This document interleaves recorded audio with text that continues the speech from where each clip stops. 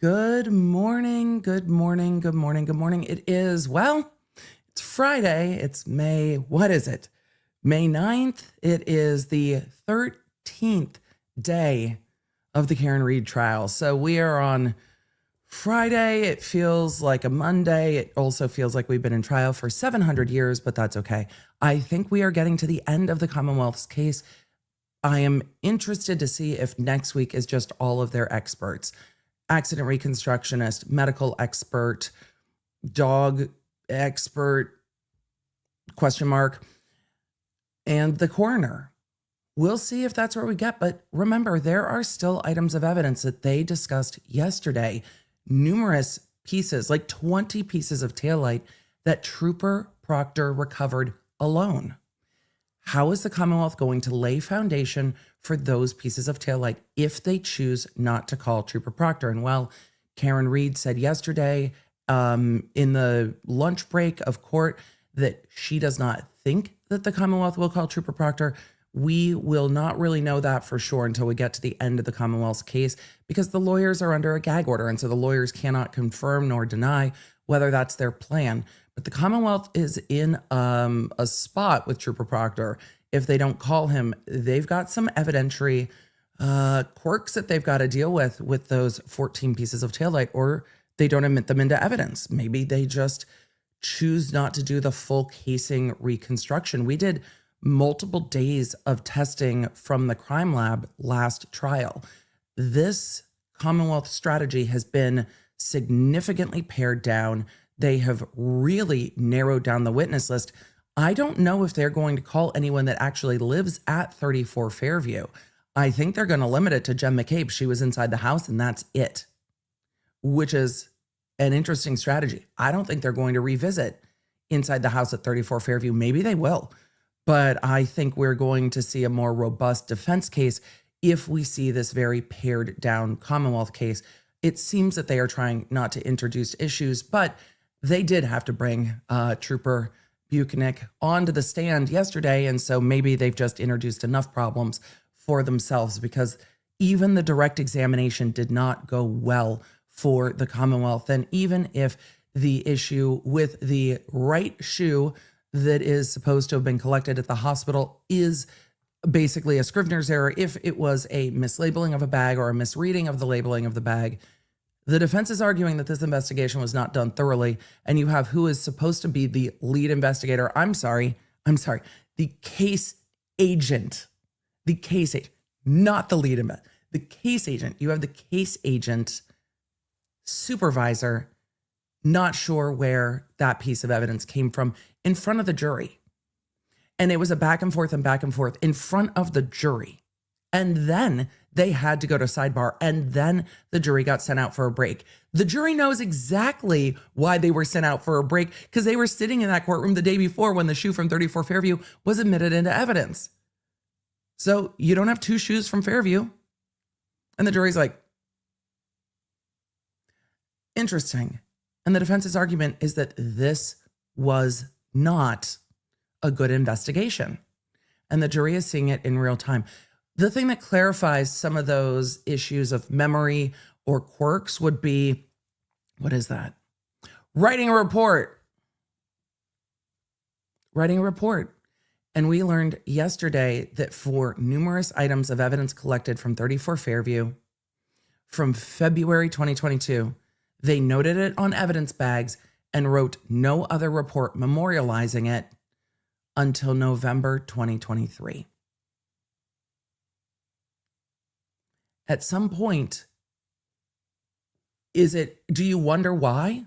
Do you wonder why the defense is arguing that this was not a thorough investigation?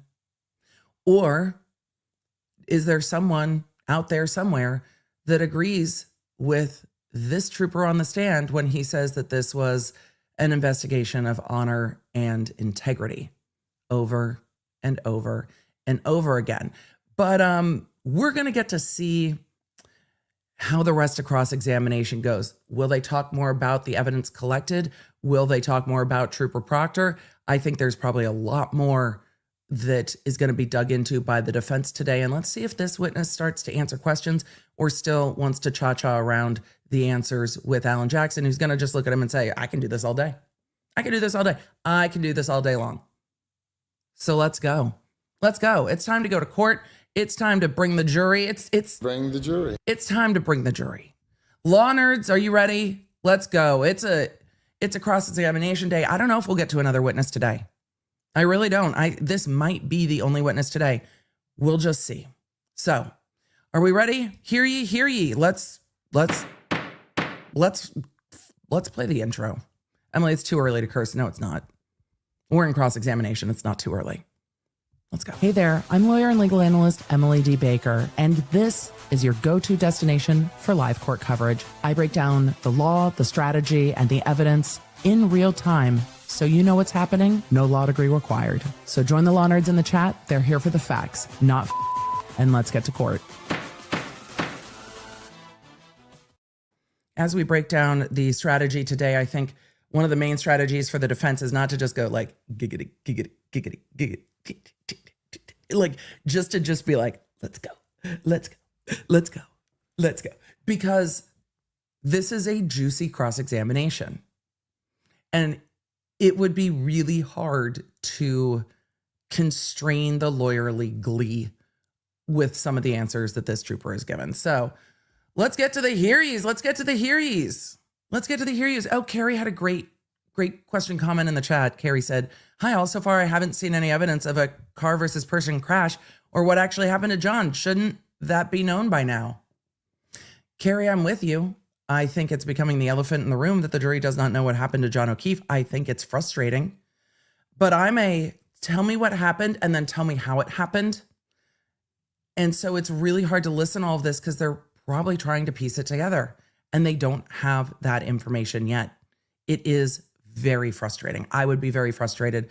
I was very frustrated last trial because day after day after day, I'm sitting there going, do we know what happened to John O'Keefe yet? It is day 11 and the Commonwealth has not shown us what happened to John O'Keefe yet. Maybe we should start doing that this case too. It is day 13 and the Commonwealth has not shown us or the jury what happened to John O'Keefe yet. They do have to lay the foundation for their accident reconstructionist, but they could call the medical examiner early. I suspect there's a reason they don't want to. So, Susan said, as a juror, the first thing I would want to know is what happened and then work backwards. Yeah, tell me what and then tell me how. Tell me what and then tell me how. Let's go to court. It's Friday. Dr. B brought me Starbucks today. I'm real excited. Hear ye, hear ye, hear ye. All persons having anything to do.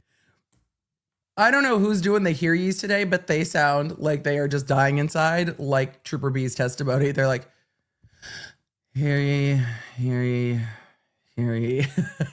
Different bailiff than the other hear ye's. The other hear ye's are so enthusiastic.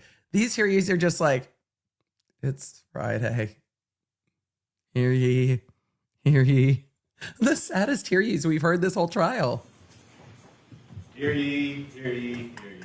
All persons having anything to do with Honorable Beverly Canoni, Justice of the Superior Court, now sitting at Dedham, within before the Commonwealth, draw near, give your attendance, you shall be heard.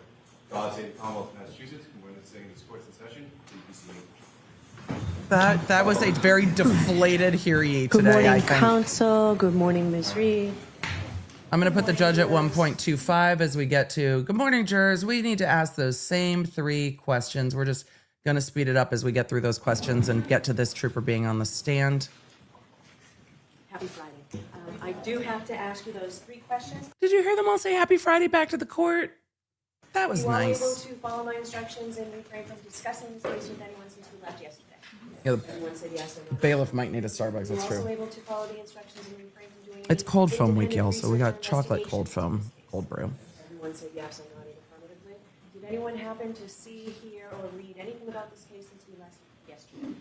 Everyone said no, she did. Thank you. The poor Your bailiff was just like, defendant hear appears, ye, and Mr. Jackson, are hear you ready? ye, Okay. hear ye. They were such sad hear ye's. It's Friday.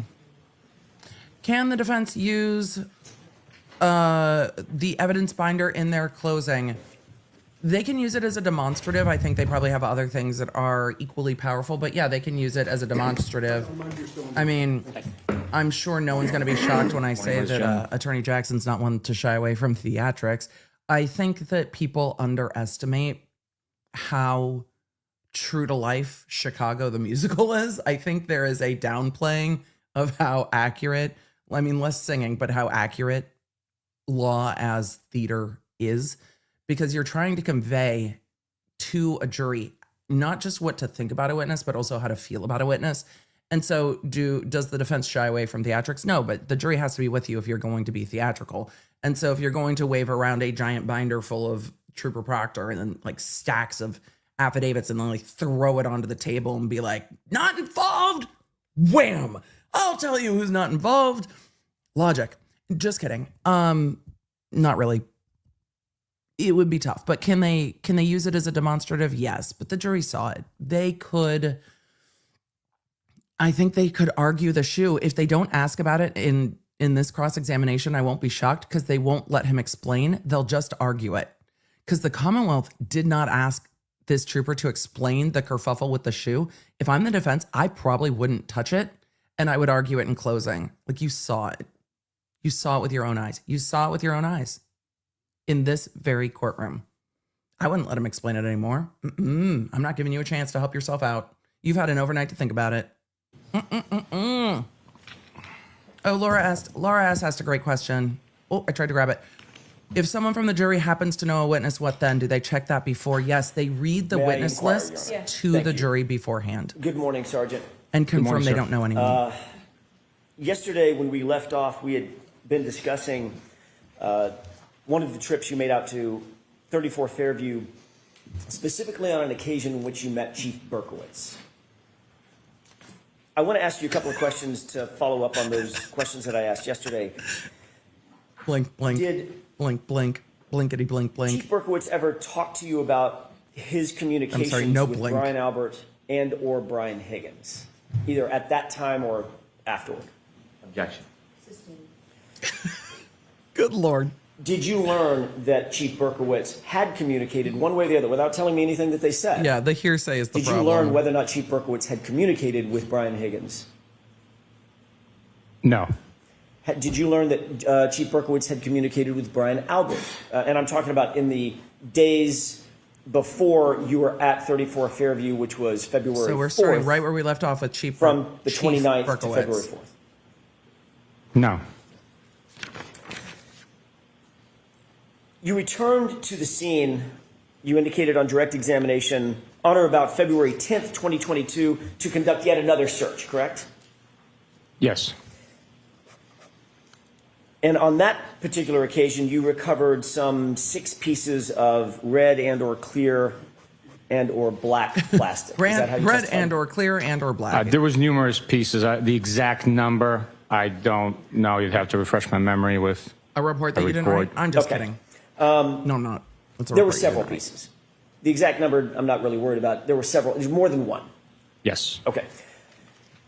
There were also some clear glass pieces, correct? Again, I don't know exactly, but if a report can be presented, it would refresh my memory. Okay. Let's do that. And Jackson probably grabbed every single report that he wants to talk about for today, or should have, because he knows he wants to talk about all these things.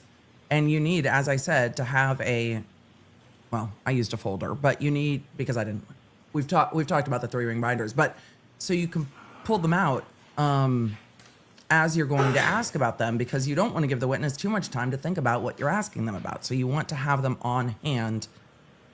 And Jackson regularly takes his train of thought sideways and then has to catch up and grab the reports that he wants, because there are things he wants to talk about that he has not already pulled the reports for in his own prep. Familiarize yourself with it. Thank you. Let me know when you familiarize yourself with that report.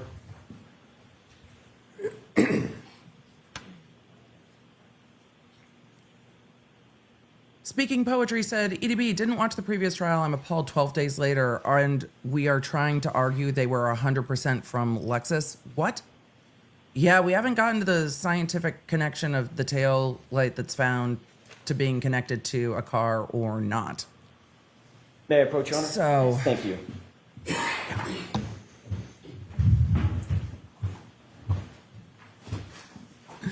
Foreman and me said bailiff today. Did you Why have an are we opportunity to even take a look here at this ye, report? here ye? I did. here Did that refresh your recollection as to the items generally that you recovered on February 10th? Yes, it did. Did you recover approximately 6 pieces of red, black, and clear plastic and 14 pieces of glass and plastic fragments? Yes, I did. Okay. You would obviously consider that to be an incredibly important So there is a report for that part one. of the investigation, recovering physical items at the I'm being facetious. Those are the reports that were written in November 2023. So yes, there is a report, but they weren't written for like almost 2 years. scene of the incident, correct? Every piece of evidence is important. Can you describe for the jurors Important, you say? exactly where each of the, let's take them one at a time, where each of the 6 pieces Oh, of AJ, plastic you know fragments he were found? can't. All items recovered that day were found in the general vicinity where the other items were also located. The area had been excavated. I've been to that location several times, and it was all located in the general vicinity where it was initially excavated, but also where I was told Mr. John O'Keefe was found on the morning of January 29th, 2022.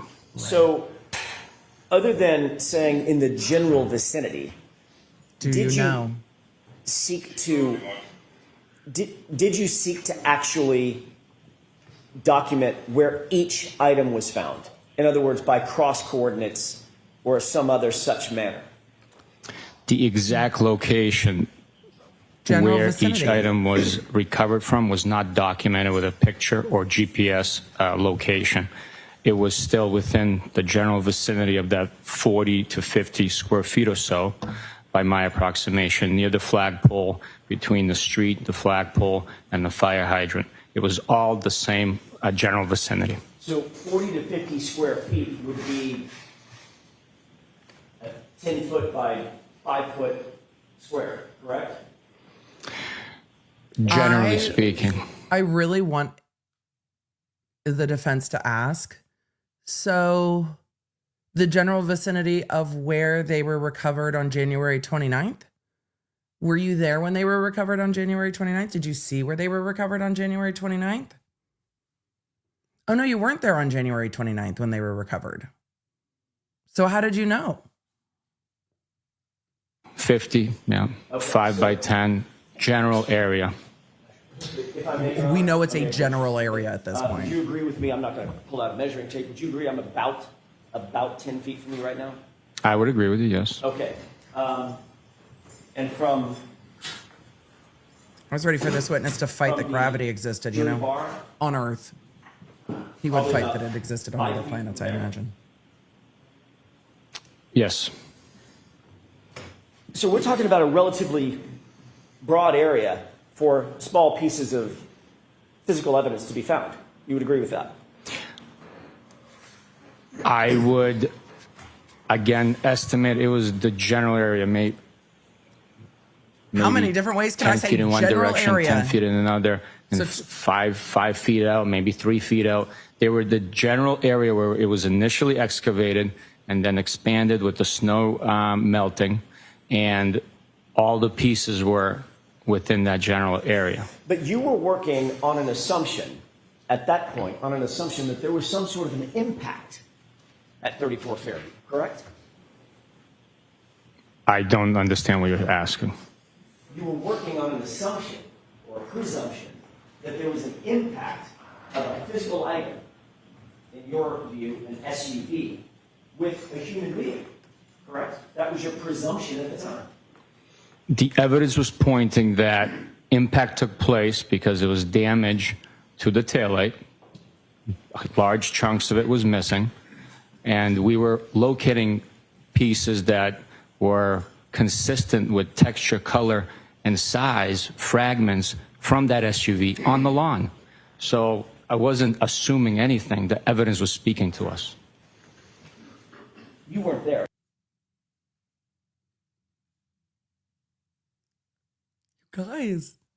You guys, the crime scene spoke to him too. I didn't think that it was going to happen again this trial after it happened last trial.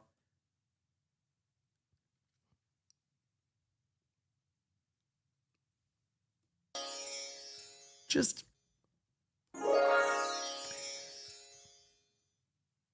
the evidence was speaking to us. Is there a better way to phrase that? Yes. Yes, there is. Oh boy. Can we just run that back again? You know, anyone following the TikTok psychic defamation case out of Idaho with me, if you haven't, and you have a moment, catch up on that. But in some of her declarations, she has said that departments want to work with individuals that are clairvoyant. And I'm just wondering if maybe we have found the perfect setting. Maybe we have just found a match made in the state troopers in Norfolk. And maybe that's what needs to happen. I just had to back up to do that one more time. That impact took place because there was phrase. damage to the taillight. Large chunks of it was missing. And we were locating pieces that were consistent with texture, color, and size fragments from that SUV on the lawn. So I wasn't assuming anything. The evidence was speaking to us. You weren't there, correct? I was there recovering the evidence, yes. You weren't there at the time of the incident. No, of course not. So you were utilizing assumptions and presumptions based on information that was provided to you. Daniel in the Yes or chat no? said, was the crime scene saying, I hit him, I hit him, We I work hit him? by learning information, collecting evidence, and getting that evidence to suggest what happened. That evidence is tested, and then it's all put together into the case. And you make Use the word deductions, suggest- you deduce, you make presumptions or assumptions. But can we work on a better phrase than the crime scene spoke to us? I'm sorry, the evidence was speaking to us. For those of you that are new to this first trial, the Commonwealth's accident reconstructionist from the last trial, who they're not using this trial, could not explain a number of things, which is very unusual. Accident reconstructionists tend to be pretty science-based and precise and like measurement-based. And if they can't tell you something, they just won't. But that's not how this worked last trial. And we got to the answer of the crime scene spoke to me. And I thought that that was just a unique turn of phrase to that particular officer who was mid-roast on the stand. And we have a department-wide issue of the evidence was speaking. Sir, the evidence indicated things that you concluded. Those might be reasonable or not reasonable conclusions, but boy, oh boy, is it going to be spicy. And thank you, chat, for all of the lols. We will get to them, but I appreciate all of you. Rachel said, I need a t-shirt that says evidence speaks to me. That's what happened. I'm gonna let Jackson finish his whole question. I can't believe we're here again. We're like 3 minutes in. That evidence to suggest what happened. That evidence is tested, and then it's all put together into the case. You used the word to suggest what happened, correct? Yes. Another word for a suggestion is if something is suggested to you, you then receive it and assumed certain things based on that suggestion. What we do with suggestions, we conclude. corroborate them. A witness statement is, I guess you can say, a suggestion. And then we corroborate it through evidence. And of course, You do what? you make assumptions based on those suggestions, correct? Yes or no? We have theories. Another term for a theory is an assumption. We're just going to play word games then.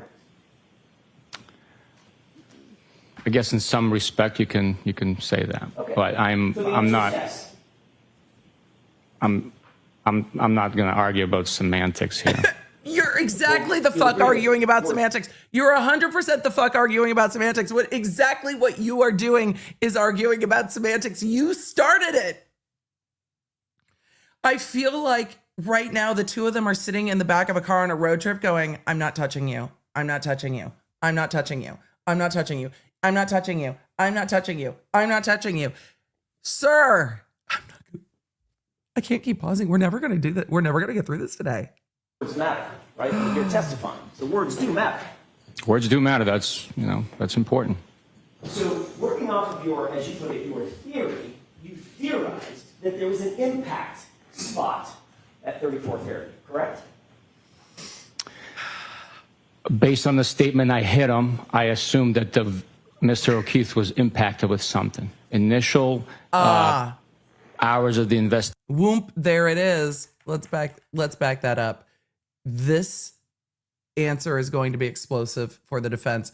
That boom goes the dynamite might not go off just yet, but that is a lit fuse, dude.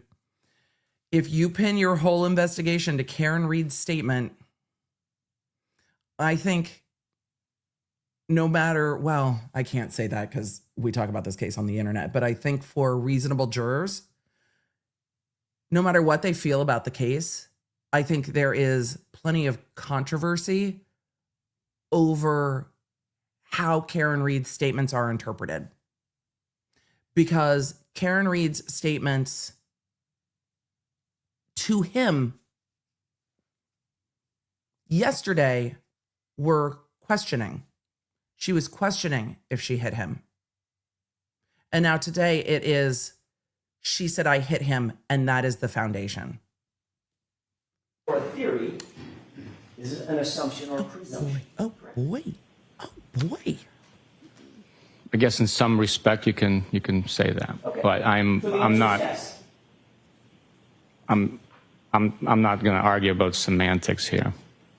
Well, you'll agree that words matter, right? I mean, you're He testifying. thought he did Words something do with that matter. answer. Words do matter. That's important. So working off of your, as you put it, your theory, you theorized that there was an impact spot at 34 Fairview, correct? Based on the statement I hit him, I assumed that Mr. O'Keefe was impacted with something. Initial hours of the investigation, we had those statements, I hit him. We had the statements that, oh my God, did I hit him? So utilizing that information with the evidence at that point that we had was a broken cocktail glass. So a theory would be, why is the cocktail glass broken? Because it came into contact with the victim.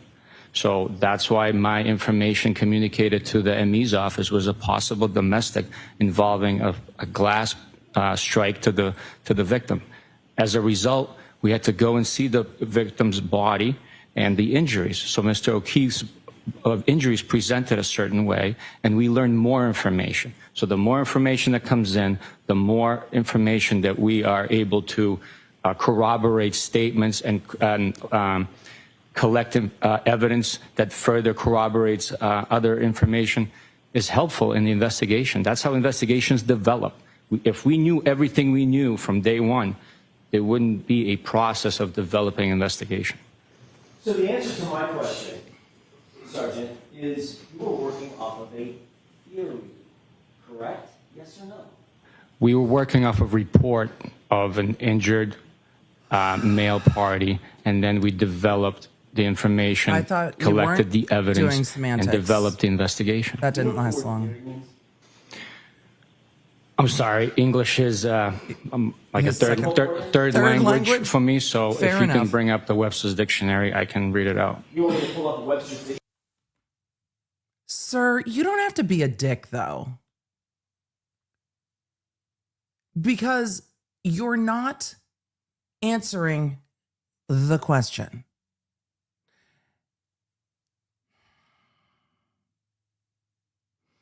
You started playing word games. You've said multiple times you develop a theory, and then he said you developed a theory, and then you said no, there were reports. Dictionary. You want to take a break real quick and pull up the Webster's Dictionary to define a word that you used in an answer about 40 seconds ago? And You're that- working off of a theory, quote unquote. You said it, not me. You want me to go get a dictionary so we can figure out for the jurors what that Okay, well, now word he's means? just yelling at the All witness. right, sustained, let's move along, please. Now Jackson is just yelling at the witness, which also, you're not really asking a question, but he's not wrong. That's how investigations develop. If we knew everything we knew from day He one, just won't answer the there question. wouldn't be a process of developing investigation. You just have So to the answer the answer to my question. question, Sergeant, is you were working off of a theory, correct? Yes or no? We were working off a report of an injured male party, and then we developed the information, collected the evidence, and developed the investigation. Do you know what the word theory means? I'm sorry, English is like a third language for me, so if you can bring up the Webster's Dictionary, I can read it out. You want me to pull up the Webster's Dictionary? You want to take a break real quick and pull up the Webster's Dictionary to define a word that you used in an answer about 40 seconds ago? We're working off of a theory, quote unquote. You said it, not me. You want me to go get a dictionary so we can figure out for the jurors what that word means? Objection. All right, sustained, let's move along, please. There needs to be a question. You can't just like yell at the You would witness. agree with me, But Sergeant Bukhenik, it's that ridiculous. It's just if your ridiculous theory the way was that he's there was an responding. impact, the site of that impact would be incredibly important, correct? Very important, yes.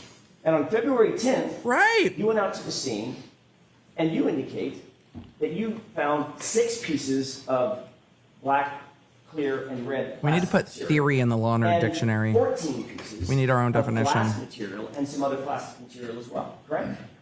Yes. You didn't photograph it? Is that No, right? I did not. You didn't do any plotting of cross coordinates, which would have been easy to do to determine exactly where each piece was found, correct? It would not be easy for me. I don't know how to do that. You've never learned how to plot cross coordinates? I don't have the tools to GPS coordinate Nope. You an item. take 2 points that are stable. You know what cross coordinates are? Take 2 points that are stable, like for instance, I don't know, let's pick something. Like a I mean, that was asked and answered, and I think there could be an asked and answered objection because he just clearly said, I don't know how to do that. That's not what we do. That's not, I also agree with you, Chad. I think he's being ridiculous. But he gave an answer. And so Jackson kind of has to move on from that. I don't know how to do that. And I would imagine he means for an evidentiary purpose for accident reconstruction. flagpole that doesn't move. And you draw a line, pull a string directly over the item that you find. Then you take another item, another stable item. Well, that's not a question, that's Jackson. perpendicular to that. Pull that straight, Okay, put it down. That's exactly. That's you not a measure question. The distance between the two. That's exactly where that item. Jackson is where just those like trying to teach the strings jury what cross. should have That's been exactly done where that item's found. in this That's cross soliloquy. coordinates, isn't it? Objection. Sustained. You don't Ever know heard of that? You don't know that? You know what cross coordinates are. He doesn't know that. No. You know how to plot cross coordinates. You just demonstrated to me. Does it sound reasonable and easy? No. What you explained sounds easy, yes. And you didn't do that. I did not. You also didn't. By the way, you had your cell phone when you went out there on February 10th, correct? I would assume so, yes. Your cell phone has a camera built into it, correct? Yes, it does. Your You work indicated phone? on direct examination you didn't think it was necessary to call out a forensic photographer These are to good questions. photograph and photo document where these items were found. Is that right? That's right. But you could have pulled your cell phone out and taken photographs of them, right? I guess I could have, yes. But you didn't do any coordinates and you didn't take any photos. I did not know. Can you show us a report that memorializes where you supposedly recovered these items?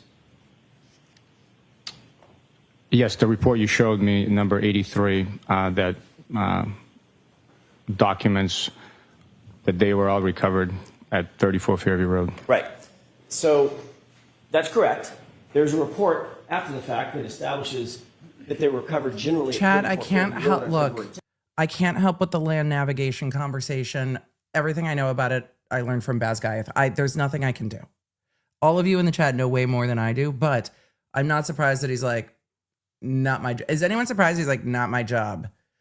But would you think that when you have a stable point like the flagpole, someone would want measurements? Yes.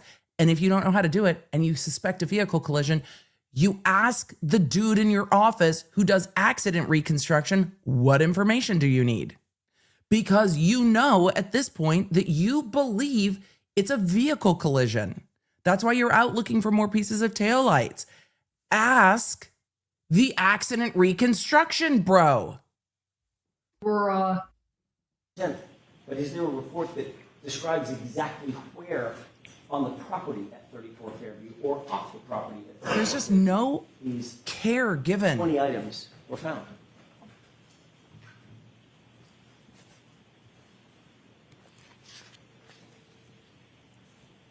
Oh, chat did mention the ruler that was in some of the photos. That was Question, I'm from waiting. crime scene. All right, I didn't realize. But Do you need me to repeat the question? was there a question? Go ahead, please. Sure. Is there a report that documents exactly where at 34 Fairview on the property these 20-odd items were found exactly? Nope.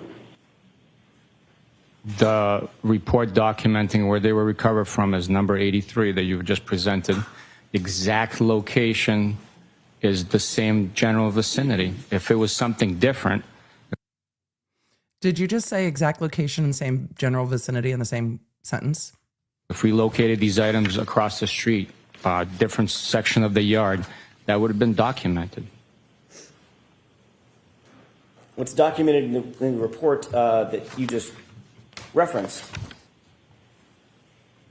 says bullet point 2/10/22, meaning February 10/22 at 9:15 a.m. Sergeant Bukhenik exact in secured general 6 would be, pieces of red, black, and clear plastic. Period. Antonyms. That's what it says, right? Not synonyms. Yes, same general vicinity. If there was a different That's location, what the report says, isn't it? That's all I'm asking. That's what the report says. What I just quoted. that's the description of the items So the recovered. answer is yes. That's what the report says. That is part of the report. That is the description of the items recovered on that date. And the bullet point beneath that says February 10th, 2022 at 9:15 a.m. Sergeant Bukhenik secured 14 pieces of glass and plastic fragments. Correct? That's correct. There is no further description of where those items were found, is there?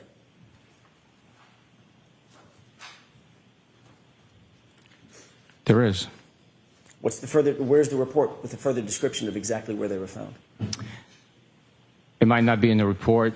It might be on the description of the bag describing that it was 34 Fairview Road. The report indicates and encompasses itself where those items were recovered from. Clearly, the same general vicinity the initial items were recovered from.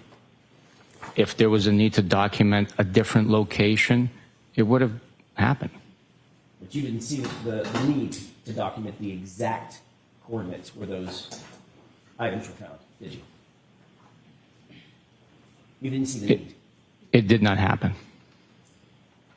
Did you see? Obviously, you didn't see a need because it did not happen. Seriously, with the parsing. You're not going to be able to mental chess 10 steps ahead of this attorney. You just have to answer the questions. Recognize it? What's depicted in it? That's it.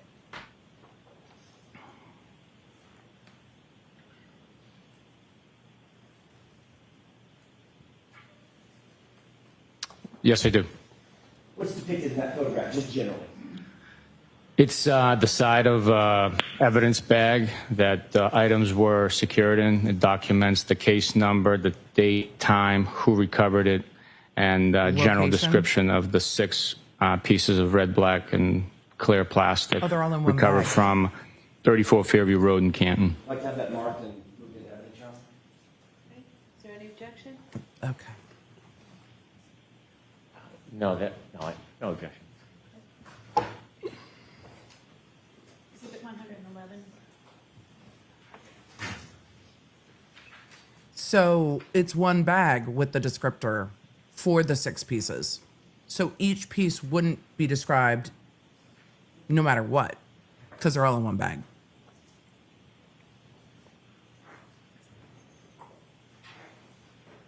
May I approach, John? Yes.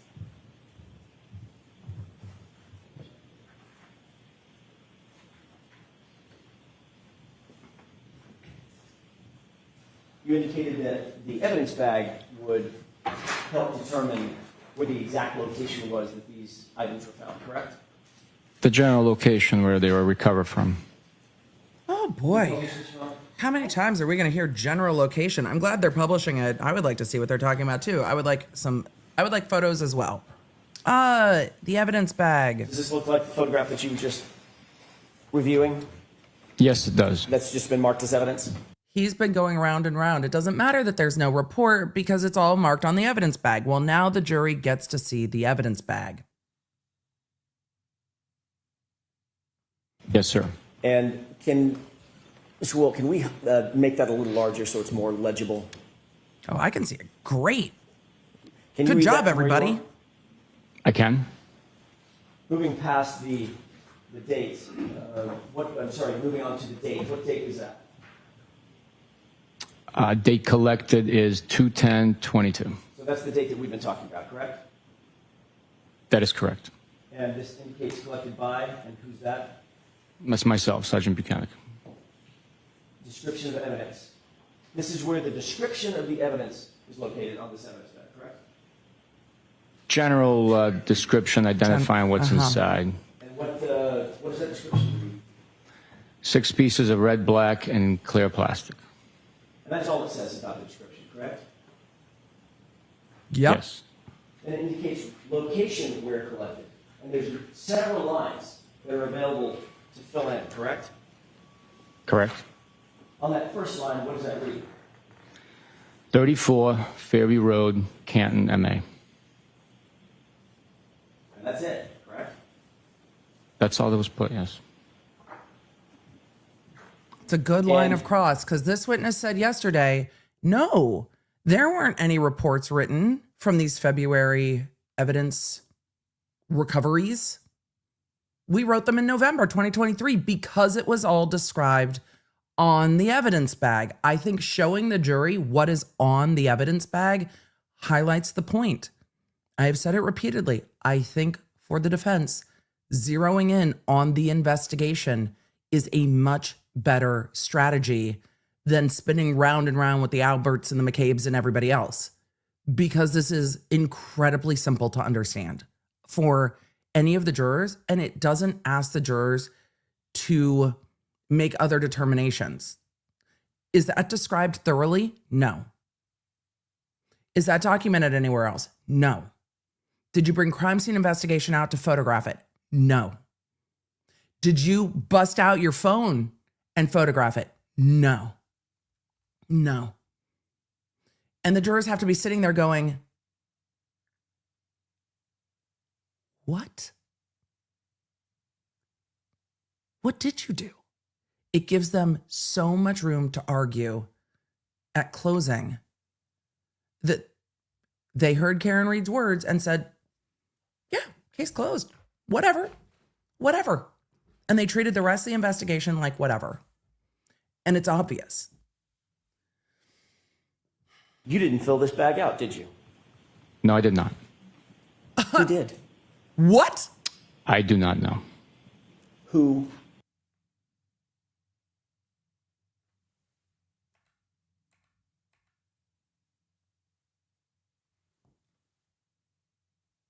What? That's all that was put, yes. And you didn't fill this bag out, did you? No, I did not. Who did? I do not know. Who did? I don't know. You don't recognize the handwriting? No, I do not. You don't recognize the handwriting of your partner and subordinate, Michael Proctor? Objection. Sustained. Are you aware that Michael Proctor filled this out? Objection. Sustained. Were you with Michael Proctor when this was bagged? No, I was not. I was by myself. Did you give the items of evidence to Michael Proctor to bag? If you were by yourself when it was bagged, did the crime scene write on it? Was it the evidence that wrote on the bag? If you were by yourself when you bagged it, who wrote on the bag?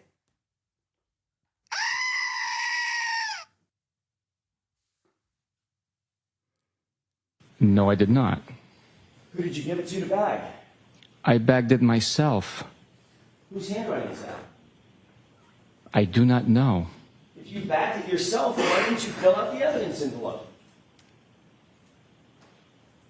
I bagged it and turned it over, and I told him exactly where it was and what time. So someone else wrote the information. You just said, I bagged it and told him.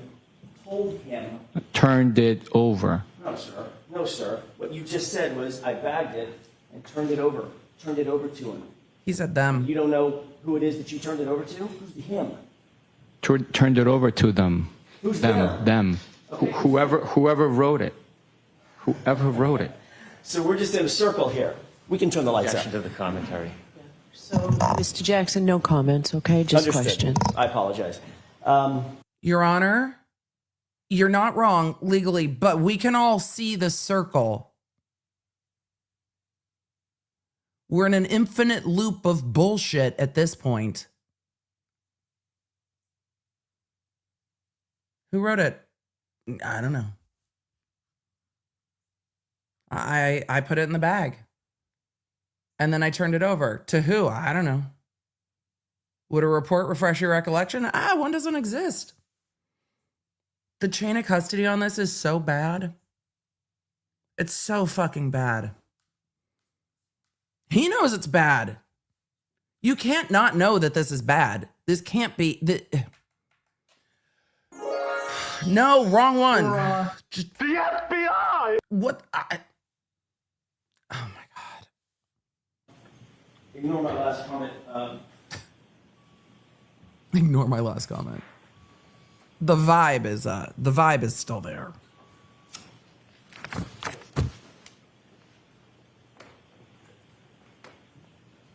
You had items of evidence that So you've already bad. described as being incredibly important, correct? Those are your words. I actually changed. I said every piece of evidence is important. Okay. Since this is part of every piece of evidence, do you think this evidence was important? Every piece of evidence is important. So was this Everything evidence? is awesome. Yes or no? Yes. So you had the evidence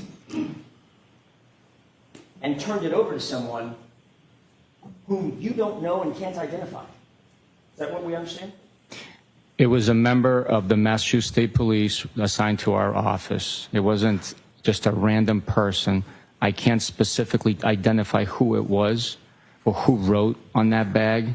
I know it was a trusted member of our unit and part of the investigative team. How do you know it was a trusted member of your unit and a part of the investigative team if you can't tell these jurors who it was? How do you know that? Because I wouldn't have turned it over to a random stranger. Okay, so let's figure out the possibilities. Who are among those Proctor. to whom you would have turned this stuff over? Who are among them? There was 4 troopers in the detective unit at that point assigned to homicide. Let's name them. Who are they? I'm sorry, what did we It was say? Trooper Damn it, what did we say? What did we say? Name them. Name them. Name them. Name them. Oh my God, today is just giving. It's just, look, name them. I am looking for the humor in all of the appallingness because it's too much. When you stack everything up in a murder investigation, it's just too ridiculous. Somebody wrote it. Who? I don't know. Someone in our unit. This cross-examination by Jackson of this witness is, well, we'll see. There will probably be others, but is the best, so I think the most impactful so far. Because it is so bad. And this witness is like, why would I? We had 4 troopers. Anybody could have written on that. Name them. Can't tell these jurors who it was. Name them. How do you know that? Because I wouldn't have turned it over to a random stranger. Okay, so let's figure out the possibilities. Who were among those to whom you would have turned this stuff over? Who were among them? There was 4 troopers in the detective unit at that point assigned to homicide. Let's name them. Who are they? It was Trooper DeChico, Trooper Kakowski, Trooper Dunn, and Trooper Mike Proctor. As you sit here today, Who are some of those people? you recall turning it Dunn? What was the other one? DeChico, Dunn, Proctor. Who's the other person? Who are they?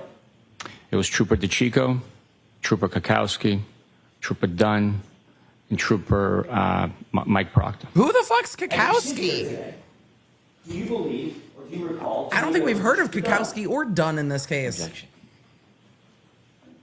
We're gonna go through each person? Yep. There's only 4.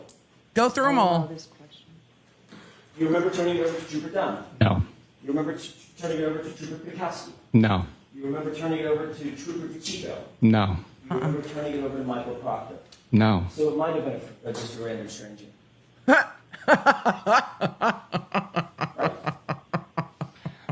That's a ridiculous suggestion. Have you ever seen Trooper Proctor's handwriting before? Yes, Matter of fact, you've seen it, I'm guessing, not dozens, maybe hundreds of times, correct? not hundreds of times, no. Dozens of times Sure, over the years. sure. On evidence bags, on logs, on notes, things of that nature.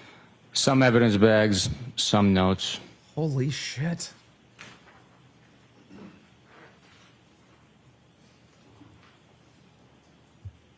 It also doesn't help that it's just in copywriting.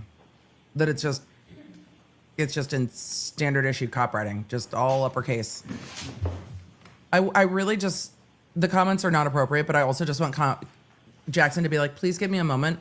I'm going to look for the report that memorializes this. Oh, wait, I can't find it.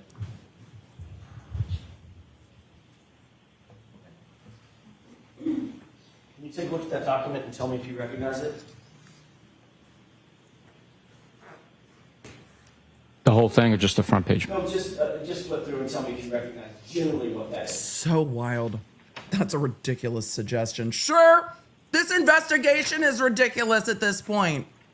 You document nothing. Everything is specifically found in a general area with specificity.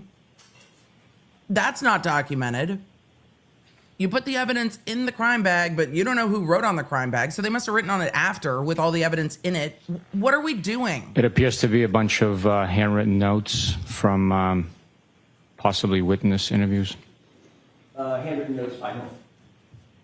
Well, you labeled it Proctor. I don't know who it is based on the individuals Karen has thoughts about that. interviewed. Might suggest that these are Michael Proctor's notes. It might suggest. Okay, so you're testifying that I labeled that Proctor? I don't know. Right, so you don't know. Well, So you provided a document to me, so. Right, I know. And then you just testified that I labeled that Proctor. You know I labeled that Proctor. Well, I got it from you. You didn't see me write that note. Objection. Sustained. Questions, please. Sure. I mean, that was a question. That appears to be Michael Pride. You didn't see me write it, correct? That's what's suggested, yes. Okay. In terms of the first tab, the purple tab. It's a ridiculous suggestion. I'm buffering today. The evidence spoke to me. Name them. Some of these came off. It's fine. I'm just interested in the purple tab. I mean, sir, You does see, documentation a matter? series of handwritten notes. That's a ridiculous suggestion. Not worried about the content. Sure. Do The live de- handwriting analysis. Yes. What's Hilarious. the word that's handwritten in that highlight? Objection. So why don't we come to sidebar with this stuff, please? Your Honor, if he won't answer, I get to keep questioning him until he gives us an answer. Until he gives us an answer.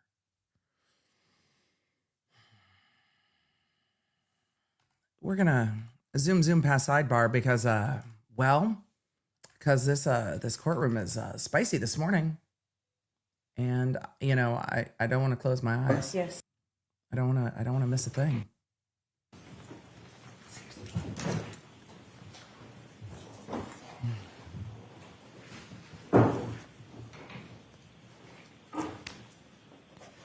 May I have just a moment, Your Honor? Yes.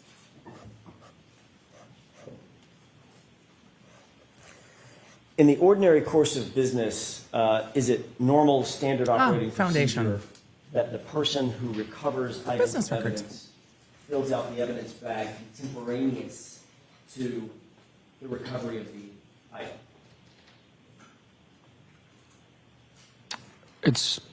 It's possible you can do that if there's a reason that you have to leave, an emergency or weather conditions you can't write on the bag. You can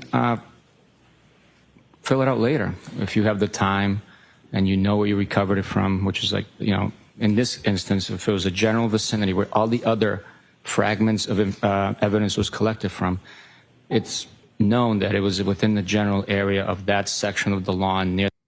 Sir, every law enforcement officer in this country and others just screamed at you. You can just fill it out later if you have the time. Evidence officers would disagree. You can just like, whatever, whenever, wherever. It's fine. You know who's not chill?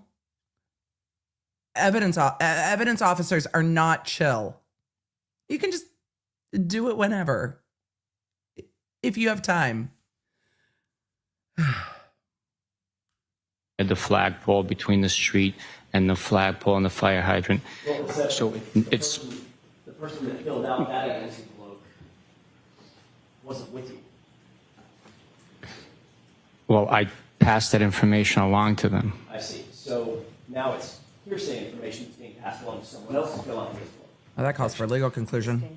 It's secondhand, let's use that word, secondhand information to the person that's filling out the evidence envelope, correct? No, it's firsthand information. I passed it along to them. And then it's secondhand to them. And from you to a person filling out the envelope who wasn't there. Let's at least agree on that. I was by myself, so yes, I told the individual what time, what location, the case number, the date, obviously. How do you know? How do you know that you told the individual to whom you passed this along the time, the location, the date? How do you know that as you sit here? Because that information was then put on the bag and documented. But you can't even remember who you talked to. I do not remember specifically who I talked to, no. If you can't remember who you talked to, you don't remember what you said. Goes hand in hand, doesn't it? That's not true. I might not remember now, but the day that it was bagged on February 10th, 2022, I remembered. And that's why the accurate, detailed information is on the bag. Detailed, A you bag you say? didn't fill out, correct? That's correct. And information provided to someone you can't remember. Today, I can't remember, no. You know what would clear all that up? Say it with me, chat. Reports! This is a whole You're training aware day that in that one. particular bag, that evidence bag, was not booked until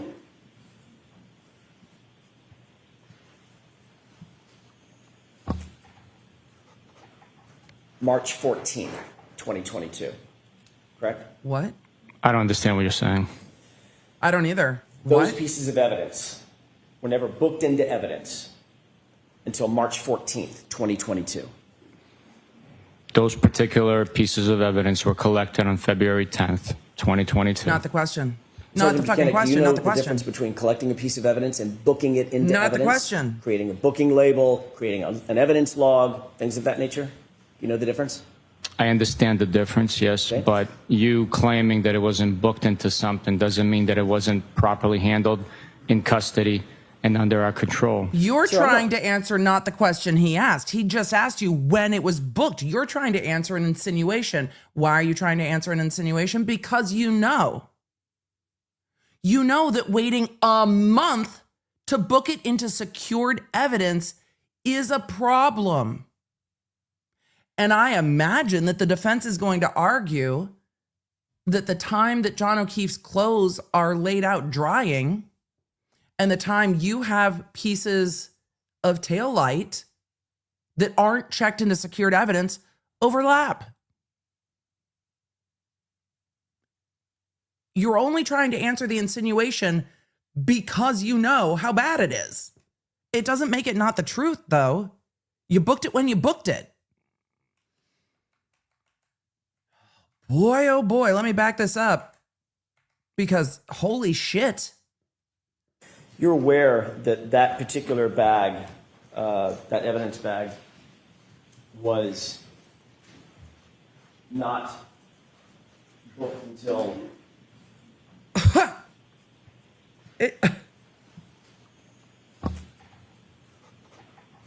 March 14th, 2022, correct? I don't understand what you're saying. Those pieces of evidence were never booked into evidence until March 14th, 2022. Those particular pieces of evidence were collected on February 10th, 2022. Sergeant Bukhenik, do you know the difference between collecting a piece of evidence and booking it into evidence, creating a booking label, creating an evidence log, things of that nature? You know the difference? I understand the difference, yes, Okay. but you claiming that it wasn't booked into something doesn't mean that it wasn't properly handled in custody and under our control. Sir, I'm not claiming anything. You're testifying. I'm asking questions. Was it booked into evidence on February 10th? If you show me a document, I can tell you what Sure. it might be suggesting. No, he's not suggesting anything. He's just asking you what date it was booked into evidence, because I think it's proper procedure to book it into locked evidence. Like you get it and then you book it Let me have just a moment, Your Honor. into evidence.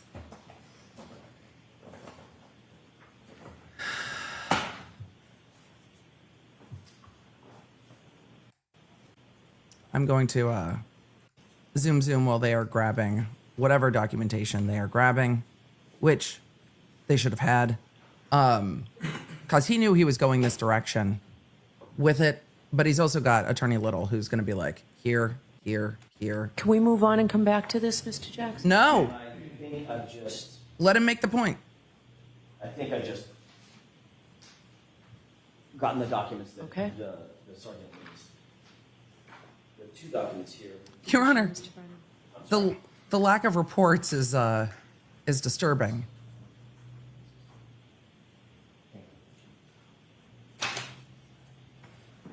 You can take a look at those Really? two documents and tell me whether or not you recognize them. Sir, there are times that Jackson is ridiculous. Absolutely. This is not the time. Sitting there with your hand on your mouth like you're trying not to laugh at the attorney.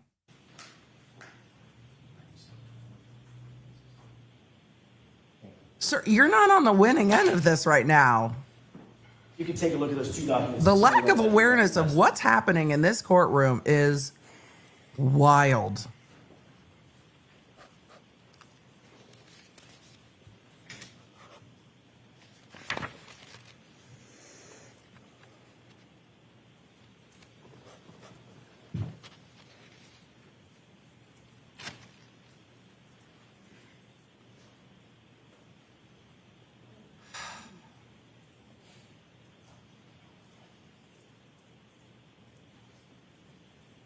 The reason I'm not zooming is because I want to see how long it takes them to look at these documents. The jury is seeing this in real time and seeing the battle between this witness and the attorney. And there are times when I think the jury can feel that the defense is beating up on a witness or parsing words too finely. That is not what's going on with this witness. Which is why I think this is a really powerful cross-examination about how this investigation was done. He is I'm so going to leave those up incredibly there defensive. with you. Does one of those appear to be the log sheet for the crime lab? One is a chain of custody report for the crime lab of all the evidence that was processed, received, processed, and returned.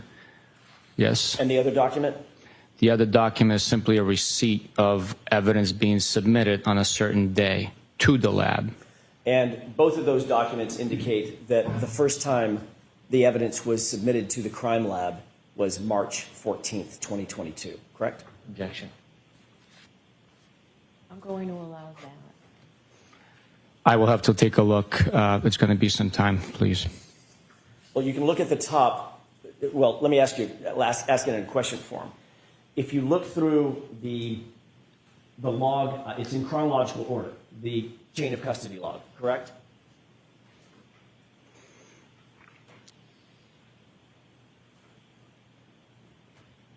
By item, I believe, but I didn't take a deep dive into it. I have to take a look. Right. Do you see any item, especially focusing on item 712 or items 712, do you see any item being booked into the crime lab before March 14th, 2022? All right, I'll take a look. The issue is that they were collected in February. They were given to the crime lab in March, and the crime lab logged them, but it doesn't seem that they put them in locked evidence. This is one of the frustrating things about not allowing someone to come in who can testify to what the procedure is for like basic things like booking evidence into the evidence room. Generally, when things go into the evidence room, you would have a receipt. I mean, anyone who works in medical, when they print out like patient information, like in triplicate with all the different stickers to put on like blood vials and stuff, same thing. There should be a, here is the evidence in the bag, and we wrote it all up and taped it. And then it either goes to the evidence officer who books it into locked evidence and puts the stickers on it and then logs when it came in, what it is, where it was placed. That should all be done. So there should be a log that shows when it came in, that just keeps a log of all the evidence going in and out of the evidence room in any given day. And then there should be exact documentation, not just on the evidence bag that's sealed, but also in the system. Like,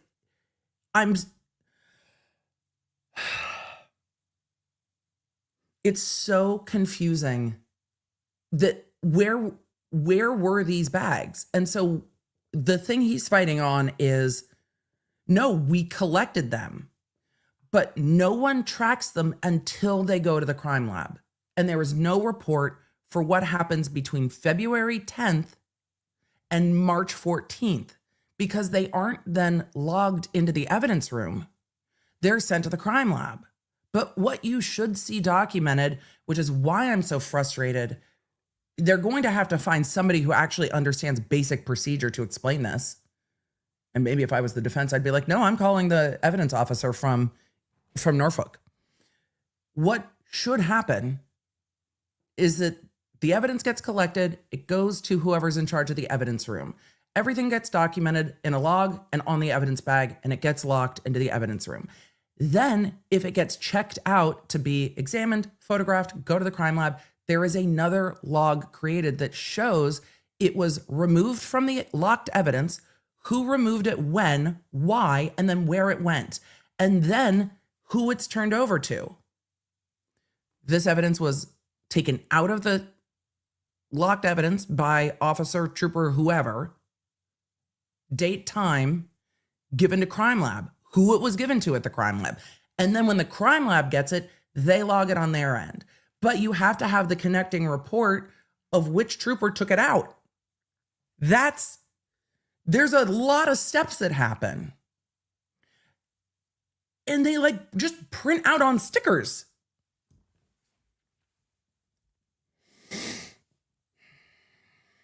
that refresh your recollection as to when the items were booked at the crime lab?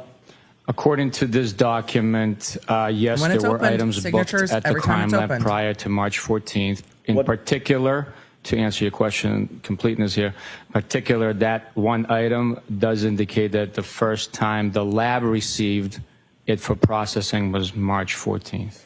So they were booked at the lab March 14th, correct?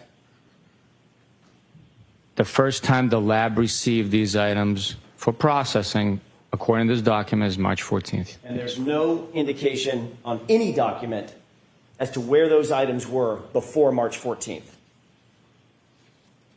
There is.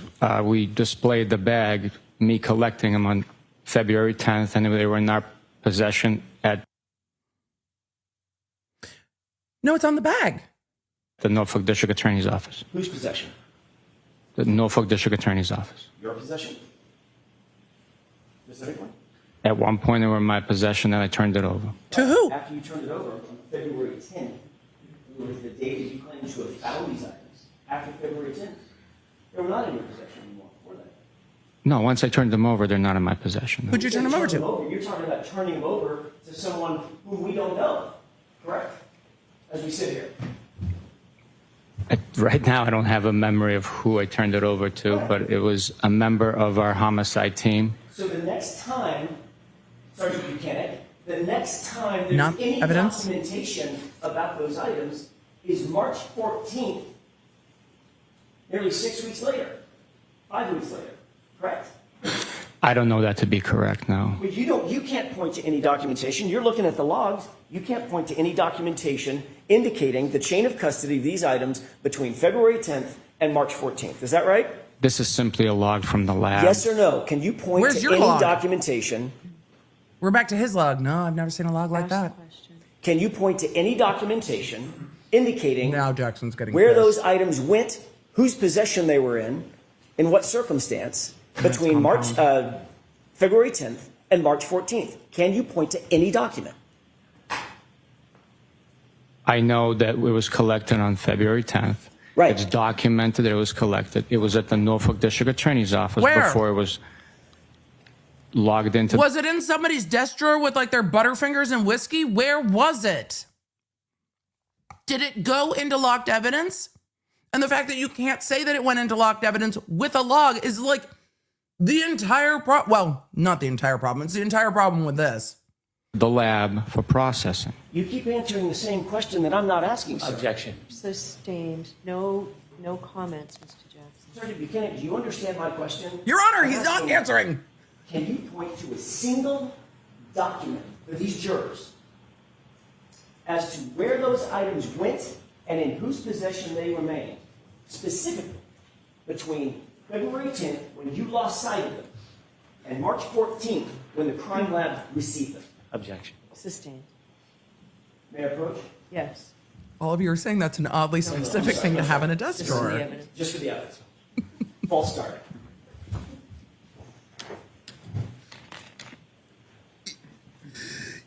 Your face, sir, your face. You need to mind your face. What are you As the supervisor, doing? you're generally aware of the evidence in this case, correct? It depends, but very generally on most cases, yes. As a matter of fact, as the Generally. supervisor, one of your duties would be to make sure that evidence is collected and processed appropriately and properly, correct? That is the standard, yes. You're also aware that all of the physical evidence that was booked eventually at the crime lab on March 14th, 2022, was done so by Michael Proctor, correct? I'm not sure exactly who delivered it or who booked it in, but if you have a document, I will reflect on it.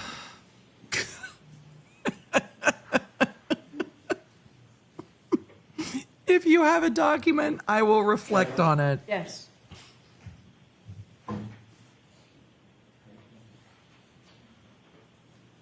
Take a look at that and tell me if that refreshes your recollection.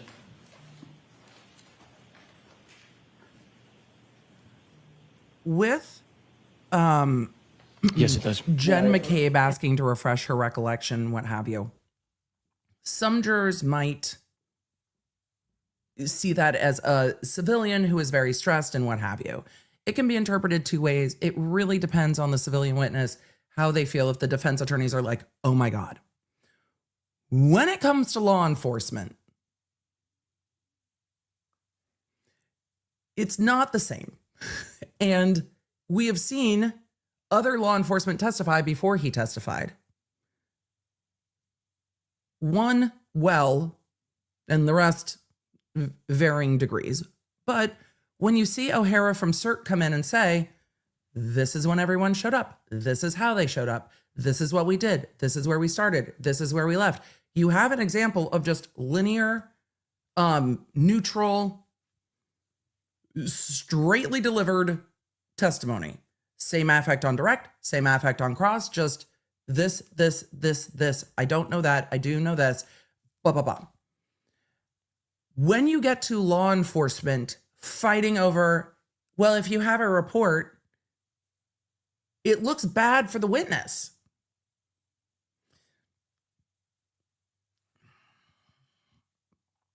This is not the serve you think it is, sir. You're not serving anything. It's the receipt of evidence submission to the crime lab. And who submitted, based on that document, who submitted all of that evidence to the crime lab? Michael Proctor. Shock You're me, also shock aware me, that shock me. Michael Proctor eventually submitted a total of some 46 or so pieces of taillight material that was claimed to have been recovered at 34 Fairview on since January 29th, 2022, correct? I don't know the total pieces, but we didn't claim to recover it there. We recovered it there. You're testifying that they were recovered, but you didn't recover all of them, did you? I did not recover all of them, no. Matter of fact, Michael Proctor, according to you, recovered some of those items, correct? That was me. Some of those items were recovered by Michael Proctor, yes. And you're also aware that he submitted pieces of taillight material that he indicated he recovered as late as February 18th, 2022, correct? I am aware that there was items recovered on February 18th. I am not sure exactly if it was him or someone else that recovered it. You indicated, Right, I don't know. I think, in direct examination Sorry, yesterday. y'all. You don't have an as appointment. of You're not February late. 3rd or February 4th, the weather had It's broken. me. I don't know what notification I'm Generally, getting. correct? It's me. It's getting warmer. Yes, the weather was warmer. There were rainy days following the 3rd, I believe. No, the 4th. The 4th, it was raining when I picked up that I piece forgot of to evidence. change So, my focus mode so yeah, I it don't was, get alerts. the weather had warmed up. So it was raining and somewhat storming on the 4th? There was precipitation when I recovered that item. I mean, I don't Was know if there it was thunder? storming. There was a And the thunder, low pressure cell coming through. I have no idea. Okay. lightning, But and the that's the same thunder. day that you We actually have low pressure coming through because my weather swan, which I will have to share a picture of with all of you later, is indicating that there's pressure coming through. So we actually do currently have low pressure system. But sir, we liked the meteorologist. That's not your job. Stay in your lane, man. which was driving by and saw the therapies. The day I picked up the You don't get single to be piece with snarky. KMPD present, We've it seen your was investigation. So he would have been driving by, windows up, Literally fucking stop. water on the windows, in the rain, and saw the red piece. Sustained. Just You fucking indicated that stop. on February 10th, when you did your final visit, made your final visit to 34 Fairview, you indicated yesterday during testimony that there was quote unquote very little snow still present, correct? That's correct.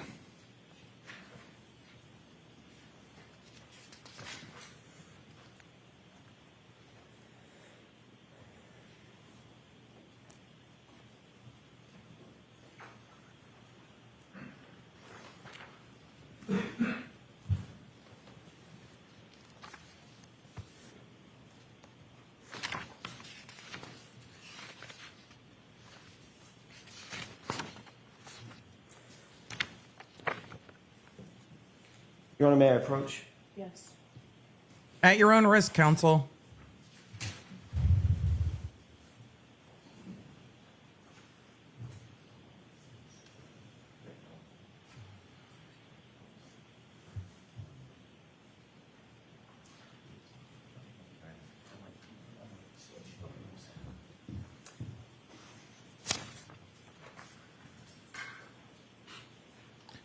The reason I'm not zooming is because he keeps, speaking with his face in the moments in between. We'll have plenty of time, I'm sure, to That's a zoom two-page through other document. stuff, but Can this you is familiarize just yourself with those 2 pages, please, and let me know when you're wild. finished.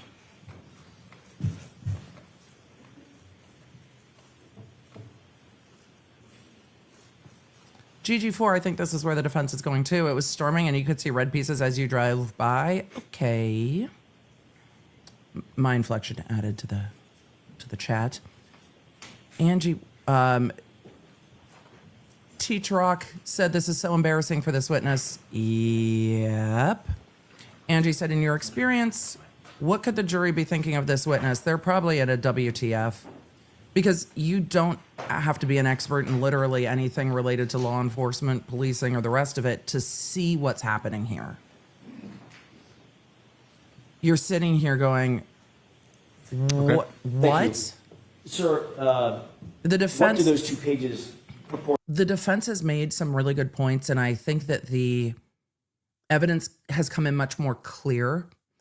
So during the first trial, and for those of you that didn't watch it, not a spoiler, during the first trial, direct examination was not as clear. The questioning by the prosecutor was difficult. It was compound. And so it was really hard to tell sometimes what the witnesses were even saying because the questioning was so hard to follow. This trial, Brennan is a much better questioner. His questions are clear and concise. You know exactly what the testimony is, but it also makes it much more clear when they get caught in that testimony because the testimony is easier to understand because of the questioning.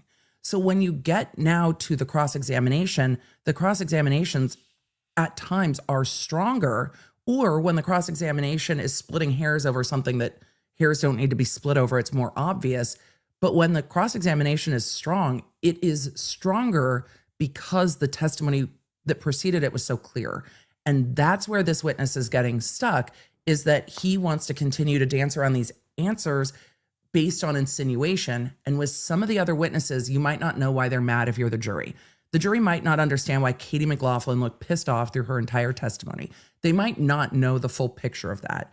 But with this witness, the jury has enough of a picture to understand some of the attitude. And the picture is he was disciplined and Trooper Proctor is now being called Mr. and former, and he was the supervisor. It paints enough of a picture that they can see that this witness is not being forthcoming with them. So I think that the jury's sitting there being like, so you got disciplined, other dudes probably fired because they're not talking about him in the past tense, and you're going to not answer questions. I think this cross is stronger for the defense than this cross of the witness was at the prior trial because of everything that's happened in between. And the jury is going to be able to see that and just be like, what? So I would not be surprised if the jurors were put off a bit by the way he is dancing around basic questions of chain of custody. Because not all of Jackson's questions have insinuations, some do. And Jackson, I think, has done, well, maybe the best he can at toning down the theatrics and his own snark with this witness to let this witness's evasiveness shine through.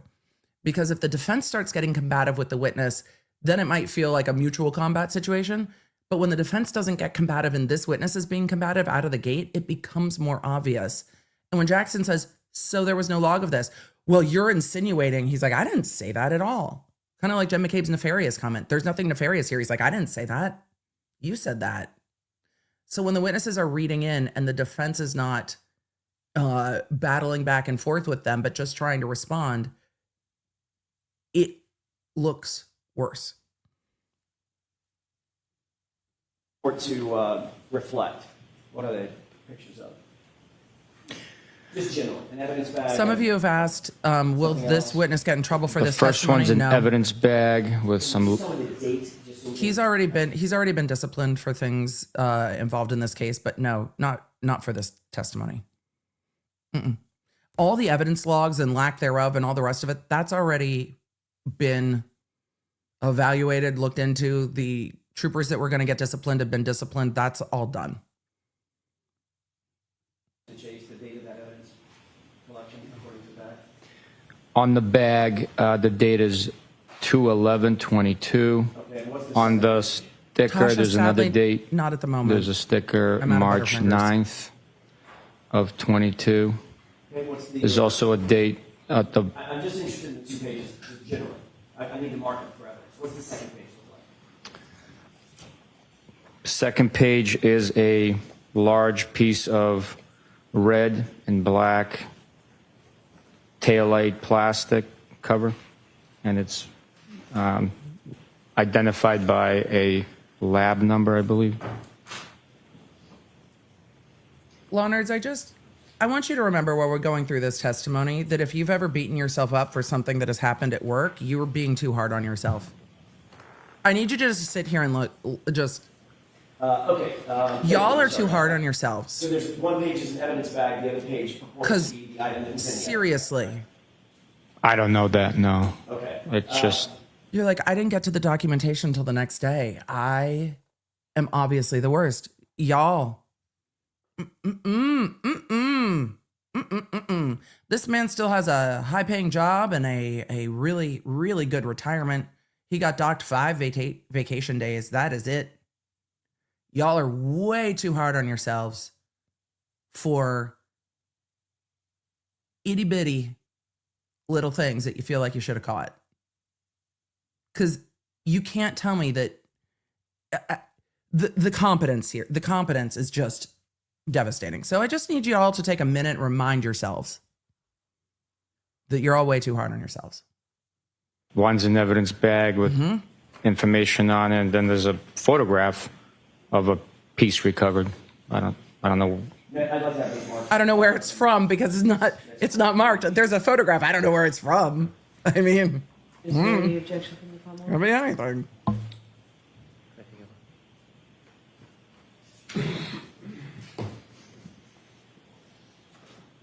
No objection. Oh, chat, you're welcome.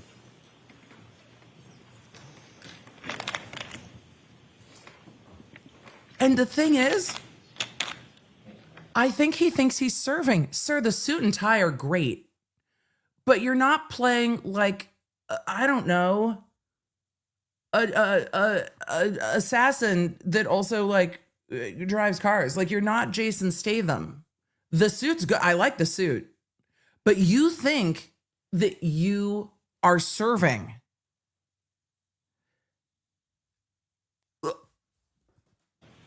He's like, how?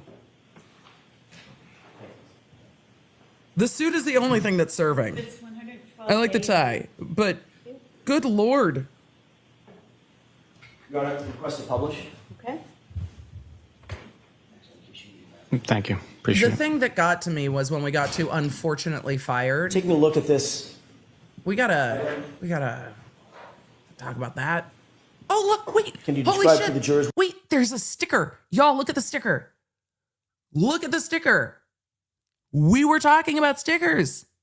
Look, you can even scan it. Look at that. Hold on. I'm gonna take a screenshot of this just so we can memorialize this momentous occasion where we actually have an evidence sticker on the What evidence they're looking bag. at, please. Hold on. Hold on, AJ. We just need to chat, don't ruin my delusion. I imagine the crime lab probably took this photo. They take their jobs real seriously.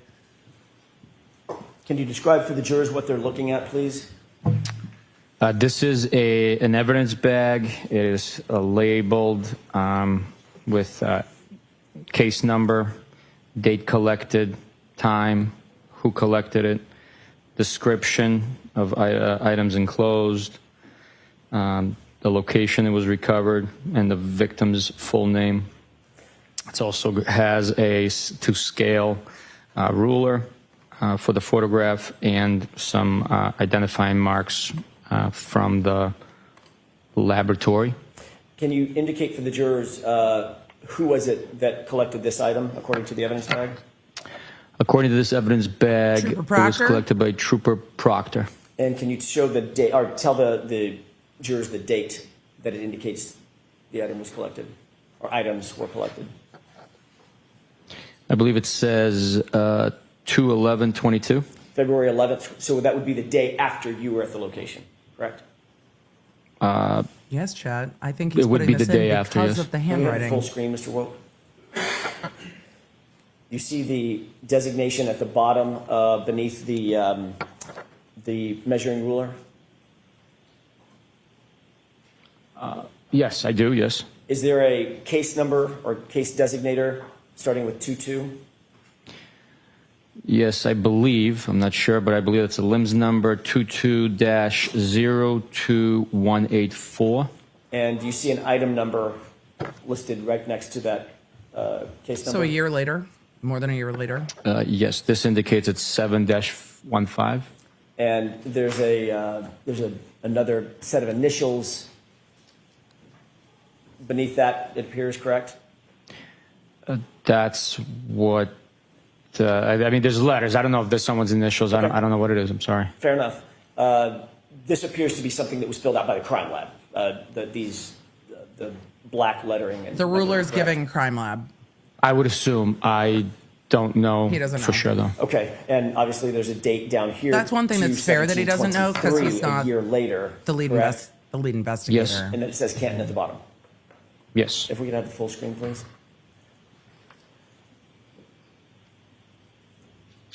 Okay. You also indicated that there was a label up at the top, correct? Yes. All right. If we could go to the second page, it'd be page B of this. Oh, let me. Can you look at first of all, look at the bottom and tell me if Are they going that to? Aren't number they going to bring the designator crime lab appears to be in? the same as on the evidence, as on the previous page? I'm interested to see where we go with this. The limbs or the item number? The Item limbs. number is 715. Okay. And that comports with what we just saw in the previous page, correct? That is the same number. All right. I don't know if we go. This would be an exemplar, one of the items Go in ahead, that we'll evidence see. bag labeled 715, correct? There were several items, but this is one of them. Is that right? It's how the crime lab keeps them separate? I believe so. I don't know their procedures. I believe so. I know they use alphanumeric identifiers. As I can't testify to their procedures, why they do it, how they do it, or the sequence in which, or the choice in numbers or letters. I have no idea Okay. about any of that. We can have the lights up with I mean, court's that's permission. We can of leave all this the up. things that are fair. That's You can leave that up, fair. Mr. Wolf. He doesn't work at the lab. The lab does things All right. specifically. You can still Fine. see that on the screen, correct? Yes, sir. Okay. The bag You was went more out of the to issue. 34 Fairview on February 10th, 24 hours before February 11th, right? To pick up a piece of, I'm sorry, to look for additional items of evidence, correct?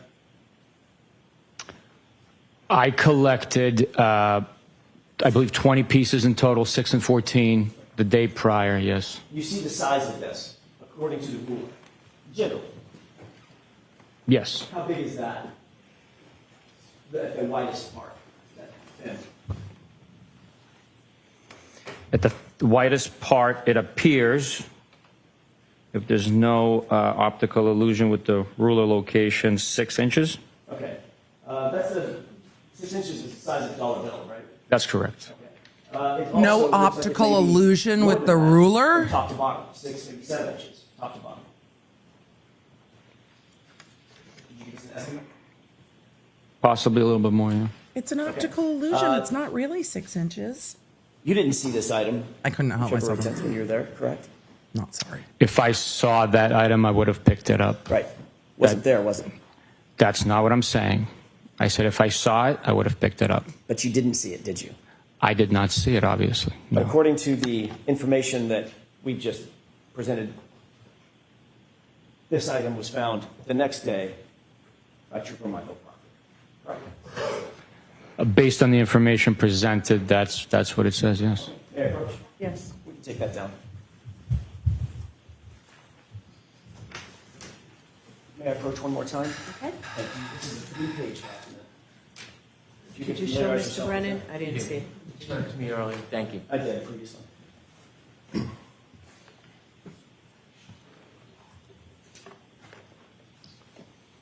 I also appreciate that Brennan Are you has familiar with that restrained document? his. When I say familiar, that's a bad question. Let me ask it a different There's way. been a Do number you of recognize- questions that are not ideal. Brennan has really restrained it to like eliciting direct hearsay and evidence that can't come in.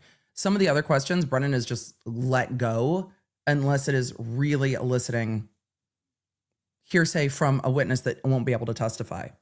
He's just like, good luck with that. Which generally in those 3 pages? I got to take a look. Sure. I must have missed your first Sure. request.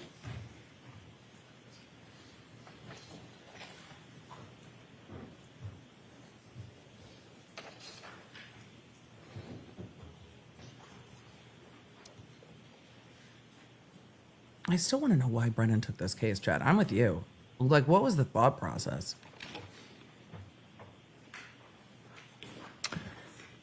Sergeant, can you describe generally, just very generally, so I can either mark it or not mark it, do you recognize what's depicted on the first page, the second page, and the third page? The first page depicts an evidence bag from labeled date of collection 2/18/22. Second page is a red piece of plastic. And third page is also a photograph of a longer red piece of plastic with a little bit of black molding on it. Your Honor, I would ask that that be moved into evidence as A, B, and C subordinately. Is there any objection? No objection.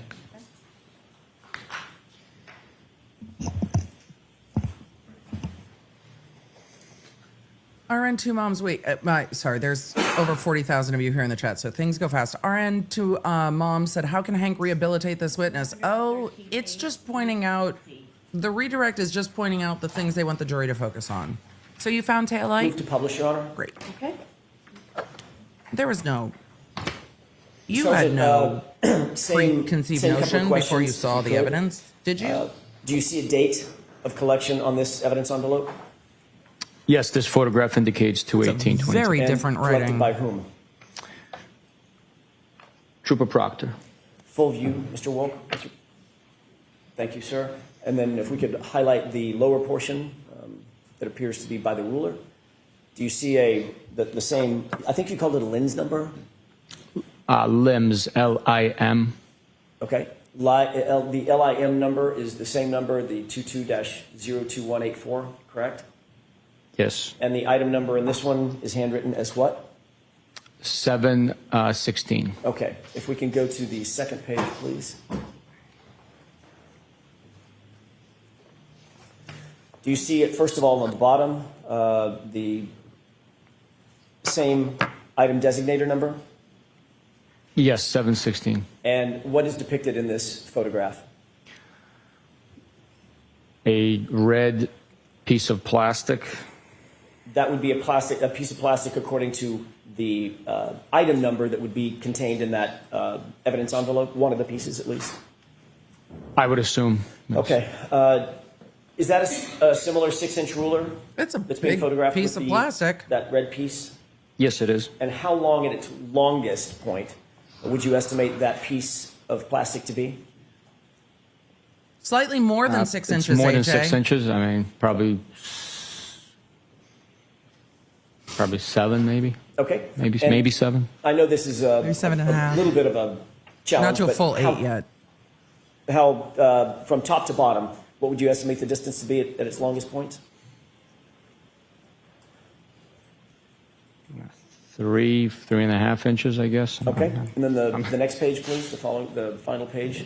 Should be, As long as there's no is that optical C? illusion, we're good. Do you see the same designator on the bottom right? Yes, I do. That's 716, is that right? Yes, sir. Appears to Oh, real be big out of the pieces. same evidence envelope, is that right? That's what's suggested, yes. And how long would you estimate this item to be? 7.5, 8 inches. And maybe, what, 3 inches tall? 4? Yeah, 3. 3. Okay, we can have the lights up, Your Honor, with the court's permission. These are large pieces of taillight. Again, the last time you were out at the location with very little snow on the ground, you collected certain items of evidence on February Great 10th. line of questioning. February 10th was the last time I collected. I said there was still snow on the ground, maybe in piles where it was excavated. There was very little, but there was still snow on the ground. You indicated that you obviously looked around the area. You talked about the general area. I think you used Right. the word general vicinity, right? When Yes. You collected your items. Yes. This is the other problem. This is good testimony for Jackson because it's all from the same general vicinity. Okay, sir, it's all from the same general vicinity. The photos we saw that were taken had a lot of grass showing and not a lot of snow, and you can't really remember, and it's not really documented, and there's no photos. So how were those not recovered until February 18th? They're not little. Those are pretty big pieces of plastic. So you're out there on the 11th,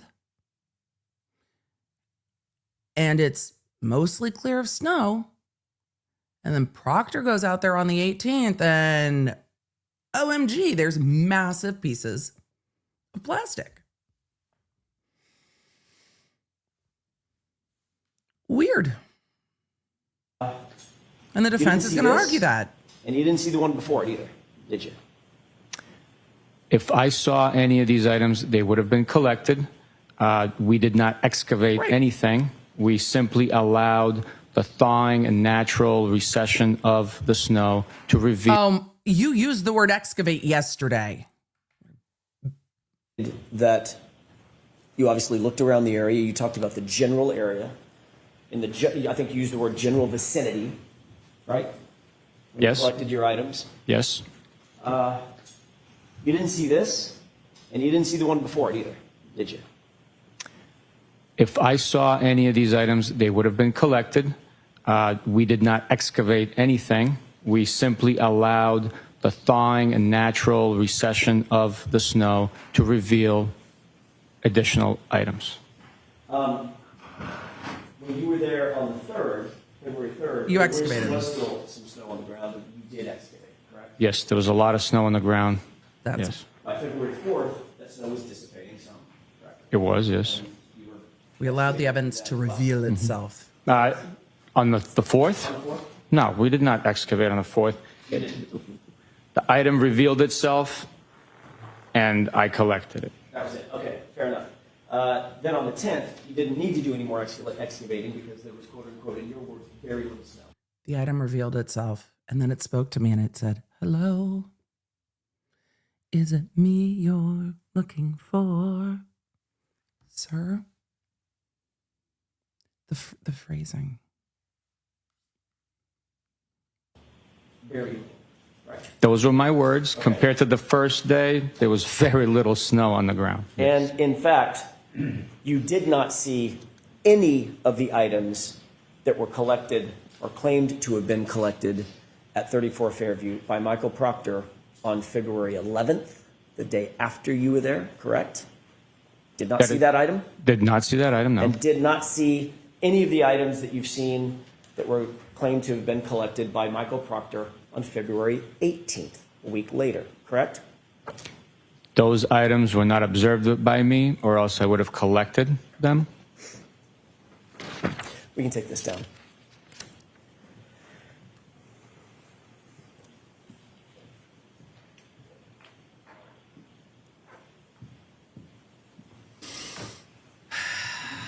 Oh boy.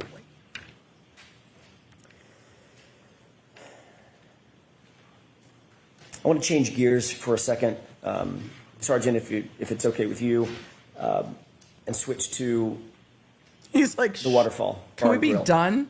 He's like, "I don't want to switch gears. You I wanna be indicated done." that on direct examination, you reviewed video evidence and you had information that John O'Keefe and Karen Reed arrived at the waterfall after leaving CF McCarthy's, correct? After midnight.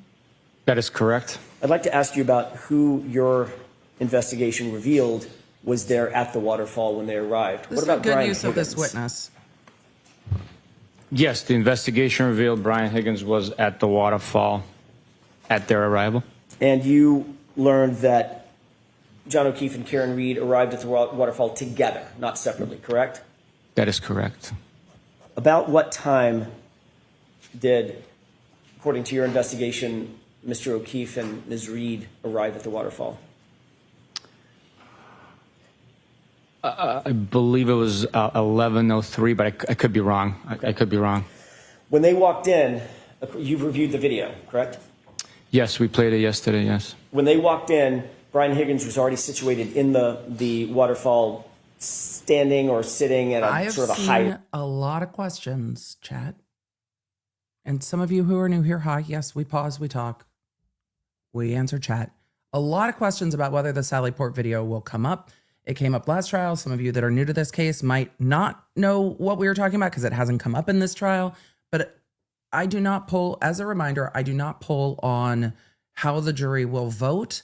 It is up to the jury to decide. I will poll on other things, and I'm going to do that now. I'm going to poll on whether or not you think the defense will bring up the Sally Port video with this witness or not. So I'm going to poll on that as they are asking about the waterfall. I think it's a good use. The defense doesn't necessarily want to bring in their own witness for this, but still wants to establish who was there. They brought in some of the waterfall video. They haven't watched all of it.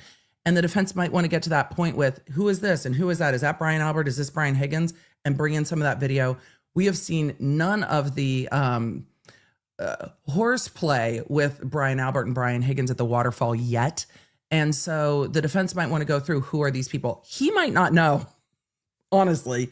We'll see. But the Commonwealth went through that video ad nauseum last trial with every single person that was at the waterfall. This time, Brennan's like, one and done. I'm not going through everybody at the waterfall. Don't care. So the defense is going to slow down and go through it. So I'm going to put up a poll. Bar table, correct?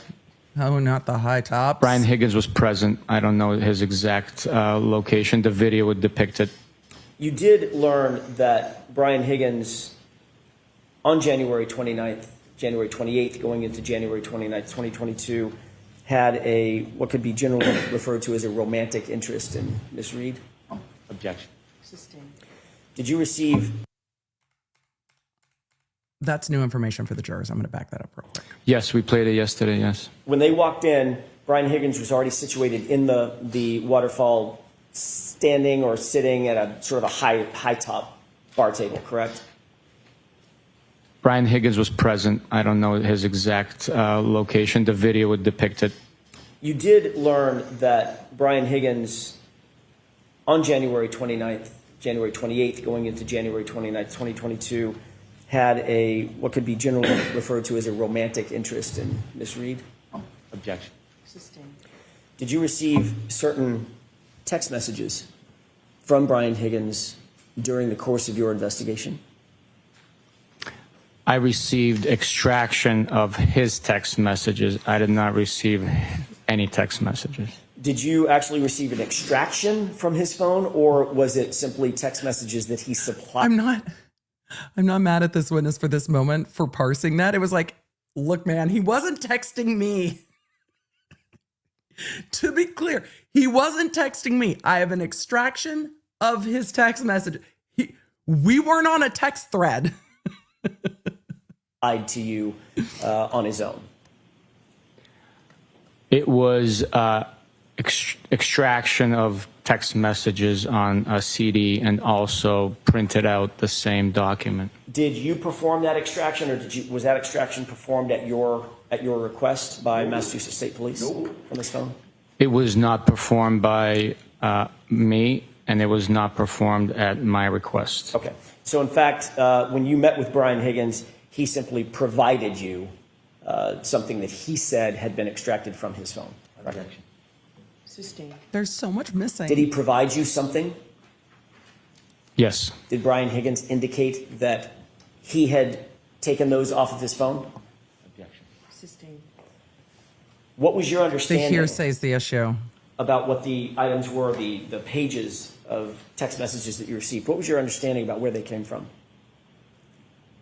From his device and his communications with the defendant and Mr. John O'Keefe. But you did not have a forensic extraction performed, correct? That's correct. And Brian Higgins never gave you his phone to perform a forensic extraction, correct? That's correct. So the items that you received were directly from him and him alone. Is that right? He handed me the items. I don't know who else was involved. That's you fair. said him alone. He handed That's a me fair the items. parsing. That's what I mean. Yeah. That's You fair. reviewed those text messages back and forth, correct? It's been some time, but yes, I had. And those purported to be, I think you already said, those purported to be two strings, I'm going to call them strings of texts. Some string text messages between Brian Higgins and John O'Keefe, correct? Yes. And some string text messages between Brian Higgins and Karen Reed, correct? Yes. Would you describe the text messages between Brian Higgins and Karen Reed that he presented to you as flirtatious in nature?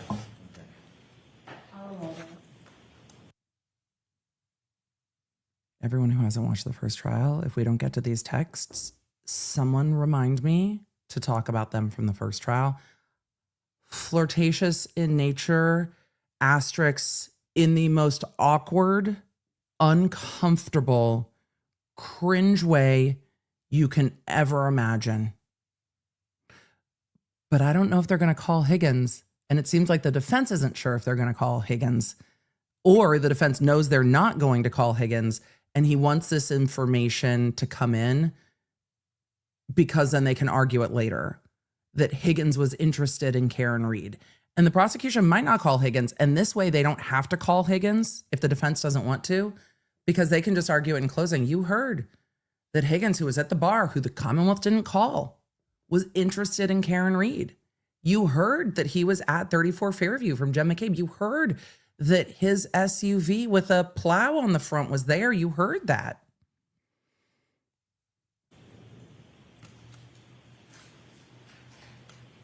Without Oh, there was too much pausing between the question. Back that up. else was involved. Oh, you I said backed him it up alone. way too far, Emily. You Text got messages back way and too forth, clicky correct? on the button. It's been some time, but yes, I had. And those purported to be, I think you already said, those purported to be two strings, I'm going to call them strings of texts. Some string text messages between Brian Higgins and John O'Keefe, correct? Yes. And some string text messages between Brian Higgins and Karen Reed, correct? Yes. Would you describe the text messages between Brian Higgins and Karen Reed that he presented to you as flirtatious in nature?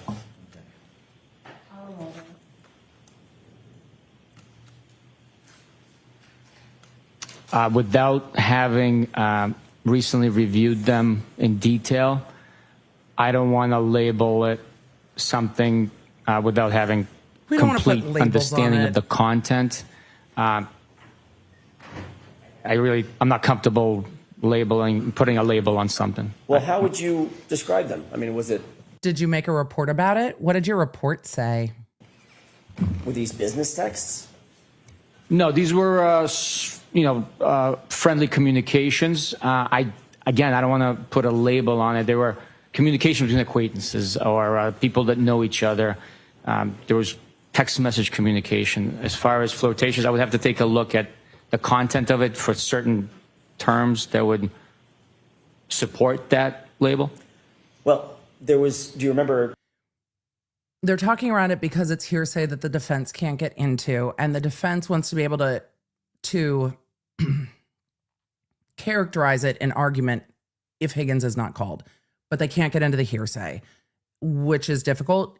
He's fair to parse out if he's like, I don't know if I'd characterize it that way. And the defense, just as today's reminder, everyone on the prosecution's witness list can also be called by the defense.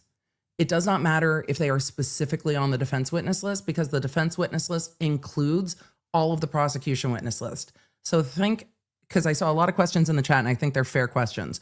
Think of the defense witness list as an addendum to the prosecution's witness list. It's like prosecution's witness list and also these witnesses.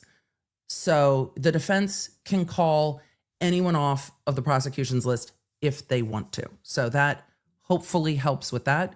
The defense witness list is a asterisk also, in addition to.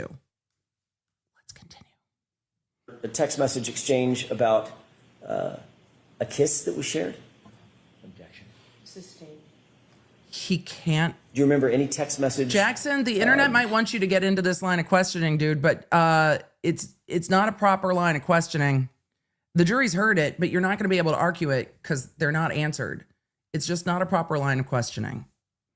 Between the two of them that suggested a romantic It's not a interest proper line of that questioning. either one of them may have had based on the text messages? He can ask about Karen's texts. May we Oh. approach, Your Honor? Yes. This is all hearsay. And he can't elicit Karen Reed's statements either because he's not a party opponent. So he can't really elicit either side of these texts. And I know that people would want them to come in. The questioning right now is not legally proper.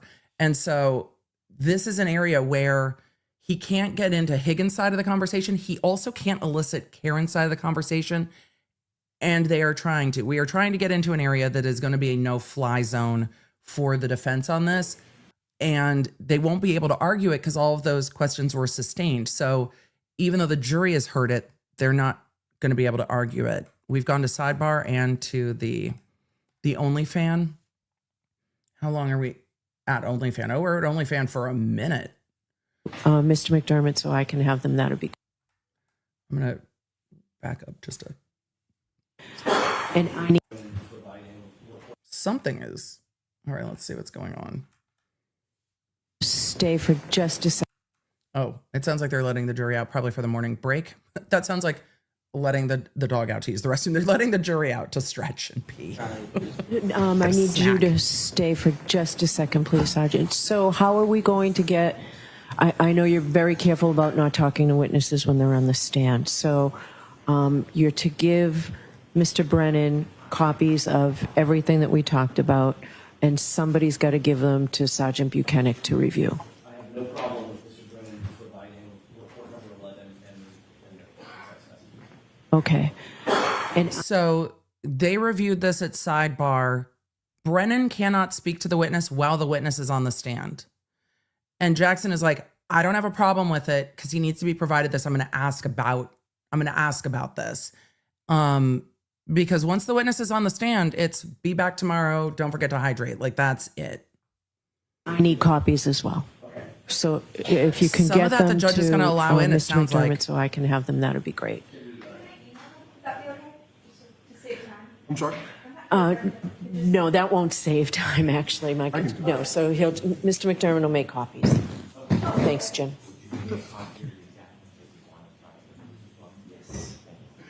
All right, so we'll see you back here in half an hour. If you need me before then, let me know. All right, they're taking a morning break. It sounds like the court is going to let some of this in. I'm curious to see what comes in and how, or if the prosecution stipulated to it. And the prosecution might have stipulated to it. And why would the prosecution stipulate to it? Because, well, the defense will be like, look, we can just call Higgins for all of this. Sure, it'll take longer. We only want these in. And the prosecution might say, you know what? We will agree that it can come in through this witness who's law enforcement because we don't want to call this witness either. So there are times that a stipulation will cure some of those issues because the witness can be called. So they went through that at sidebar, and we have enough Zoom room. I think we can get past the morning break and get into the barely enough Zoom room. We can get into whatever text messages are coming in. But if we are deprived of the reading of the text by Brian Higgins, if you are new to this case, when this case is done, if you are curious, we will link it in the description of today's video. If you want to go back and watch that testimony from trial 1, because you can't sleep or what have you, you can do that. Cause oh man. Unmuted. I am really glad that when Dr. B and I started dating, because we've been together for ever, we were not texting one another. We got our first cell phones, both of us, our first cell phones, while we were dating together. We had to like have communications a lot. Texting is hard. If you don't know someone well, the communications can get crossed. And yeah. Yep. Though I will say in law school, we had a very robust AOL chat that was up on the side of the computer, which kind of undermined the whole Socratic method when you have like your group of friends all being able to message one another what's being said. It's kind of a team effort, but lawyering is kind of a team effort, so it seemed appropriate. I had a pager in high school. The long break. We did it in an effort to make sure things go a little bit more smoothly from here on. My mom used to text me like mom. Like, all right, Mr. Jackson, whenever you're ready. 1-777-077. Yeah, my mom used to text me just to call her. My kids don't even know what a payphone is. So, I mean, they do from like old TV, but.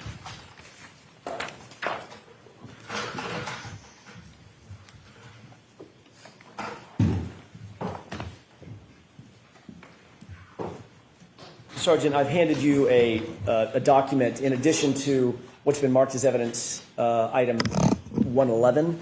There's a document that's heavily redacted. Do you recognize or do you see that document? I do. Do you see a word on that document? Yes, I do. Does that appear to be a redacted form of the document that is the same document or the same page or copy of that page that you saw this morning from those notes? Yes, it is. Okay. I'd like to have that marked as next in order, the redacted document with the court's permission. Okay. The redactions would have taken some And with time. the court's permission, I wonder if the redactions are redacting out Karen Reed's statements, but I don't know. Hopefully we'll get more context. Your Honor, may I, with the court's permission, put a side-by-side of the single word that we discussed? Remind me to sidebar, tell you about evidence, members, item 111. as he's marking this into evidence, remind me to tell you the fate of my very last pager. It was while I was working an event with the Secret Service. It is a very long story, but those are stories for members only. And what's been marked as Remind me. Is there an objection? There is. Yes. Not at this time, Mr. Jackson, no. There's an objection to admitting it. It is marked, but there is an objection to admitting it. In your opinion, So it is having not seen those two words stipulated. next to each other, do they appear to be the same or similar handwriting? In my opinion, they appear very similar, yes. Okay, thank you. Brennan does a very good job of picking and choosing where to object. May I inquire with counsel?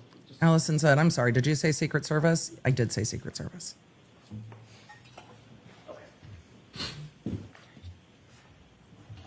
Thank you. May I approach one more time, Your Honor? Yes. The fate of my last pager. Sad story. But it did prompt the, damn it, I just need a cell phone. Yes. I mean, if the Secret Service is watching us right now, I hope it's the members that I know because they're delightful. But if they are watching it, they're like, oh my God, we would all be fired. Absolutely. Depending on your interactions with Secret Service, they might not have a sense of humor, but if you are like behind the scenes, it can be very fun. Sometimes too much fun. But if you are, if they are liaising with you in a professional capacity, then that might be a little bit different. I do. Thank you, Sergeant. What is that document generally? Generally, it appears to be screen captures of text message conversation. Is that the document that you earlier referred to as having received from Brian Higgins?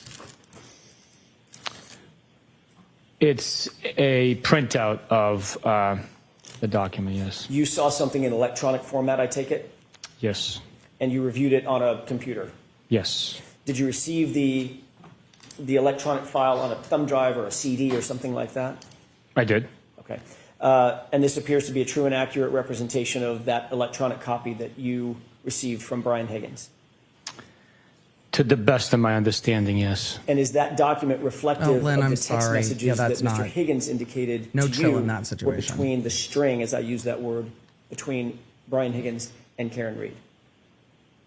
This is what was provided, to the best of my understanding, and now has been printed out. Okay. With court's permission, I'd like to ask the witness to read the text messages that he was provided by Brian Higgins. All of them? So we're going to mark this For identification only.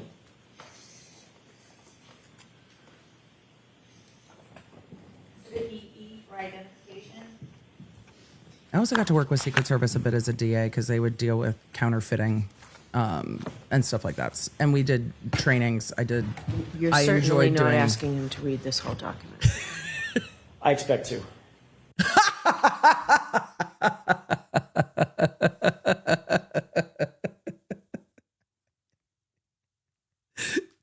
How many inches of paper is that? You're certainly not asking him to read this whole document. I expect to. They must feel that the prosecution's not going to call Higgins. I don't know, man. I know the prosecution is trying to present this as a tighter case. I think it can leave a lot of holes. And when you have a lot of holes, the jury's going to be like, I can't even answer this. So, in the chat, I saw a question. Emily, I thought you said circus, not Secret Service.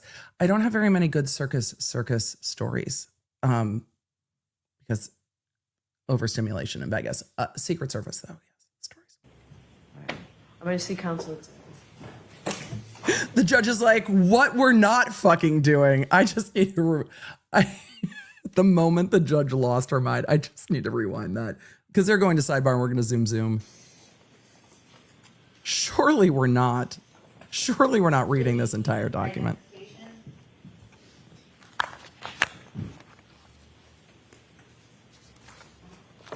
And they're allowed to. Look.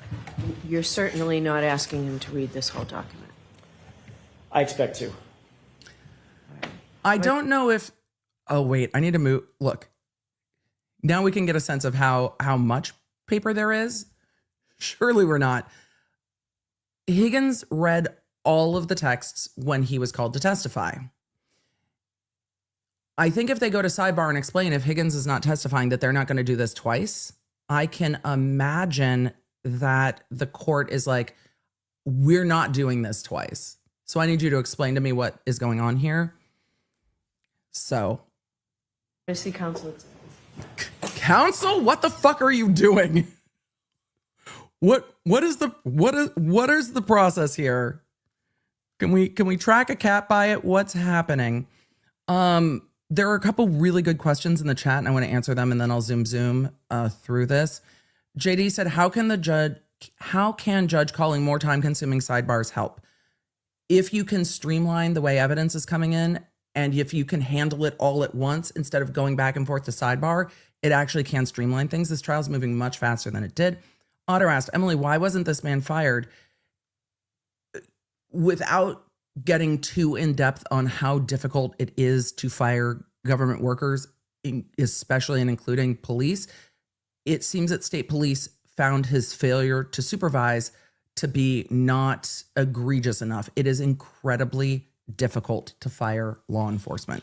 That's true for government employees in general. It is incredibly difficult to terminate law enforcement. And the things that he was disciplined for were failure to supervise Proctor, thumbs up on a text from an Apple Watch, and failure to write reports. It was not because of this investigation. Things in the course of this investigation, but not the way the investigation was conducted. That would all be dealt with internally. They did not find it egregious enough. I think we've got maybe some issues going on with state troopers and the way that they investigate cases in Norfolk. And I don't know if it's all of the state troopers. We don't know. This homicide unit oh, we finally got, that was a long break. The homicide unit that was working this case, it was like 4 people. So it's, yeah, it's not great. I'm going to let this play. There are some great questions in the chat. Don't worry. I'm going to star them and get to them as best we can as we, it feels like today's going to be a day where we're taking a lot of breaks. So it's true. Right, so jurors, we're really trying to be expeditious as we can be. Oh, Your Honor, the jurors just want the tea at this point. Reading text messages, just reading cringy text messages is gonna be the highlight of their Friday. I know you're trying to speed things along, but they just want to know. So there was a big stack that stacks of paper. Messages that are going to be marked as the next exhibit. Ladies and gentlemen, there's stacks and stacks of text. Your Honor, this is the tea they want. Today's 2 instructions so ridiculous for you folks. First is... Oh, here we go. She's going to read the instruction about how to consider text messages. I'm going to put the court at 1.25. We'll talk about stacks another day. I think some of you in the chat can let the new law nerds understand about how we ended up with stacks. But look, man, the court has to let the attorneys try their case the way that they want. And I think the court's concern is, are we doing this twice? And if they're like, we're not doing it twice, then that's fine. As I've told you before you consider any electronic communication in your deliberations, you must first find that it is more likely true than not that the person who authored or sent or created or transmitted the communication was in fact here, the defendant, or Brian Higgins. If you do not find that it is more likely true than not that Ms. Reed was the person who authored or created or transmitted the electronic communication, or Brian Higgins was the person who authored or created or transmitted the communication, then you may not consider that electronic communication at all in deciding your case. Now, if it gets past that and you do find that that burden has been met, these messages are not being offered to show the truth of the statement. They're simply to show that this information was in fact provided to the Mass State Police for their investigation. Those are the instructions. All right, with that, Mr. Jackson, go right ahead. Thank you, Your Honor.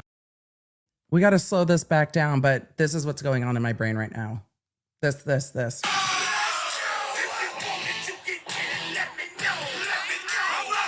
Emily. Copyright. Yeah, it's fine. It's all gonna be fine. That's what's happening in my brain right now.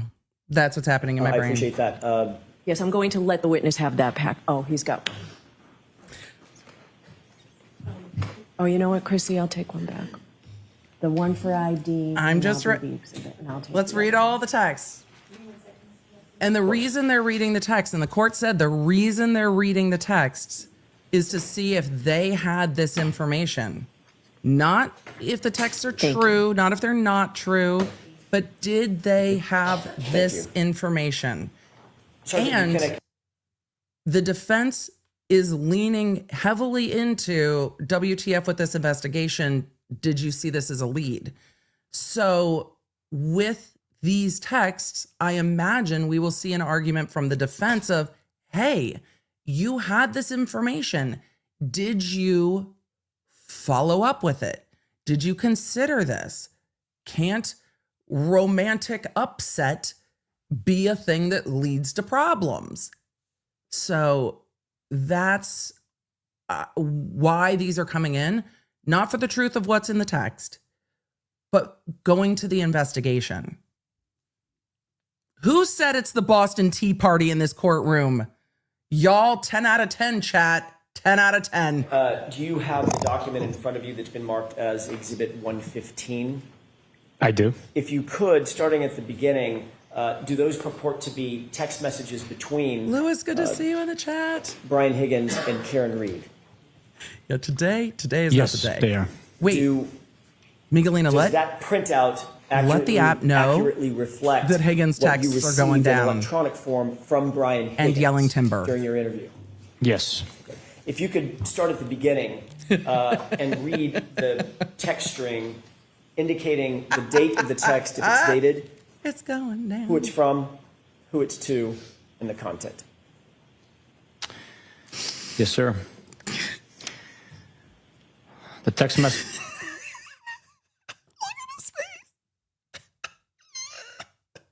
Messages begin Wednesday, January 12th at 8:27 p.m. Incoming text message to Brian Higgins' phone from Karen Reed. Hey, Brian, it's the weed whacker. The response is a question mark,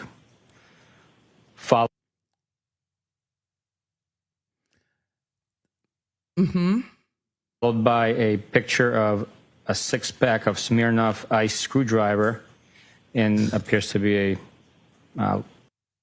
I can't. We listen and we don't judge. We listen and we don't judge. We listen and we don't judge. Smirnoff Ice screwdriver. We listen and we don't judge.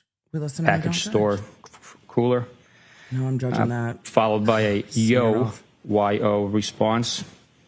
And that is it for January 12th, Wednesday. Do you want me to continue? Yeah, I'm judging Yes. that.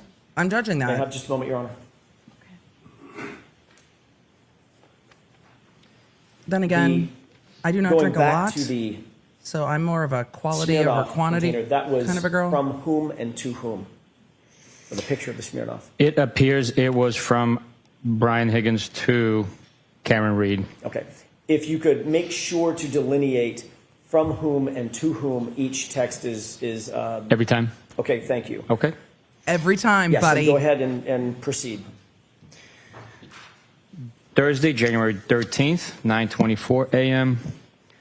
From Karen Reed to Brian Higgins. Did you try those Smirnoff? There is a haha acknowledgement response to that text message by Brian Higgins. The next page, it's the same bubble, but continue on the next page. I will repeat. Did you try those Smirnoff screwdrivers? Question mark. I stopped at the Hilly for one last night. A Bitmoji What's the Bitmoji? showing teeth. Okay, good. That is sent from Karen Reed to Brian Higgins. If you could, and I hate to ask this of you, but if you could tell us who it's from. I want him to before say, the "No, you content." don't. For instance, No, from you don't. No, you Karen don't. Reed need to- No, you don't. to Brian Higgins, content. That would just be a little easier, I think, Okay. in flow. The last one was from Karen Reed. She stated, did you try those Smirnoff? And that she stopped by at the Hilly last night for one. From Brian Higgins to Karen Reed, haha, followed by same person. How did you get my digits? Question mark, question mark, question mark, question mark, question mark. That's from Higgins. How did you get my Karen Reed digits? to Brian Higgins, the Melissa and Leto show. Brian Higgins to Karen Reed, ha ha. Brian Higgins to Karen Reed, I thought you creeped John's phone. Ha. How'd you get my digits? Higgins is like, I thought you creeped your boyfriend's phone to get my digits to hit me up. Brian Higgins to Karen Reed, ha ha. Karen Reed to Brian Higgins, no way, with an emoji, person holding an X in front of them. I was the last person in Greeter, Canton, who didn't have your pound sign, number sign. I think even Carrie has it. I'm going to see counsel at sidebar for just a minute, please.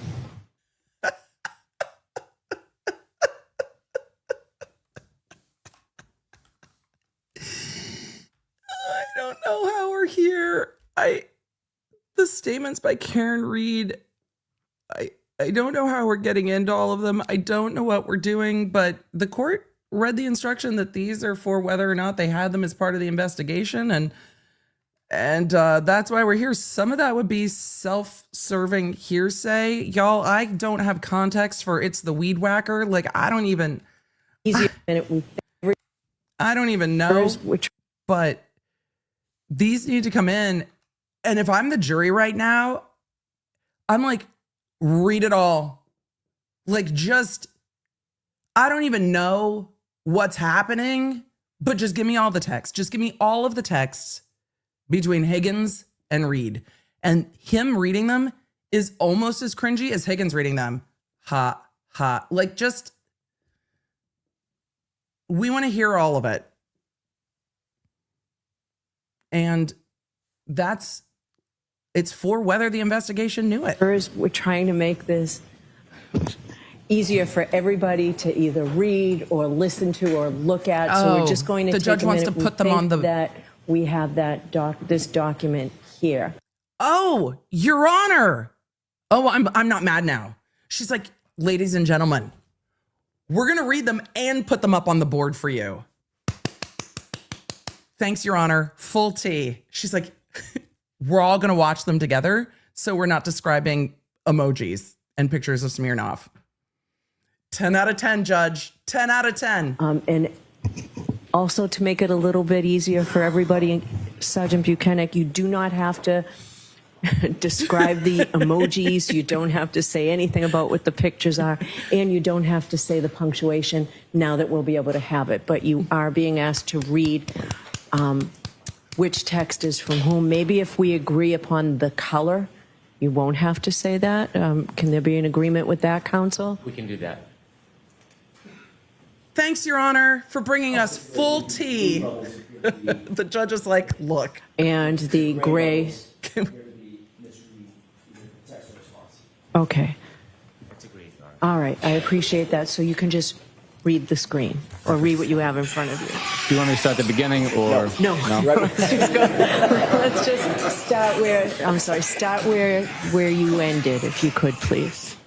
All right. Can we turn the lights down? Can you see it, Sergeant, with the lights off? I think Yes, Your Honor. everybody Okay, just thank wants you. the tea. We've all seen it before, and everybody's like, come on, Your Honor.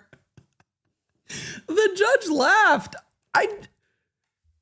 She's like, fuck, it's fucking Friday. Let's just read all the text. And the gray. Okay. That's agreed, Your Honor. All right. I appreciate that. So you can just read the screen or read what you have in front of you. Do you want me to start at the beginning or? No. Let's just start where you ended, if you could, please. Do you want me to start at the beginning? God, no. Please don't. All right. Can we turn the lights down? Can you see it, Sergeant, with the don't lights start off? at the beginning. Yes, Your Honor. Okay, thank you. Please don't. All right. I'm going to, in small I on just me. don't give my personal number. Oh, yeah. By the way, if somebody ends up with my personal number that I didn't give it to, I'm just like, how? And I just don't give my personal number to anyone. Same. To anyone. How would Carrie have my number? Melissa had it. I actually don't know if Carrie does. Felt like everyone had it. Haha. I knew she did. Sorry you felt neglected. Haha. So no dice on the Smirnoff? I have not tried it. Saw it in the store the other day and thought of you. I laughed out loud. This should have been the first of the red flags. I saw that Smirnoff at the store and thought of you. Survey says. Don't give Carrie my digits. Thought of me and everyone's grandfather. I won't give your digits to anyone. You don't like Carrie? I have no issues with Carrie. Just don't want her having my jack. Saving you as Karen, screwdriver, or weed whacker. Need to think about it a little. I'd prefer Weed Whacker. That's to think about nicknames. We were tossing around the idea of a short vacay with the current show. Wanted to see if you were game. You don't have a say? Vacation? Where? I know. They need to happen organically. I'm the queen of nicknames. Was just going to rent a beach house in Fort Laud. Something quick and easy. I'm queen of vacays too. Always a good time. I'm going to Nashville next month, 19th through the 21st, for a benefit. One of our guys got shot in the head. Okay, well, that's not good, but You guys should Nashville's come. great.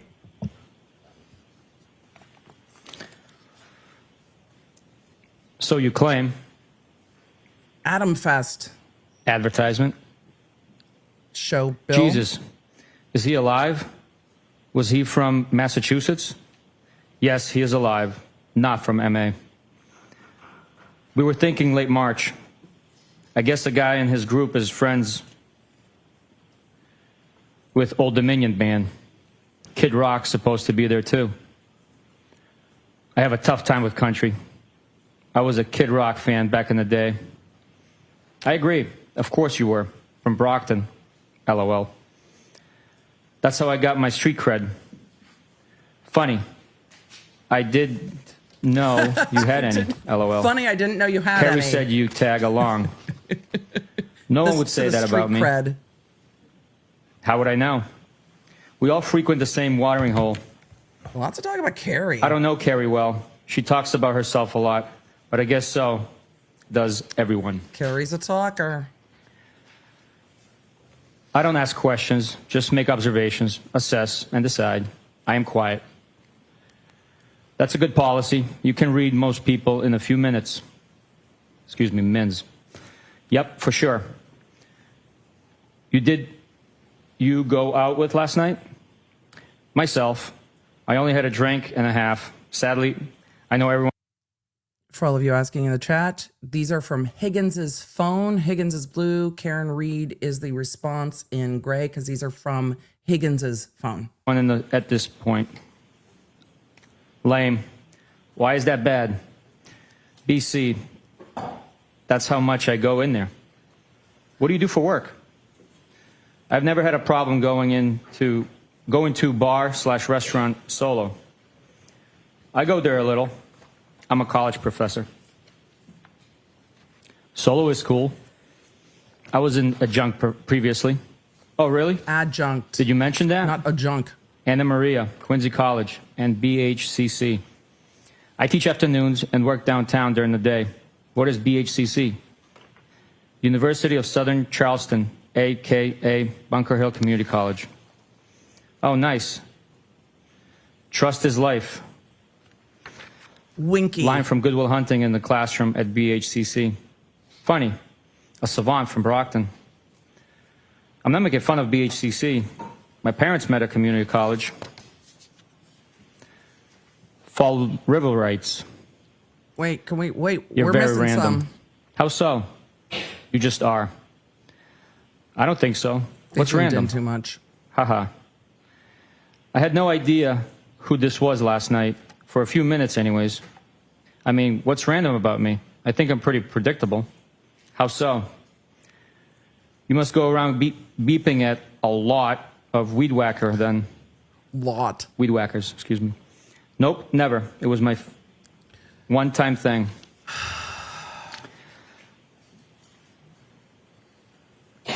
Sounds like I'm scattered and all over the place. With a haha. I learned my lesson. Likey. You have your shit together. That's a question. That was mortifying. I am still really sorry. Not completely, but for the most part, yes. Sure you are. One thing I don't think you was sensitive. When was I sensitive? To the weed whacking incident. Sensitive. I just snapped when I think guys are being creeps. Can't help it. I'm not a creep.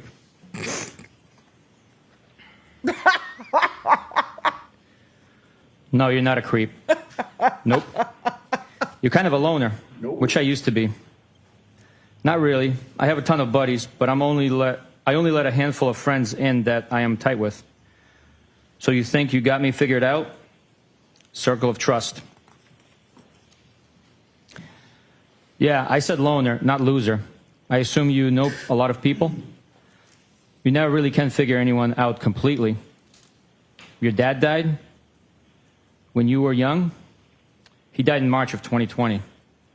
I am so not a loser. You won't figure me out, LOL. No, they are reading text between adults. Yeah, just in case you got confused. No, these are texts between Higgins and Karen Reed. Higgins is an ATF agent. No one is a loser. I just didn't mean loner to imply friendless. I'm sorry, that's recent. It wasn't COVID, was it? Cancer. I know you date girls who don't lock the house behind them, and you arrive private and observant. I'm sorry. What kind? Lung, brain, kidney, and pelvis. How do you know all these things? LOL. Also, yeah, how do you know all You're those? funny. How do you know all those things Yikes, about Higgins and who he's That's dating? rough. Jesus. I'm sorry. We chat a lot at the hillside. Bar talk. Don't be sorry. Life is hard sometimes. I always figure it out. Who chats? Bar talk. Life is hard, but losing people is the hardest. So I'm sorry. We chat. That all you got? WeChat? Sure, you're from Brockton. Spit it out. You and I chatted about the girl who kept forgetting the door lock. Oh. She has been out of play for like 3 months now. Yeah, Mrs. I don't lock the door is totally out of the rotation. Yeah. Out of rotation? Nah, just out of play. I am solo, no rotation. I am not. If any of you are questioning, and I'm sure some of you in the chat are married to law enforcement, but if any of you are questioning, the general policy is not to take home.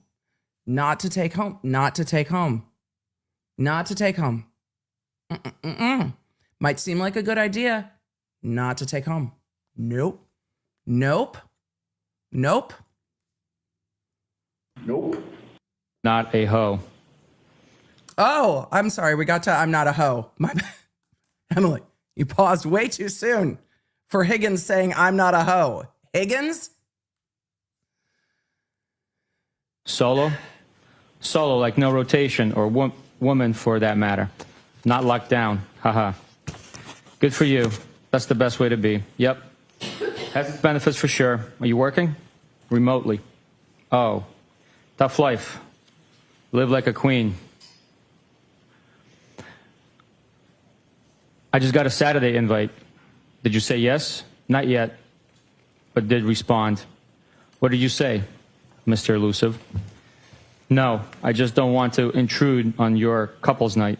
Haha, I am shy. We prefer to hang out. If it's giving we like your vibe, I get it. I get it. The blue is Higgins. The gray is Karen Reed. We got a lot of context about these texts in the last trial with Higgins. I don't think the jury's going to get that context, but John O'Keefe invited Higgins over to watch a football game. And Higgins is texting Karen about whether he's going to go over to John's to watch the football game. I don't think the jury will get it, but we're not on the jury, so I'm going to fill in some of the gaps. But that is Karen Reed saying we, her and John, prefer to hang out with non-couples. The fact that there's not like an upside down pineapple after that has me asking questions. We like your vibe, Higgy. Out with or W non-couples. That's just me being snarky. That's not information from the first trial. Bob Gallery is probably coming too solo. We'll probably do cards or something at some point. Some PT, excuse me. I'm inviting you. Haha. John said, quote, Brian is being wishy-washy now, end quote. Haha. Did you tell him to text me? No. Did you tell him you texted me? Haha, no. Just stop being so anti-couples. Most couples don't even like each other. Higgins, name them. Name a few.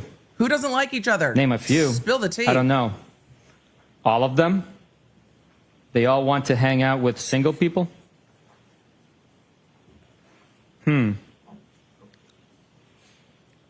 need a drink. I had a blueberry beer. Ugh. I'm jealous. I'm judging. Hey, I'm trying to menu plan for Saturday, Mr. Elusive. Don't count on me. Boo. Haha. I am sure you will get over it. Just got my first drink. Where? Brick House. She's on break. You tied one on last night? I was just thinking about you. Haha. Yes, 4:30 a.m. came early this morning. Eek, that's early. You out late with the Commodores? Solo? Yeah, but you're always lining up your after party. Nope, not me. Selective. I am not a hoe. Hey, no judgment. Haha, you make me laugh. Hey, no judgment. I know, Total judgment. I'm funny. I know I'm funny. Haha. What's on your mind? Nada. Just about to start cooking. Okay. What's on yours? We're now up to Friday, January 14th. Yes, this is while Karen Reed is dating John O'Keefe. These are the texts between Karen Reed and ATF agent Brian Higgins. I'm going to a Hillside Regulars 60th tomorrow. This could be a new low for me. There is a whole bar culture that is just not my world, but there's like a whole little community at the Hillside. Hey. Who? Detective, if I could interrupt 1 second. When there is a date Can you read it? Delineated, could you just state the date out loud so the jurors follow the date progression? Next. Starting with the next one. This one I'm says, saying the next text message date or Yes, sir. date within. Where the Yes, above absolutely. or below the bubbles. Yep. Friday, January this screen 14th, here 3:33 is p.m. Friday, January 13th at 3:33 p.m. Thank you. I believe I Yep, you stopped did. before Bob Clinton. Bob Clinton's Everybody the can't regular. stand him. I detest him. His breath smells like ass. OMG, Wow. always. His daughter and I have mutual friends. I actually don't mind him when he's socially distant. I think he's friendly. Socially distant because of the breath? Why detest? Yeesh. Talks like an ass clown. Maybe I am being too hard. He just says crazy shit. Doesn't know his audience. Geez. Is he different from anyone else in there? Haha. Bob Clinton just His wife and catching daughter are cooler than he is. strays. I like his wife. Never met the daughter. A nurse? Yes. Bob, just a dentist. Just ask the dentist. Sometimes just brushing isn't going to help. There's like a whole half of an episode about it on Ted Lasso, but just a dentist, Bob. Just that's okay. Bob is catching all the strays in this text chain. How much do you think the town's going to be gossiping about this? Because I don't think we saw all of these texts last time. Her fiance is a firefighter. I like his wife coincidence better. with people I grew up with. His wife is probably Crazy. like, of course you do. Sunday, January 16th, 12:59 a.m. I know, it's not even Bob's fault. You're Bob's nuts. just having a birthday at the Hillside. Foul ball. You stink. You suck. At what point do we pull each other's hair? Are we there yet? And you're double. Trouble. You're hot. Oh, I remember these. Are you serious or messing with me? No, I'm serious. Feeling is mutual. Is that bad? How long have you thought that? Are you okay driving? You don't want to stay here? I am fine. I have an office at the PD. You didn't answer the question. Are you fine to drive? Higgins is like, nah, I can sleep it off at the PD. That's what I'm taking from that. Nah, it's fine. I have an office at the police department. Higgins has an office in Canton PD. I'll just drive intoxicated. This is me reading into it. Back to Canton PD and sleep it off. It's fine. It's fine. It's the rather you stay here that's going to jump the ship. And yes, Karen is dating John at this point. That you stay here? We're on what, January 14th? I wish. I think you're messing with me. Why do you think that? Because this is so out of left field. Where did these feelings come from? I just think you're like me. Meaning, do you have your own kids? I have no kids. How am I like you? Hello? Aren't we alike? I think so. Do you have kids? Nope. So why did you get my number and reach out to me? And the jury's heard Karen fighting with John over caring for the kids at this point. They've heard her screaming, I'm here with your fucking kids. And they're hearing these texts about, well, you're like me. Do you have any kids? You're hot. Why did you get my number? Shoot straight with me. I told you, I just think we're alike, right? Yes, agree. Now what? I don't know. Shouldn't you know? Do you like me? Yes. From jump. When was jump? First time I saw you. When was that? Hillside for sure.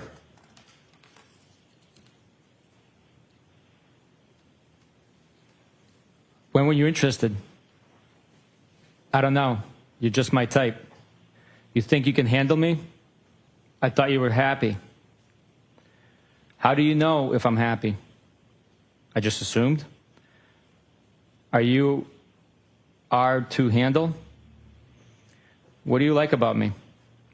I just feel like you're from my neighborhood. Yeah, ditto. And I think you're hot. You really think that? I have always thought that about you. What? You're That hot. No, smart, you're hot. witty. No, you're But I hot. didn't think you were interested. You're from my Witty. neighborhood. Yeah. Aren't you meaning happy? quick with a response. Tell me why you got my number and reached out to me. Like, aren't you in a relationship with a Boston cop? Why are you texting me? Just thought we were the same, from the same neighborhood. Are you afraid to say what's in your mind? On? No. Didn't I? No, I didn't.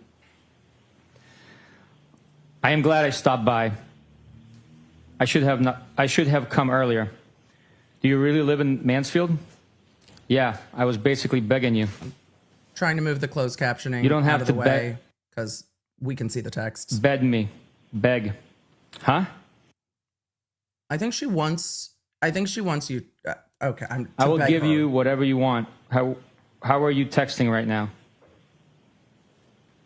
Ugh. I think this leaving is me the night of the football game while she's at John's. Hanging. No. Kids? Kinda. How am I texting? Is everyone asleep? Because she's at John's, and he's like, how are you texting me while you're at John's? I'm just wide awake on my phone. Yes, they are. I should have stayed, LOL. So now what? Yes, you should have. Should have stayed. That would have been distracting. It said, so now what? No what? Now. Now what? Ball's in your court. What do you want? Loaded question. What do you want? I asked you. Nope. I asked you. Initiated this. You initiated. You got my number. Spit it out. What do you want? No, what do you want? And he's like, bro, you're in a relationship. Carrie in the chat asked, is this before or after they kissed?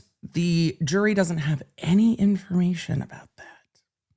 So, and I don't remember what day that football party was. I don't think it's going to come in this trial. Hey, we're single and we don't have kids.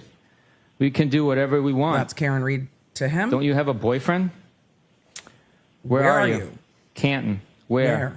My office at the PD. Why are you going to Mansfield? Where is that? Canton PD. Canton PD.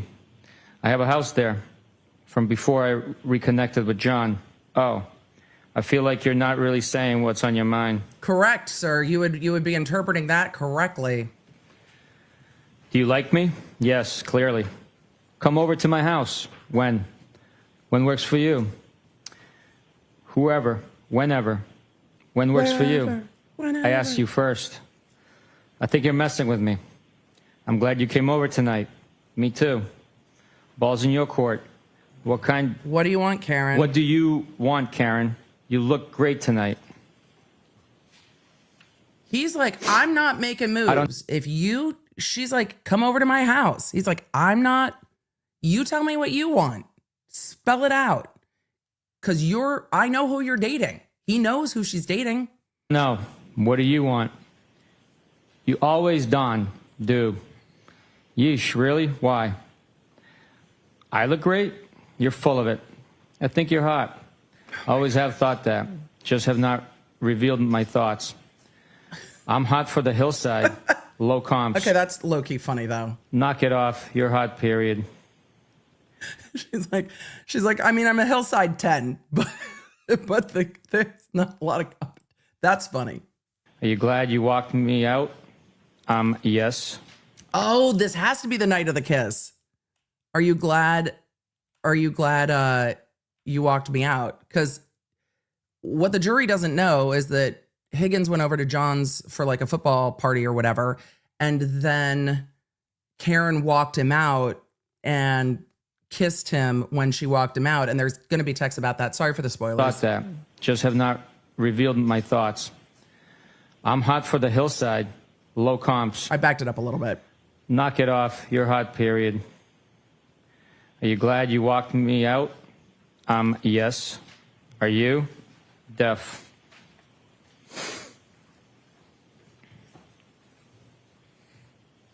Yes. Yes. Are you going home tonight or tomorrow a.m.? We kissed, right? There it is. Is this a trick question? I don't know when I'm going home. I am selling my house. What a trick question. Are you moving to Canton? I am following your lead with this. Because you have a I live here, boyfriend. but I have a property in Enfield. Why my lead? I don't want any responsibility. Right. Because you live with your boyfriend. I saw a lot of you in the chat asking me, who are these good for? Who are these not good for? I think it might end up being a net zero, but the prosecution can argue, see, she was already flirting and kissing somebody else, etc. And the defense is going to argue, see, there was another romantic interest, and that other romantic interest was at the hillside or the waterfall when John and Karen got there, and he was jealous. So both sides are going to argue what they want from these. And the defense is going to argue, you should have investigated Higgins as a lead. And the prosecution is going to argue, see, this relationship wasn't good. That's how both sides will use them. Either way, net, it is cringy. You started this, right? Why did you get my number? I mean, she did absolutely and start each out of me and each out to me. Still have not told me. Sorry, should I not have? I am fine with it. Just don't know why you can't answer. You're mad at me? OMG. No, not at all. You're being silly. I told you. I just think you're like me, and I am attracted to you a lot. Feelings mutual. I just never saw this coming. Why? Because I just assumed you were happy with your situation. I was, and but this things is what have the prosecution is deteriorated. going to argue. That's what the prosecution wants from these texts. Why? How so? What did Melissa say when you asked for my number? It is very, very complicated. He and I dated when we were kids, and then his sister died, and everything got fucked up. He seemed very into you. I just told Melissa that I had your number, but lost it. That's cute. She wasn't suspicious? No, Don't she's be great. suspicious, don't be suspicious. Does she know Don't you be like me? suspicious, don't She's a be sweetie. suspicious. We just agreed that you're great.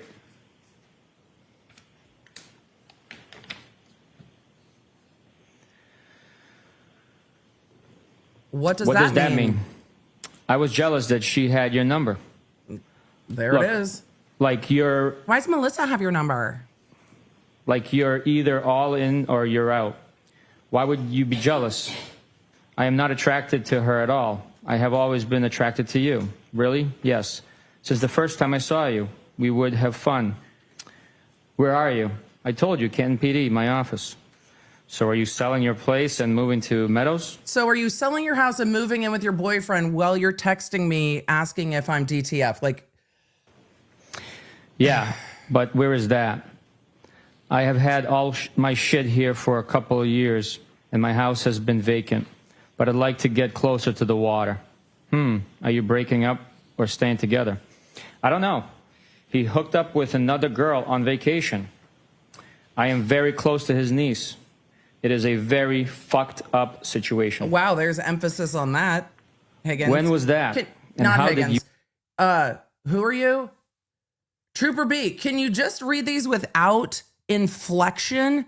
It's a very fucked up situation. Just, can you read these neutrally? Also, the defense asked him to read all these. So now we're just here.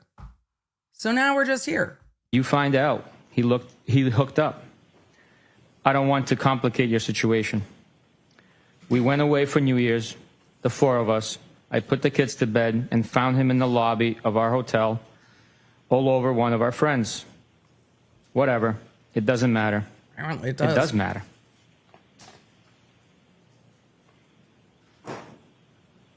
Did they bang? Did they bang? Yeah, that's the next Does question. that matter? I mean, Sorry. kind of. I was just asking. I was just trying to figure shit out. It doesn't really matter. Okay. I mean, it does kind of matter if she wants to bang you. And that didn't all come in this trial. It was in controversy in the last trial because the friends both testified from the Aruba trip and said John was drunk, so he was not all over the friend. The friend was supporting his weight and they did not hook up. She thought that they did. And that's what the thing is. I won't ask again. I don't care. It doesn't matter. You clearly do care. Hear you loud and clear, Karen. Oh, okay. Why are you getting your thing all twisted up over simple questions, Thong? I am not, am I? Did you just say don't get your panties in a twist? You're kind of getting defensive. Not at all. It's texting. What is the question? Do you feel guilty texting me? No. Okay. What do you want from me? Nothing. Do you want anything from me? I would hang out. Oh, gee, thanks. OMG. I mean, that what am I supposed to inflection's say? You're being tough on me. None of us is married. True. So game on? Oh my God. We can say whatever we want.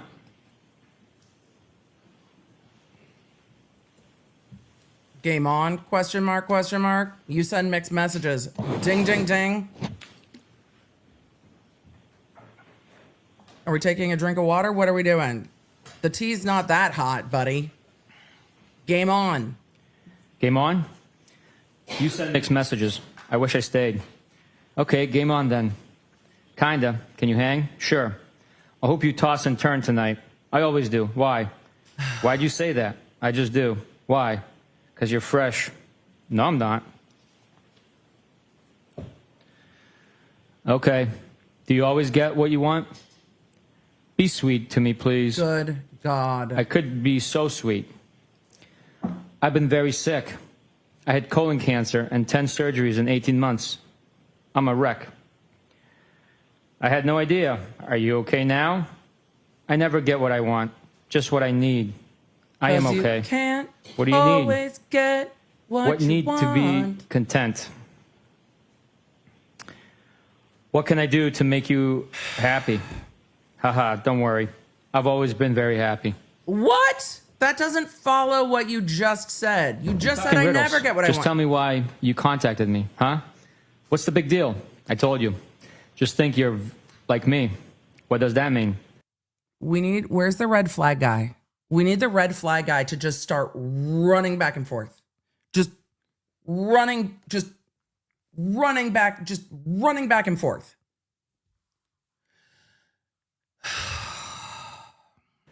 Like you want to hang with me? You asked why I contacted you. Yes. Excuse me. Yeah. I did ask. We are attracted to each other, right? Do you think Reasonable I'm cute? question. I Yes, think you're 100%. cute. Do you Okay. like me? I like you. But do you really We like did me? kiss earlier. I mean, we No? kissed. I think you initiated that. No? Yep. Do I owe you an apology? OMG. No. Why are you being sensitive? I am not. Kinda. Lies. No. Excuse me. Never. What do you want from me? What's on the table? What do you want? What's on the table? Ma'am, you're the one in the relationship. He's not going to spell it out. Oh my God. Oh my God. Survey says. Emily, you were just like, let's go. Let's get into all these texts. Yep. Midway through. Emily, do you forget how cringe the cringe was? I did. I did. I forgot how frustrating it was. Ideally, It is very. the real deal. Like, don't all of you want to jump into this text conversation and be like, both of you not, stop it. This is not how adults communicate. This is not how we do this. Sunday, January 16th, 7:37 a.m. Doesn't exist. Haha. Sunday, January 16th, 5:53 p.m. So you like Hennessy XO? Sunday, January 16th, 7:15 p.m. I am hurting so bad. Hungover, big guy? Yeah, me too. The Currens went after it again at noon today. No way. This was about 2 hours before you came over. Redacted photo. Or failed to download, but I think redacted. I'm heading out for drinks. You just said you were so hungover. Haha. I am heading for drinks soon. I feel like Really? Yeah. the alcohol issues Tuesday, are January 18th, substantial in this 5:09 case. p.m. We're at January 18th. What's on tap? Haha. What does that mean? Usually means, what are you up to? Cute. I just wrapped work. Unpacking some groceries. You? What's on tap? Also unpacking crap for my car. Anything good? Nothing on tap. Shame. You were ghost yesterday. I can't be the cruise director every day. Shame. Julie McCoy? With a question Wish I mark. was at my cave house in front of the fire sipping a drink. Oh, Higgins. I know you want a place by the water. I wish I was at my Cape house. I wish I was at my Cape house. And then with the, I wish I knew how to use my fireplace.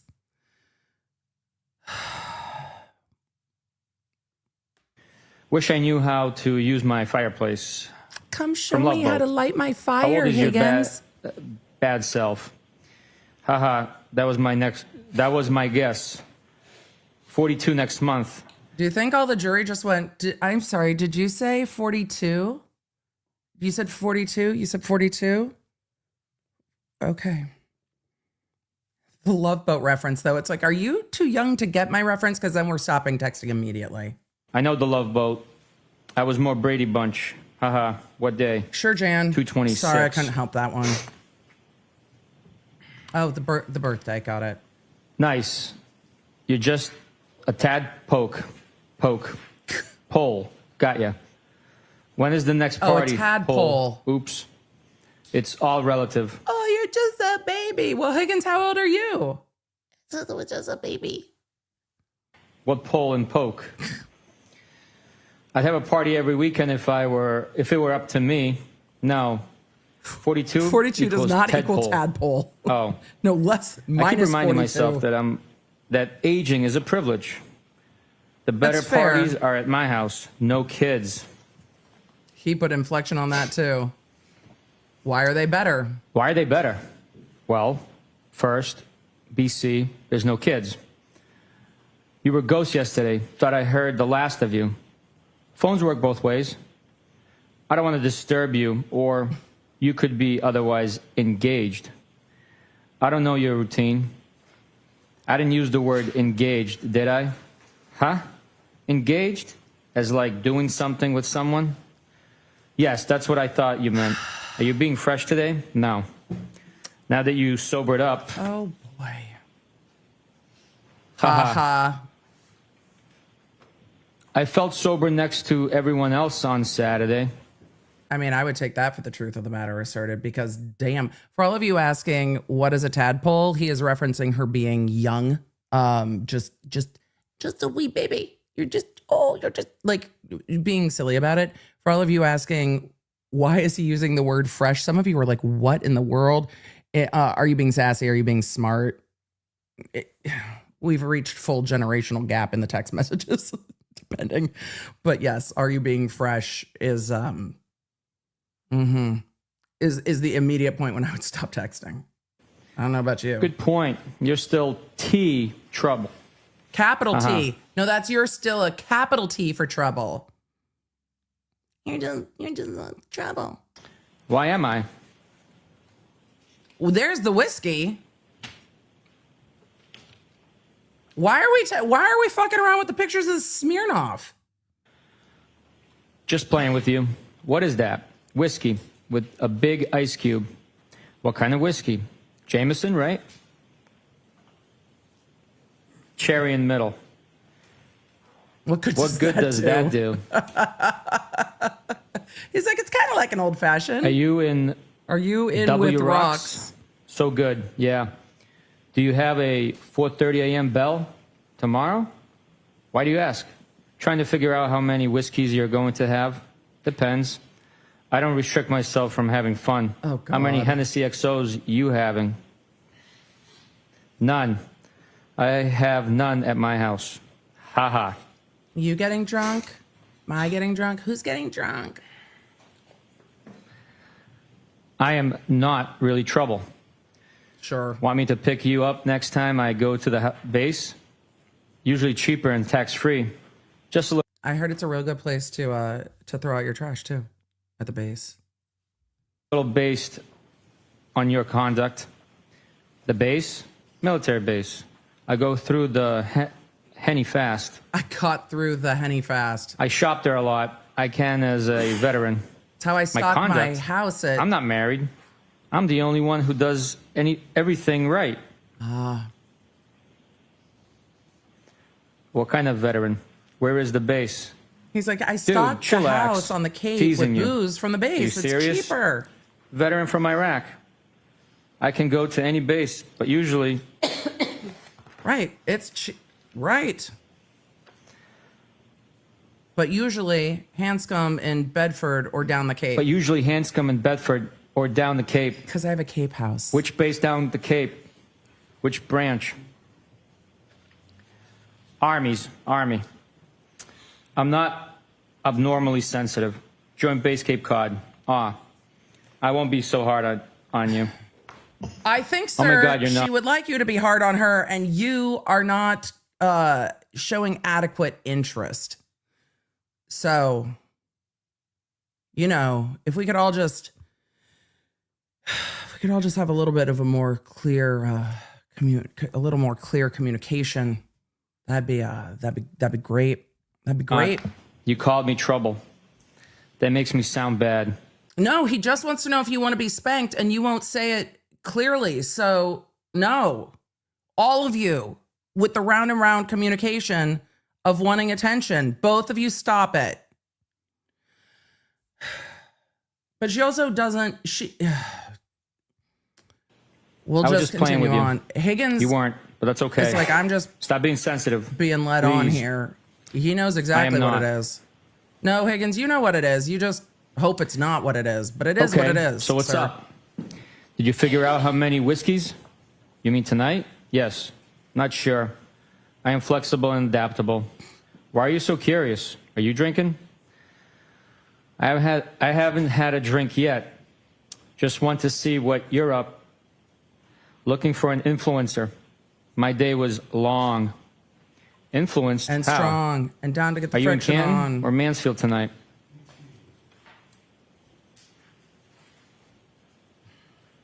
Influenced to have a drink even though it's a Tuesday. Even though it's Tuesday. I thought the Henny was gone.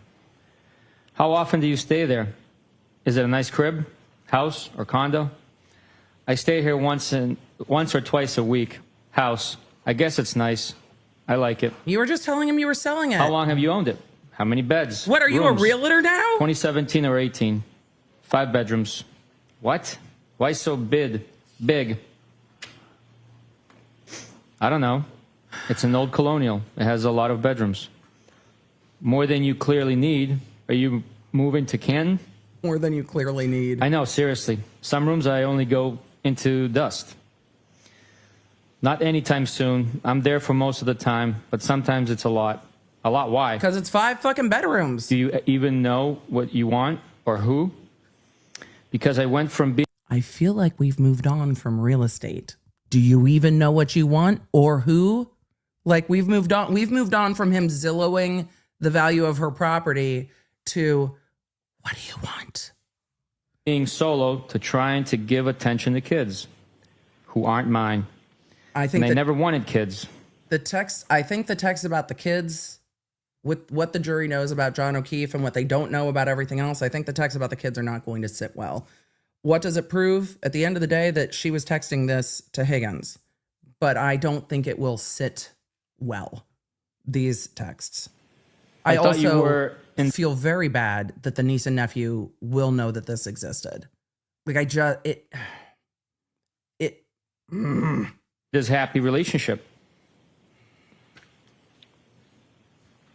Everyone is happy at Hillside. Yes, alcohol solves everything in Canton, apparently. You avoid things.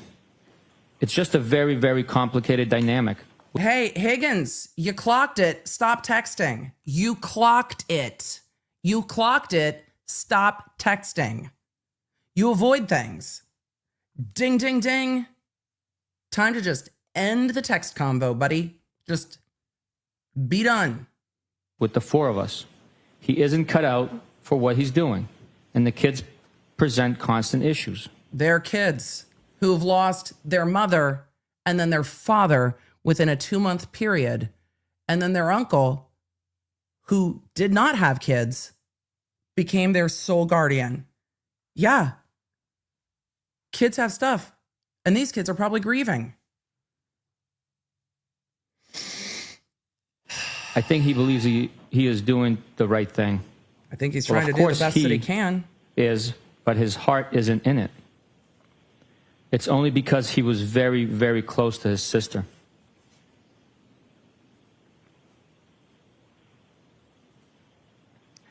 I know how you feel, kinda. I was married, and when I met her, she had a 2.5-year-old. I went from being single to being a dad. It's hard. And Higgins, I'm divorced since 20... And I have a lot of smoke for Higgins in other contexts. But in this tech thread, it does feel like Higgins is generally trying to figure out what the fuck is going on and be supportive and not pressuring her beyond what the fuck is going on. But it does feel like he is trying to be supportive and he's just going round and round in circles with her. Now, Higgins, we have other smoke for, but it feels like he's trying to commiserate and figure out, what are you doing? You're in a relationship. What do you want? What are you asking for? Why did you text me? 2017 and have no kids. Like without hearing Higgins' other testimony and knowing more about it, I feel for Higgins in this text exchange. And I wonder if the jury does too, because they don't know anything more about Higgins other than he was at the hillside. She gets his number. She starts texting him out of the blue. He's like, aren't you with John? John invited me over. You kissed me. What do you want? And in this trial, I don't dislike him yet because he hasn't testified. I try very hard, but they are very spoiled, and they're not my family. Oof. My parents keep telling me I'd feel different if they were mine or my own sisters. Then I told you he got drunk and sloppy on New Year's Eve while we were away, and that has really affected me. You said it's no big deal. Like 5 texts ago, it was just like, nah, it's not a thing. I mean, I'm mad, but it's not a thing. However, when we get into these texts about her not liking the kids, and we see the other texts where she and John are fighting about the kids, it gives more context to that. What did he exactly do? I never got married, and now somehow I'm arguing with someone about raising kids. Why won't you tell me? He was a puddle all day and then disappeared. Then I found him all over friend's sister in the lobby of our hotel, and she's gross. And that's, which I think may actually be worse. With the inflection, Higgins, and she's gross. And the jury doesn't have context for any of this, so we're just going to let it fly. And she's gross, which may actually be worse. Not sure. Oh, back God. to, did they bang? Did they bang?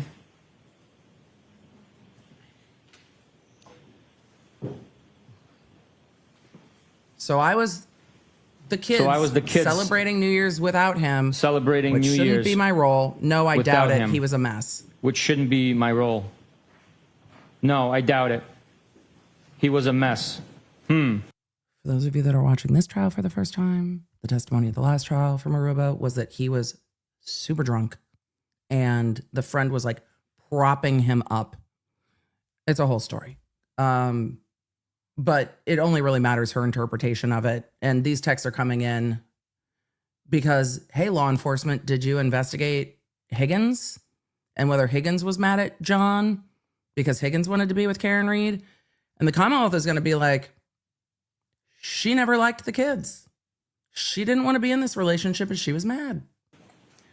Was it the first time with her, or do you think there were others? I don't really think there were others. I'm with him all the time. Right. He never seems to want to go anywhere without me.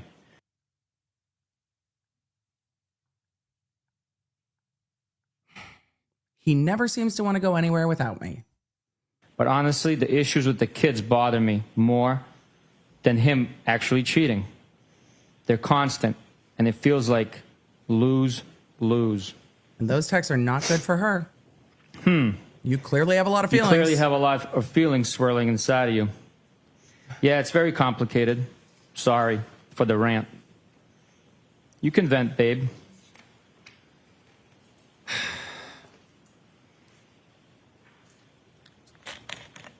Oh, we're getting to the water now, sir. Oh, you don't talk for a living like I do. These are still being read in by Trooper B. I'm sure Trooper B is just like, I'm fucking glad these aren't my texts that I'm thumbs upping. I'm so glad these aren't my texts. So glad they're not my texts. So Basically, glad. I just feel like I spread myself too thin, and sometimes it's thankless. You probably felt that way too. Yeah. I did at times. I think everybody with kids It was one, not two, thankfully. feels that way. Want I to think grab a drink? people who are caregivers feel that way. If you gave me some notice, I could have. You said you were adaptable. I am. But I have my work truck with me and not my personal. Do you get angry when you don't get your way? Yeah, like in a foot stomping. That sounds like an excuse. I rarely get my way. That sounds like an excuse. He's like, I have my work truck. I don't make excuses. I don't make excuses. ATF is like, I draw the line at drunk driving my work truck. Canton PD, not so much. That's not in this trial in evidence yet either. But ATF is like, no, I have my work truck. If I don't want to deal with someone, I tell them. Then I am a ghost. Why do you even want to hang with me? Higgins, you a Taurus? Don't we already hang out? If I don't make excuses. If I don't want to talk to someone, I tell Work them, and truck, then personal truck. What does that? That doesn't sound like a massive problem. I end up drinking with you at least once a week, I'd say.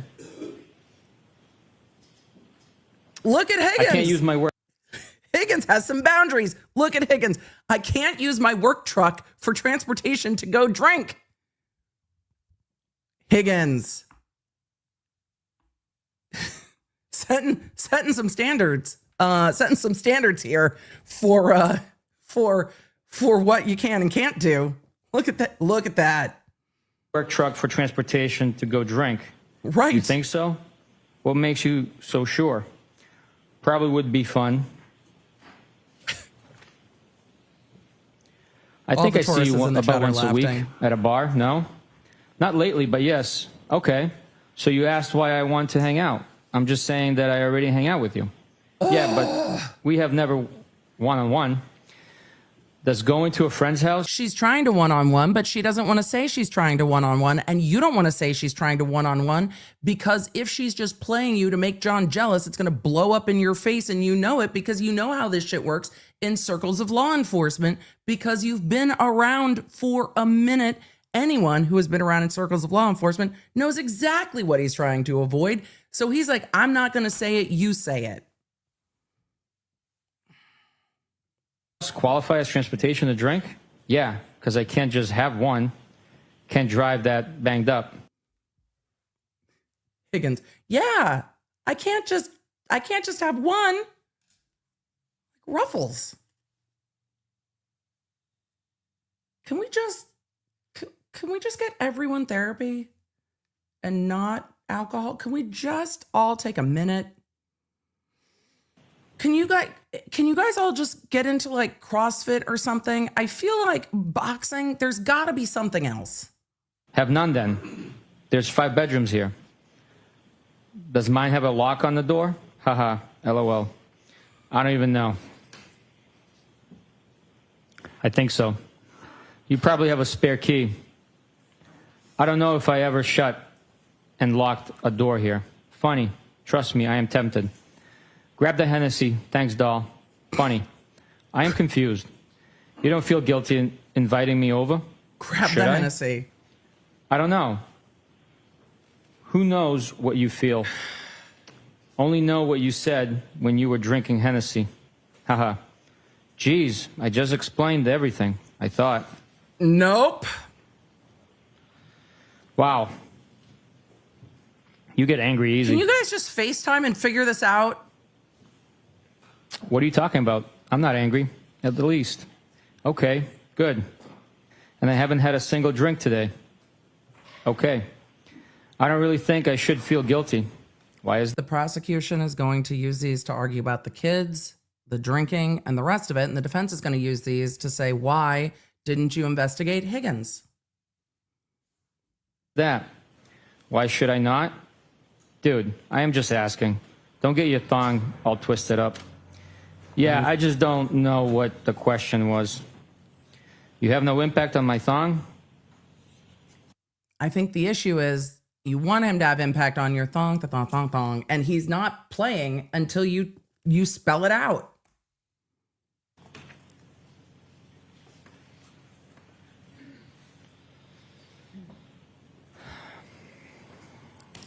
I think I try my best to do the right by people, and sometimes people suck. And I'm not married, nor do I have kids. I agree. But you kind of have a live-in boyfriend. Yup. You act like I ask dumb questions. You act like I ask dumb questions. Yeah, kind of. But it's been a long time, and there's ups and downs, so at some point you have to think more rationally. Do you plan on leaving him? I'm sorry. I don't think they're dumb. It's just hard back and forth on text to understand the question. When you ask what day, earlier, re my birthday, I thought for a full minute that you meant what day did I use to watch the Brady Bunch. What? And I had typed a text every school day at 4 and 4:30. I meant what day was your B-day. I don't have any plans at the moment in either direction. Sometimes I go back and forth. Yeah, I figured that out. What's your interest in me? I assume people have been interested in you before. True. First, I think you're fun to talk to. I like sizing other people up. Are you? You seem like a challenge. You seem to be private, which I also like, and probably pretty independent too. So like, I am a ton of fun. I am super private, and do not talk out of school. I am safe. Does that make sense? I am all of that and more. I'm not going to tell John we kissed, babe. Safe? Like Yeah. I am private. Don't talk out of school with what I'm I do good. or who I hang with. I'm not going to tell anyone Do my I business. aggravate you? Haha, no. According to John, you may occasionally talk out of school. Lord. He said that about me? But John that's and I were none of my talking about business. you. With respect to what exactly? John said you might talk out of school, but that's none of my business. That's none of my business. None of my biz. So then why invite me to your house party? Now I am aggravated. You know Tonight's why? party? Excuse me, tonight's house party or last week? You know why. You know exactly why. You just don't like the answer. OMG, Not liking the why? answer and not knowing is not Last the same week. thing. Like, why would he talk shut about me? Because we all like you. I don't think he Everyone was talking does. shit. Jeesh. You just said he talked shit about me. She didn't say He that. wasn't talking shit at all. He always says how much he likes you. Just mentioned Brian does all right for himself. She was trying to make it a bigger deal and it wasn't. He wasn't talking shit. He's like, Brian's got it figured out, man. He's got a house down the Cape. He's ATF. You know, as long as there's not a dog involved, everything's fine. Like, he's just chill. I'm not talking about Chloe. That was a dig at the ATF. He has not said The FBI agents that are inevitably watching this trial can giggle. one negative thing about you ever. He's like, he's got I it just figured didn't it out. think you were that private. That's all. I am about a lot of things. Don't be so sensitive. I am good. Oh, geez. Are your panties in a twist now? I knew we were going to get to panties in a twist at some point. Whose panties are in a twist now, buddy? Nah, my boxers are just fine. Okay. You're not going to run your work truck through the gears tonight? I thought you were tons of Girl. No. fun. No, I am not. As much as I would like to. Moving on to the next call. Huh? Will you stop? You sensitive Will again? somebody stop? I can't really follow your thought process. You keep kind of insulting me a little. I am still confused why you want He's to not hang with me. insulting you. It's also out of left field. No, I am not. Are you single? Oh my God. Yes. I don't think it's out of left field. Wasn't I already begging you to come over last Saturday? You getting my number from Melissa and reaching out to me. And then on vacay and probably a few other occasions. You didn't really beg. I asked at least twice. He would. How do people usually reach out to each other? He would like you Why to would beg I more, have ma'am. thought you had any interest in me? He doesn't want to cause a usually do it kerfuffle. when they do live with someone. Right. Do not. Right. They usually don't reach out to me when they live with their boyfriend. You are going to cause a whole fuck ton of cop drama. And that's what the defense is going to argue. That this caused a fuck ton of cop drama. But I think the defense is going to try to argue that Higgins was interested in Karen versus Karen reaching out to him and being like, come on, come on, come on. Not. Maybe, maybe not. So you have sent me signs before? Did I miss them? She said you're hot. John and Come I over. have had a lot of ups and downs. And we already did this nearly 20 years ago. And there's kids involved that get attached and things get muddy. I don't know what the answer is, but I feel very strongly that I've put my best effort in with all three of them and the extended family too.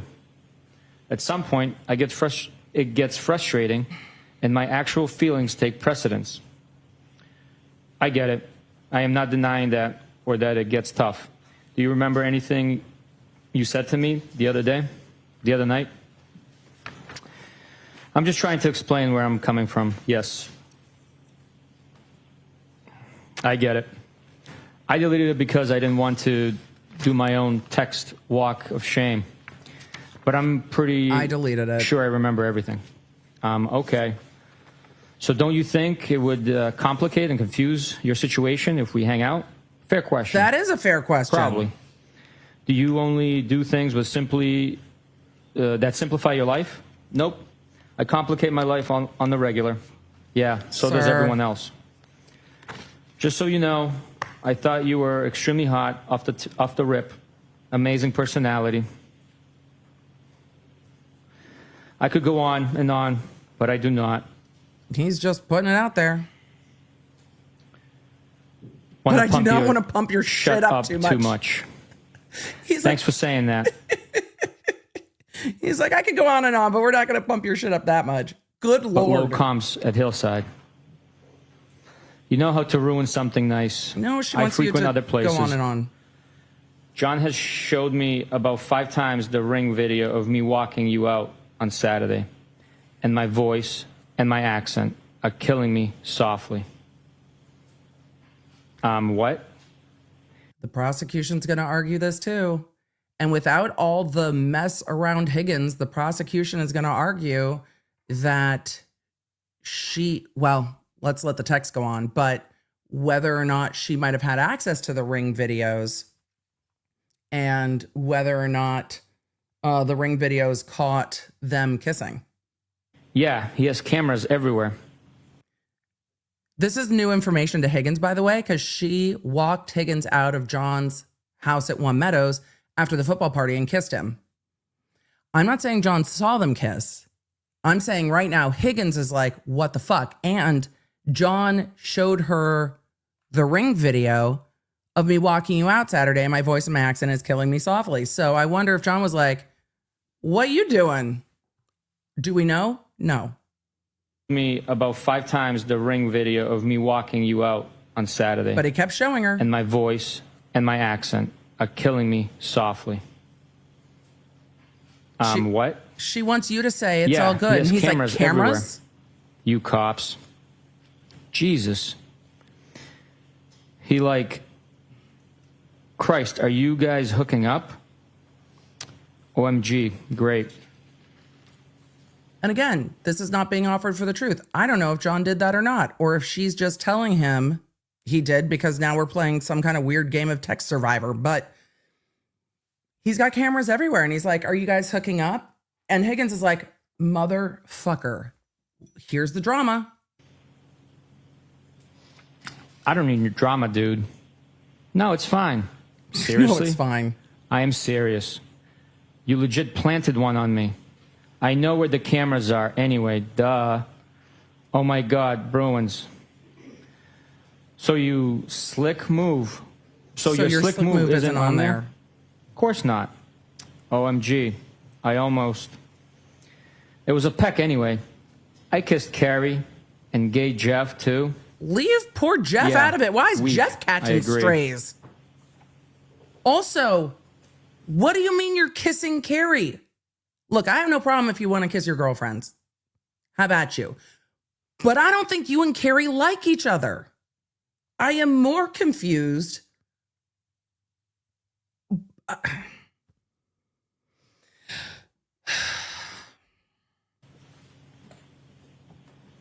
I am more confused because I don't think funny. she and Carrie are friends like that. So now he is jealous of me? No. I told you, he likes you a lot, which makes this worse. You said Poor or Jeff. did something at the bar last week, and he goes, I like Brian more and more. Jeff, you can come hang out with I us, think buddy. he's a good dude, too. Yeah, he is. Funny. What's your end game? What do you want from me? You will just Different confuse Carrie? the shot out of yourself. Chat's like, Shit. no, different Carrie. I appreciate that Higgins is back to what's your end game? Like, what the fuck are we doing? Because I am a lot of fun. Yeah, Higgins, So you am I. sound like a big ball of fun. I'm sure I'm more fun than you. How so? Details. I don't know. I hate people on the whole, but I've been told by many people that I'm a lot of fun. I don't do anything half-ass, nothing. Even the drinking?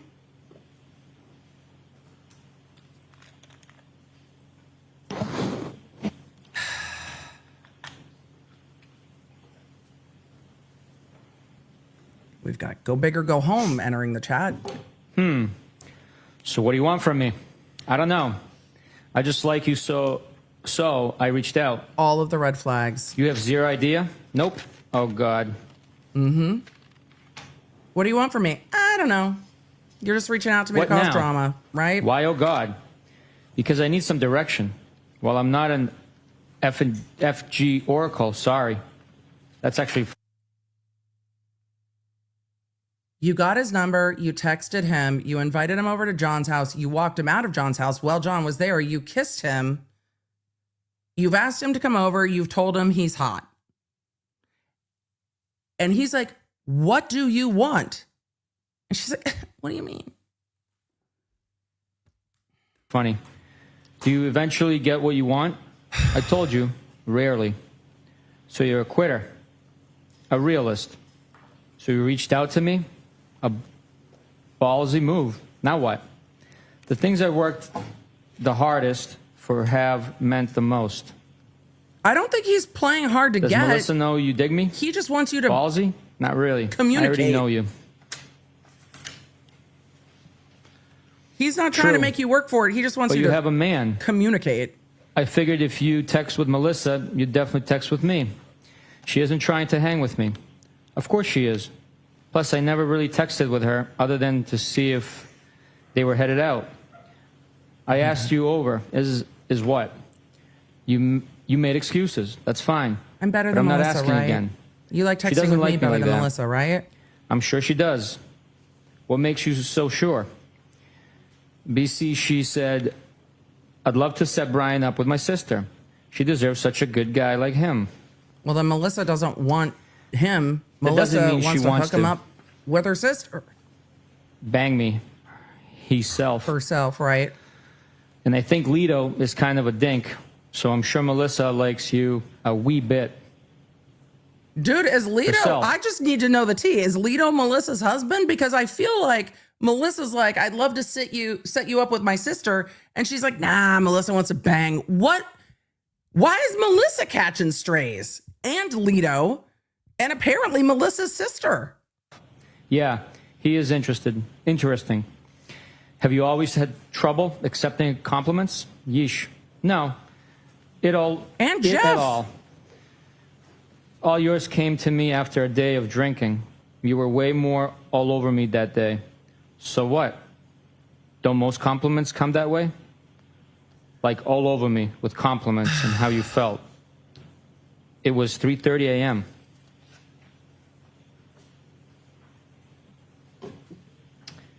It was fun. I've complimented you today, too, and kicked my nuts in. Oh my God, how? If I had more notice, I would have grabbed a drink somewhere. So I am all set with.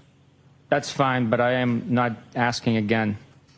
Well, it was 7 He was literally like, I have my work truck.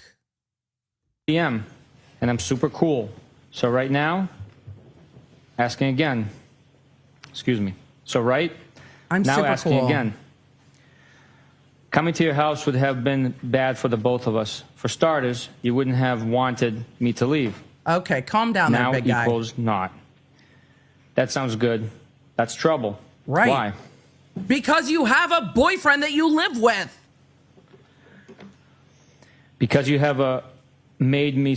Because you would have made me stay. Y'all aren't Locked in me in your college. room. No, I wouldn't have. Haha, you wish. I don't share a bed with anyone ever. I have my own room in Canton. What? Yeah, I think sharing a bed is archaic. Is that the one you wanted me, TK, stay in? You sit like to be spooned? You don't like to be spooned. You don't? Not for more than a minute or two. Weird.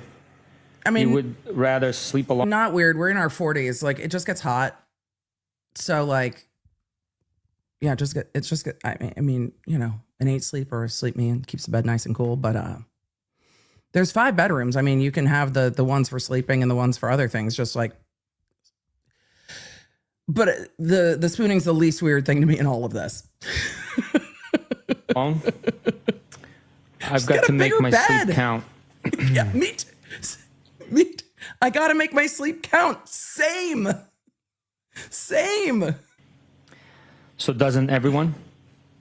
Honestly, I am the world's lightest sleeper. I can hear an ant crawling across the floor, and I wake up almost hourly, which isn't fair to whoever I'm sleeping with. Maybe some Okay. magnesium. Bet Melissa isn't like that. Haha. Sleep study. Lori wouldn't like that. A CPAP. Like, I know for a fact Melissa isn't like that.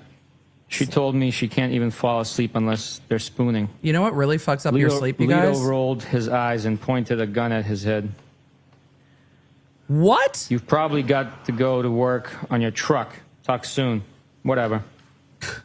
You know what's really bad for your sleep, y'all? Alcohol. Alcohol really Lighten up, fucks Francis. up your sleep schedule. Let me know when you figure Did she just call him Francis? Like, Lito's catching strays, Melissa's husband. it out. Figured you're shut out. That's a tailor-made joke for an army vet. No one else has it figured out. Why do I? Combat vet. Oh, I didn't say my non-combat. God. I told Sat, I think you're hot. And since told you how cool I think I you told are. I Maybe told you, you're Sat, actually I a think you're jerk. hot. What do you want me to say / do? I'm pretty sure He's been pretty clear. He would like to know what your plan is and whether or not you're with your boyfriend.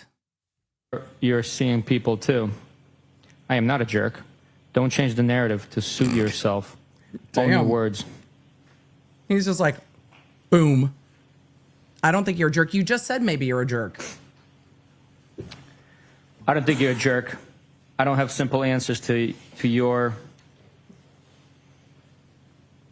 questions. It's actually simple. What do you want from me? What do you desire? To start, I would just like to hang out because I like to talk to you and hear what you have to say. If that's it, I'd be happy. Okay, I will lock you into that statement. That's fine. I Lock suspect in. you will give up eventually. Just so you know, I will still be your friend. Clearly, you're trying to give me a Heisman. The Heisman. No, not at all. Why would you say that? Girl.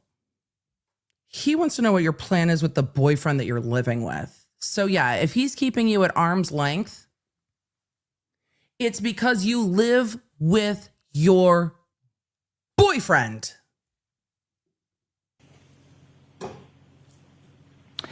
Because I've tried and I'm However, it's failing. kind of a great analogy. Tried what? Failing what? Hot and personality and what else? No, ma'am. What's the... Ma'am. The hot's the perimenopause. That you can work on the hot. The hot you can work on. The hot and cold with the texting, I don't know if we can help that, but the other hot, I could there's go on room and to on work part. on that. BC, it feels like a Heisman, sugar-coated with a few compliments. That's okay. I asked you over on a seemingly uneventful Tuesday. Yeah, with 0 heads up. I have to get up at 4:30 a.m. Ma'am, you said you took sleep Didn't hear seriously. from you yesterday at all, so I should have been a mind reader that you were going to extend an offer to your crib for a drink. He's like, I have my If you work wanna truck. give up, that's on you. You're being silly, for the record. For the record. This is all for the record now. Text like it's for the record, because you know what the fuck it is? For the record. These have now been read into court multiple times. For the record.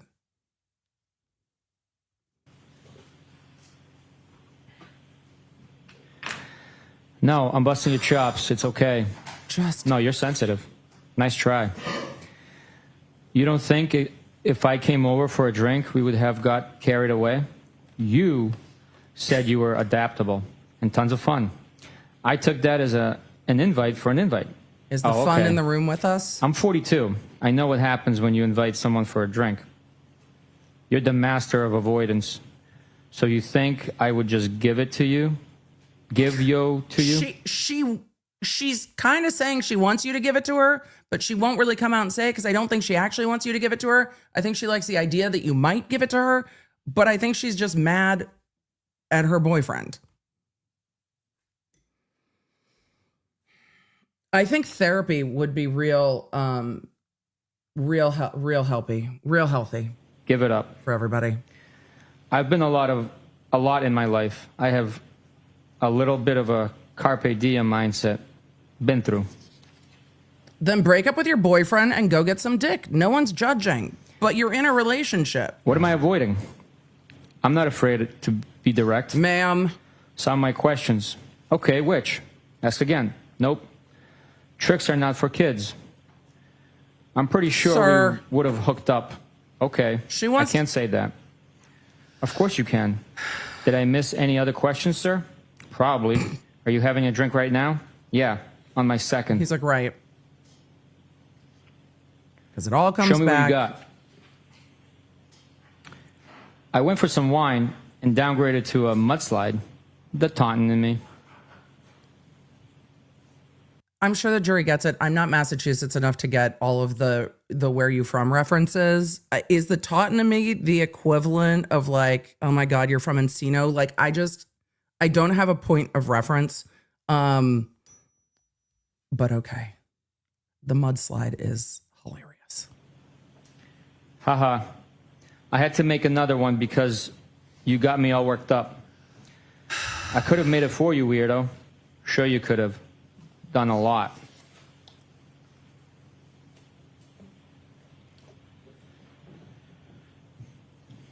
And you got yourself worked up, buddy? Yep, I am. What a crime? Mudslides or a Cape excuse me, Cod that a taunting crime? thing. There we go. Are you annoyed? Kinda. Why? Because you there, Because this you there, offer this on me, offer last through. minute of through. I could have made 3-round tips by now. Excuse me. I apologize. You could have made 3-round trips by now. Oh, I bet. Crickets. 4-round trips. Bite me. Geez, that's fresh. Oh, we're sassy with the that's fresh. So you only say like one nice thing per day? Tough. You're impossible. Let me know when you figure You're this out. impossible. You're impossible. Y'all just fucking FaceTime. I've been pretty straightforward. You're wishy-washy. What do you want from me? Doesn't matter. Okay, then. Richard asked in the chat, is a Taunton a Star Wars creature? Richard Johnson, 10 out of 10. 10 out of 10, the Taunton reference. We're all nerds here. And the mudslides. And as you mention it, I think the first time I ever had a mudslide, because I did not drink until I was 21, I know.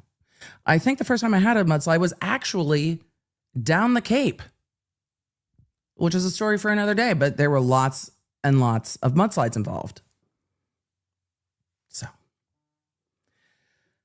Wednesday, January 19th. So thank you, chat, for clarifying. 10:08 a.m. Makes all my life make sense. Sup. We're at January You tell me, 29th, player. January 19th. Sup. Just working remotely. Sweet. Bored. Just working remotely. I'm bored. From Mansfield? Yep, you? Code for are you I at am in John's house Canton or at not? the moment. I want to drink. Ha Haha. ha. Is that bad? Really? I think day drinking once a week is okay. Go celebrate the 20th anniversary of the Tuck Rule. I can't wait until tonight. Wednesday, idea. January 19th, 1:07 p.m. Hey, Dr. B. We're reading the most painful text Where are messages you in the planning history on of heading? mankind. Not sure. Wednesday, January 19th, 3:34 p.m. I'd invite you over here, but you probably have your work truck. Here we go. I assume that's a pass. No problem. What's wrong with you? Excuse me? I didn't answer fast enough? Huh? Where'd you get that from? You're tough to make plans with. I let chat I'm know headed that out you guys, shortly. I let tried. Dr. B know that you guys Where said hi. to? I'm meeting my friend in town till about 7, and then likely make my way back. Okay.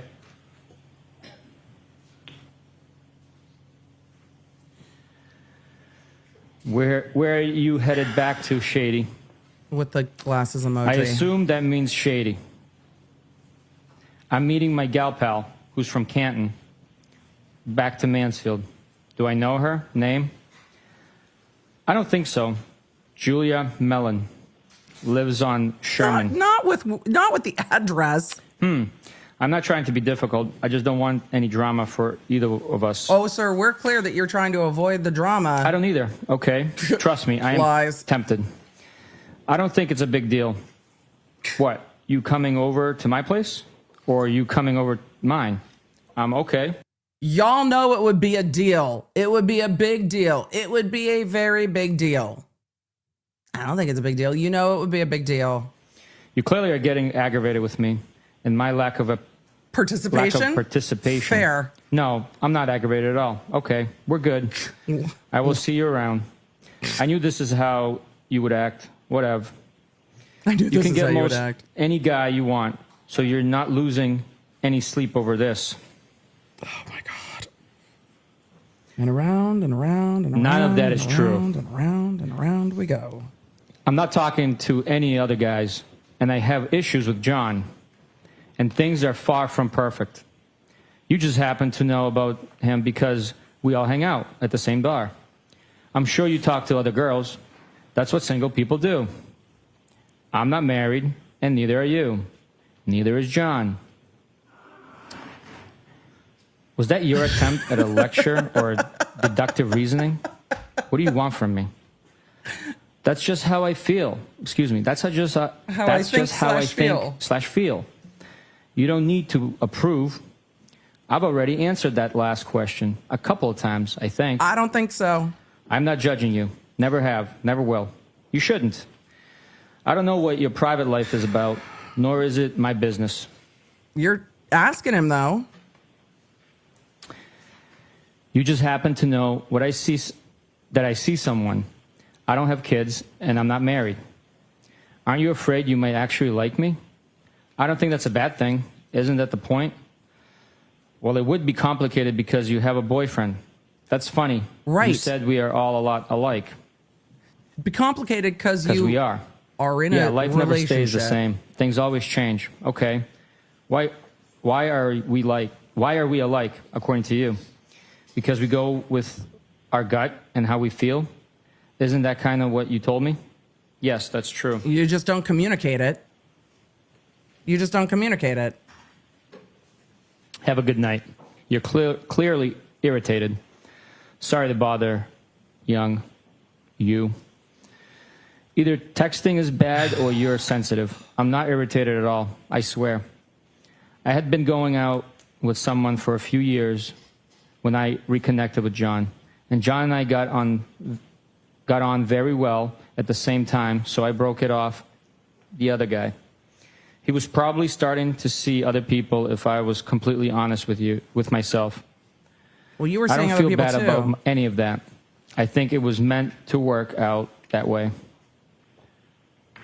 So what's your point? The point is, she is interested in starting a new relationship as she is exiting the other relationship. So there's overlap. And she said that that's how the other relationship works. So there was overlap. That's just. You legitimately interested? Unhappy in your relationship? Mad because you saw him all over another girl? Or a hybrid of all of it? My only PT is that there's a difference between being married or someone and dating someone. And we have no intention of ever getting married. Ever. The PT ever. The point of dating is to not get tied down. Not get tied down. If you're not confident, you should be. In my mind, anyways. I don't think his confidence is. But I don't care too causing all the much round about and the round. other girl. Okay, so he is cool with you dating other people, and I'm not. Happy per se, just realistic that there's cracks and it's far from perfect. I doubt it. If he is seeing someone else, I wouldn't want to know either way. He probably feels the same. Doubtful. And you probably feel that way about whoever you hook up with. I think that's normal. No. Okay. You don't agree with me? Yeah, no. You make some valid points. No shit, Sherlock. Come on, I'm funny. Sit on that and spin. Who says that anymore? Now you have to go below the belt. Somebody wants to go below the belt. Nobody will just spell it out. Love it there. Do you wear belts? Love it there. Only once in a while. Okay. When I go into the office. Okay. Rando. Haha. Oh, no. I think we all misunderstood where that was going. With the I do was you wear teasing belts? You getting all dressed up for me. Haha. I pretty much wear all black every day. I mean, same. Love it. Where you going in town? Newbury. She works there. Doing? She works for my friend who's a plastic surgeon. That's how I know her. Coincidence? She lives around the corner. So funny. Around the corner from your second home. Which corner? Which corner does she live around? The one in Canton? Or not? Oh, haha. I had to come downtown earlier, so told her I'd meet her for a drink. You there now? You would like my spot at the Cape. I have a great spot for dinner and drinks down there. Back to the Are you vacation there house. tonight? I'm a beach. You'd love my spot. And I know a lot of you are like, Emily, down the Cape. Look, my other East Coast family is Jersey. So, yes. Did I just take down the shore and impute it to the Cape? Yes. But in with the low key, like, you'd love my Cape house. Also, 10 out of 10 sitting on the Cape with a fire. Not mad about it. Worshipper. She said she wanted to be closer to the water. I'm a beach worshiper. I'm a beach Worshipper. Yep. The only thing in this is pictures of drinks.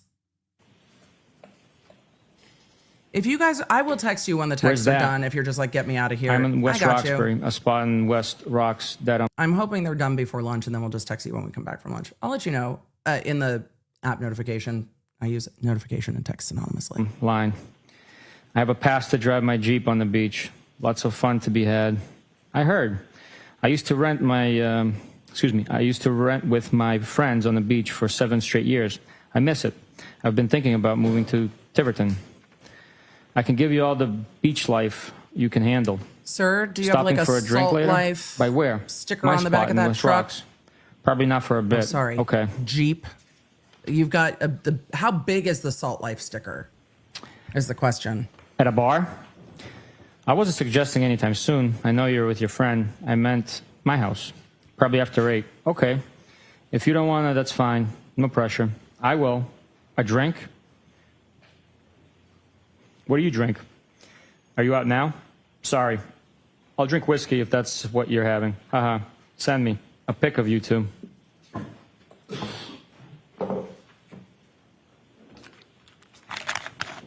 Usually drink whatever the person with me is having. He's going back to drinking water. Okay. I don't take selfies. But first, let me take a selfie. I don't really even know how. I figured. My shot is tight. Shit. Sure you can handle this. Where Please, are we? Bite me. Stop saying fresh things. What page are we on? Oh, I feel bad for whoever is running the AV is just like, fuck, where were we? Haha, I figured my shit is tight. Sure you can handle this. Please. Why? Excuse me. I'm sorry, Detective.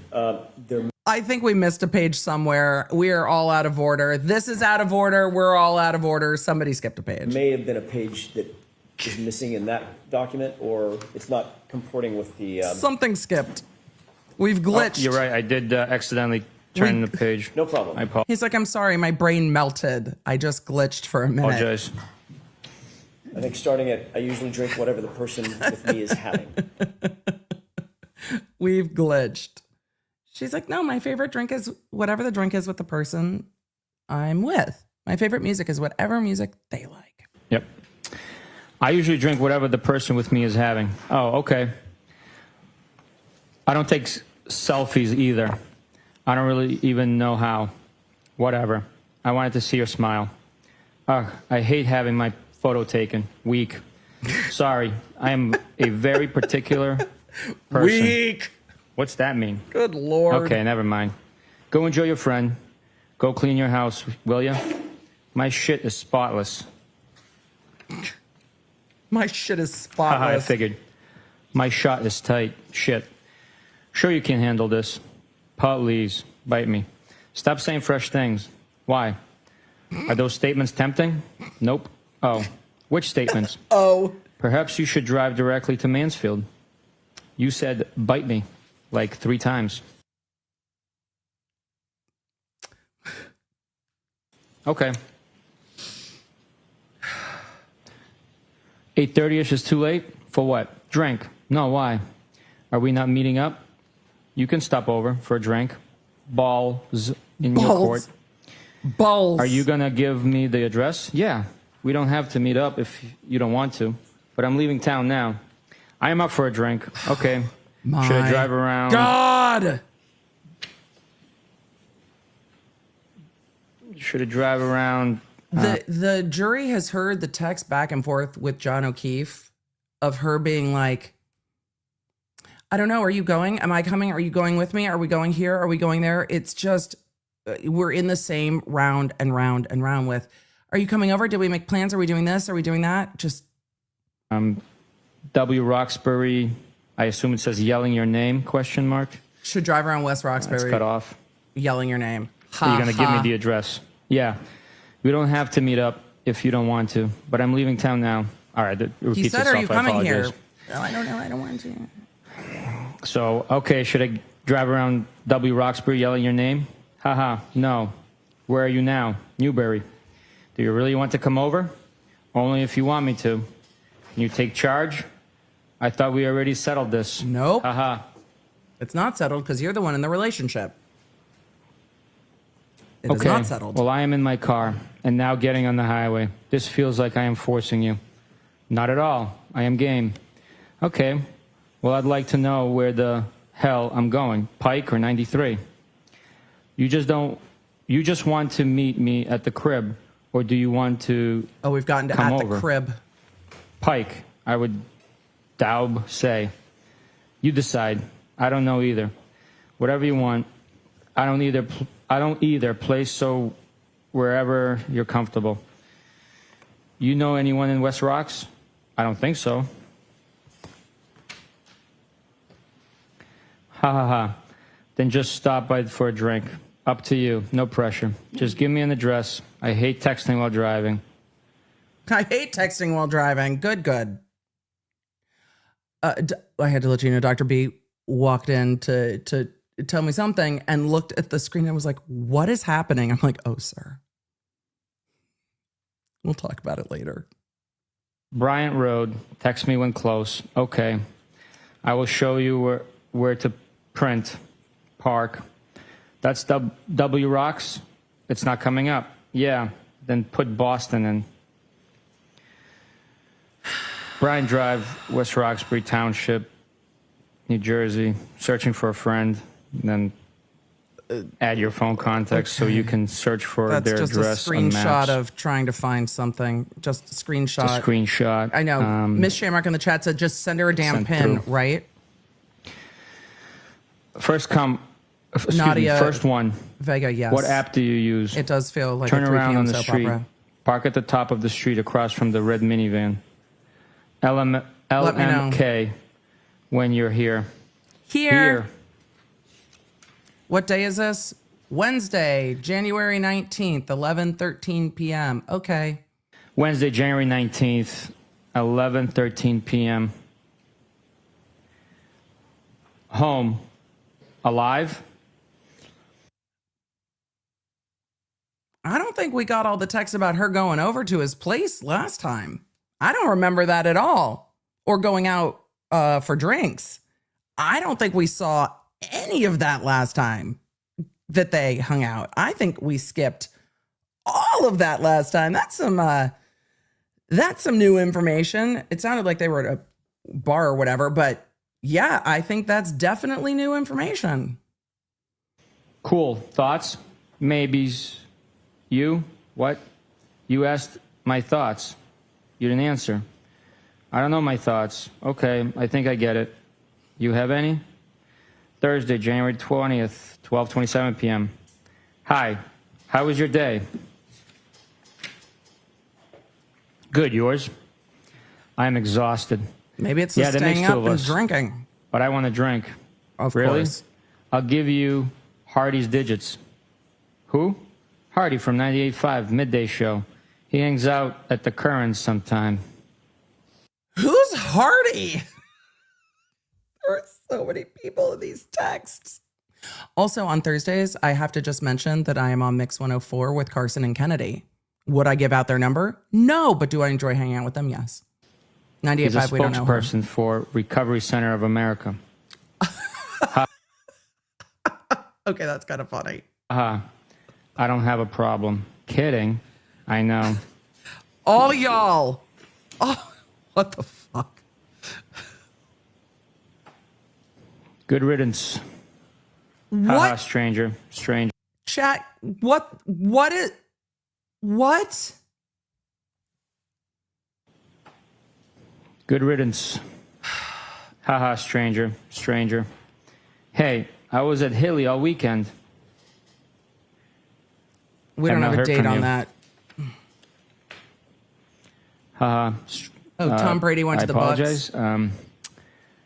January Sunday, January 23rd, 9:40. Phone works both ways. January 23rd, 9:40 p.m. Phone works. Both Thought ways. you were all set. With talking? No. You sure? Friday, 11:32 p.m. Well. Saturday 11:54 a.m. John died. Lights, please. That's got to be lunch. Those were in the days before John's death.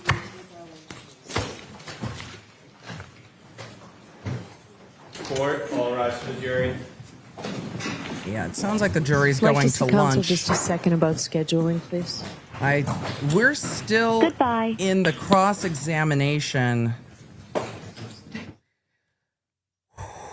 I'm going to see if they go on the record about scheduling. I don't think they will. I think they're just going to lunch.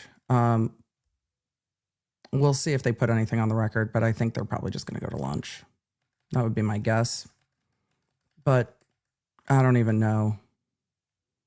I'm sure John's family is not thrilled sitting there listening to all those texts. I don't know how you could be. So it looks to me like they're going to lunch. I like the dramatic pan into the Why don't you come in? stack of papers. Is today a half day? No, it's not. Court's done for lunch. So they are going to lunch. We are not. We are not done for the day on day 13. And after a really interesting morning with Trooper Bukhenik on this, I will always pronounce it wrong, which is why I tend to go with Trooper B, because it isn't, if I'm going to be disrespectful, it'll be much more declarative than me not pronouncing a name. But Trooper B is still on the stand under cross-examination at lunch, and the defense chose to admit all of the texts between Brian Higgins and Karen Reed through Trooper B. The judge gave the instructions that she gives before texts come in, and she gave two.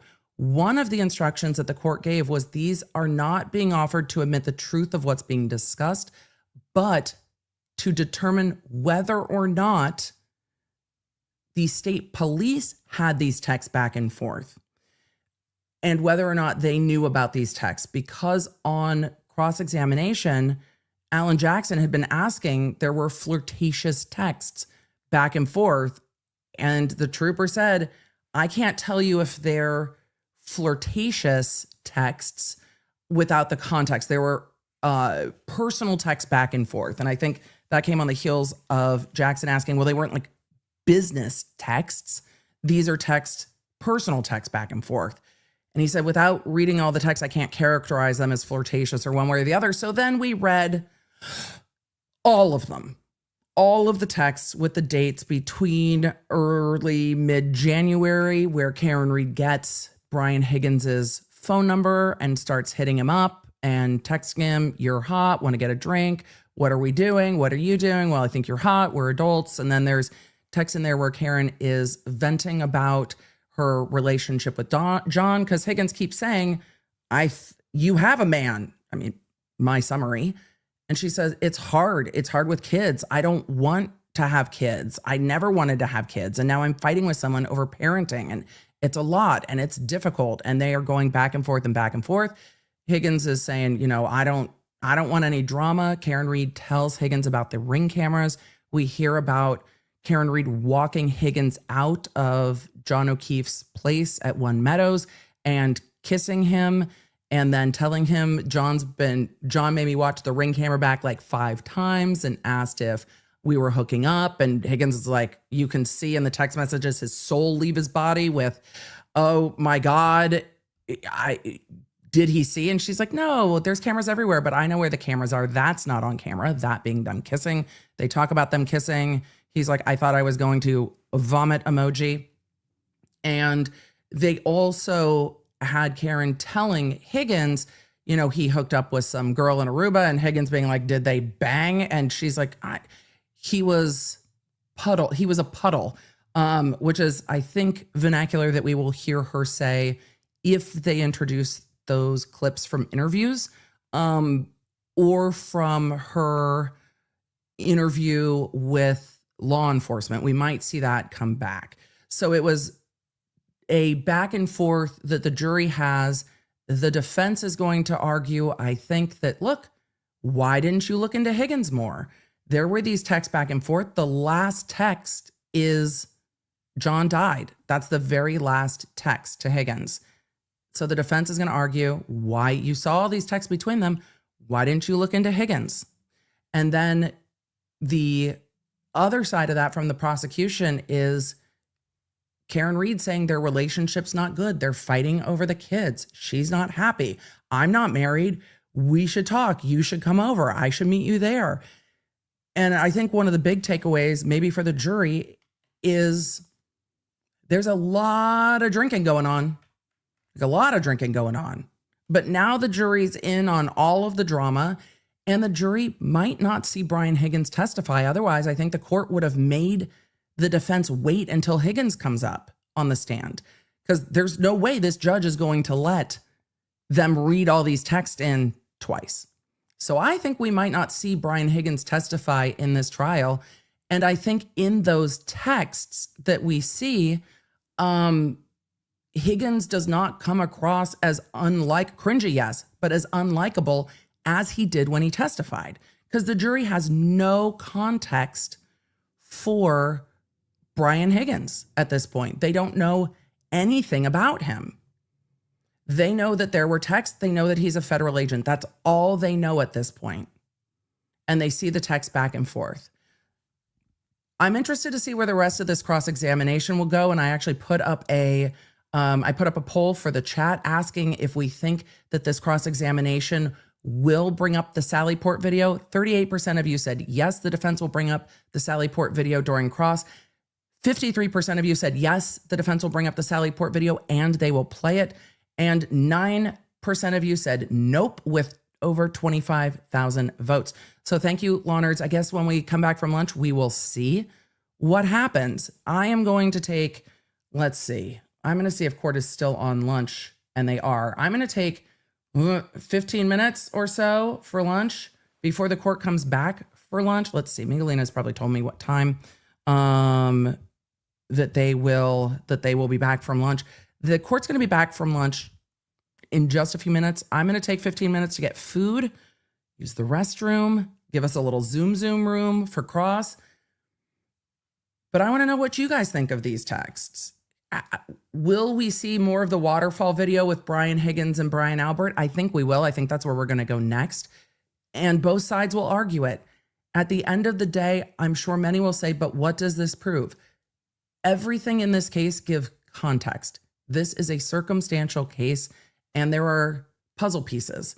I think overall, the testimony from Trooper B at this point has been a net negative for the prosecution, but they had to get foundation for those pieces of Taillight in.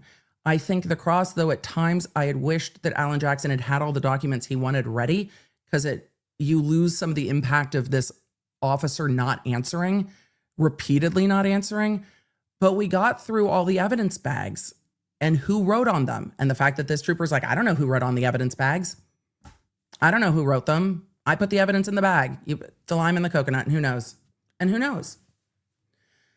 But with a circumstantial case, each side will have its own point of view. But the jury has not seen the injuries from John O'Keefe. They have not seen a coroner. They have not seen accident reconstruction. They have not seen medical testimony. And they've seen a bunch of texts, but they don't know yet what happened to John O'Keefe. And we're at the end of week 3 I just still have to wonder if that is looming larger for the jury going, okay, we know all the tea on everyone in Canton. But how did this happen? I mean, it's nice to have a break. The text messages were a good break of pace from the cross-examination and Trooper B not answering anything and fighting with the extreporous word games. But does it help move the needle closer to explaining to the jury what happened? It gives context for the things that were going on for Karen Reed in the days leading up to John O'Keefe dying. At this point, we are here to figure out why. But for those of us sitting back going, okay, well, we got a bunch of 40-year-olds just texting like teenagers. All right, sure. Everybody drinks a lot. We knew that. There's a bunch going on. She's not happy in her relationship. We knew that. We heard how pissed she was in her voicemails. We also heard how panicked she was in the next morning trying to find John. So with all of that, let's get some lunch. I'm going to take 15 minutes. You guys take 15 minutes. We are done with the texts. I will send an app notification if you don't have the app, Lawnerd app at lawnerd.com. If any of you have had a text exchange like this, just red flags everywhere. And the indirect communication is just hurting my soul. It's so much. It's just so much. But there's a lot they can't get into about Brian Higgins without calling him to testify. And that's where we're left. All right. Lawnards, I'll see you in 15 minutes. I'm going to get some food. And Dr. B was telling me we had some new birds in the yard. So I'm going to stick my head outside and go see. Emily, are we just wildlife observing? Yes, it's spring. Everybody's out and about and there's the little ones. Mm-hmm. Emily, really? Yeah. Yes. Yep. Mm-hmm. Mm-hmm. Do I love my bird feeders? 10 out of 10. 10 out of 10. We're there. 10 out of 10. We do need one of the bird feeder cameras to share on stream when we need just a break. But yeah, 10 out of 10. That's where we're at. Mm-hmm. Does my oldest call me a millennial bread mom? On occasion, even though I'm a zennial and not a full millennial, but it's fine. All right. Yes, it was a very long goodbye, chat. We're going to lunch. Just Jay. Yes, we're going to lunch. We're going to lunch. I do nothing quickly, including going to lunch. So let's go to lunch. Lawnards, are you ready? I'm ready. We're all ready. Let's just do it. Get some food, get some water, stretch. See you in a few.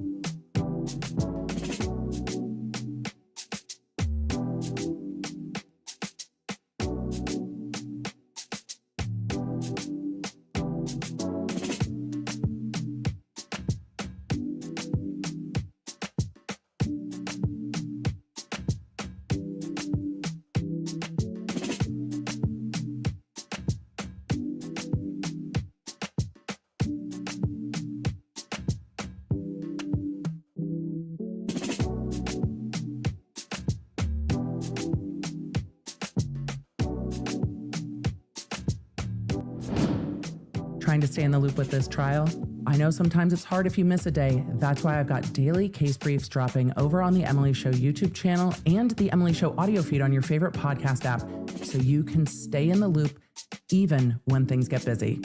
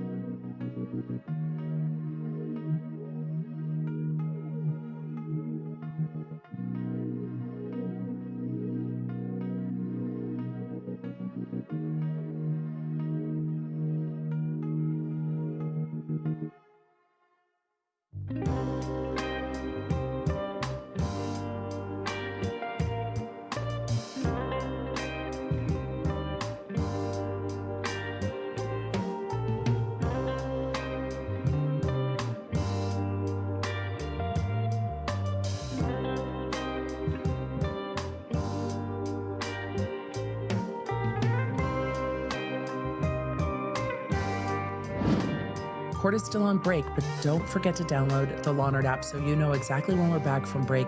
The Law Nerd app has all of your live court notifications to keep you in the loop. Take care of yourself. Trial days are long days.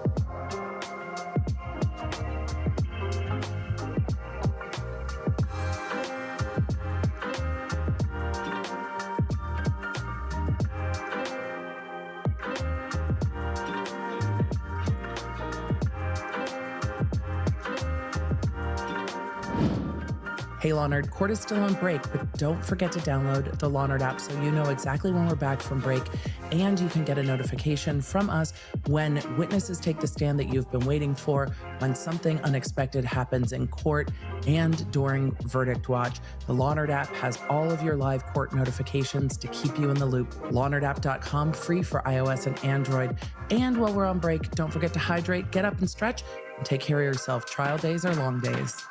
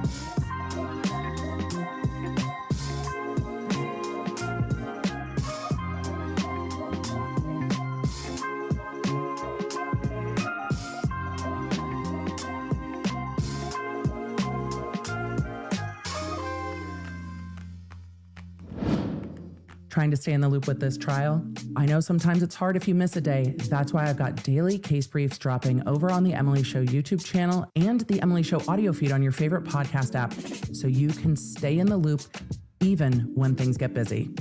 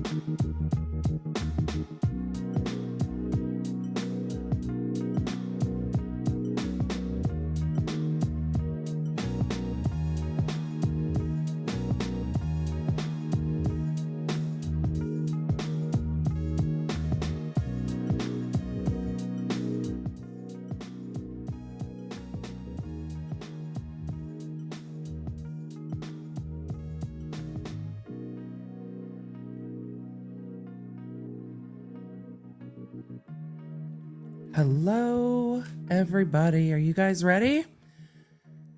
Yeah, I don't know if I am either. Honestly, I don't know. Yeah, I don't know. It's just going to be what it's going to be at this point. So we've got Trooper B still on cross-examination after those texts. I imagine we're going to see Alan Jackson saying, so After reading all of that, do you think they were texts of a flirtatious nature? Yeah. Also, if you're the shirt, Dave Matthews Hall of Fame. That's where we're at today.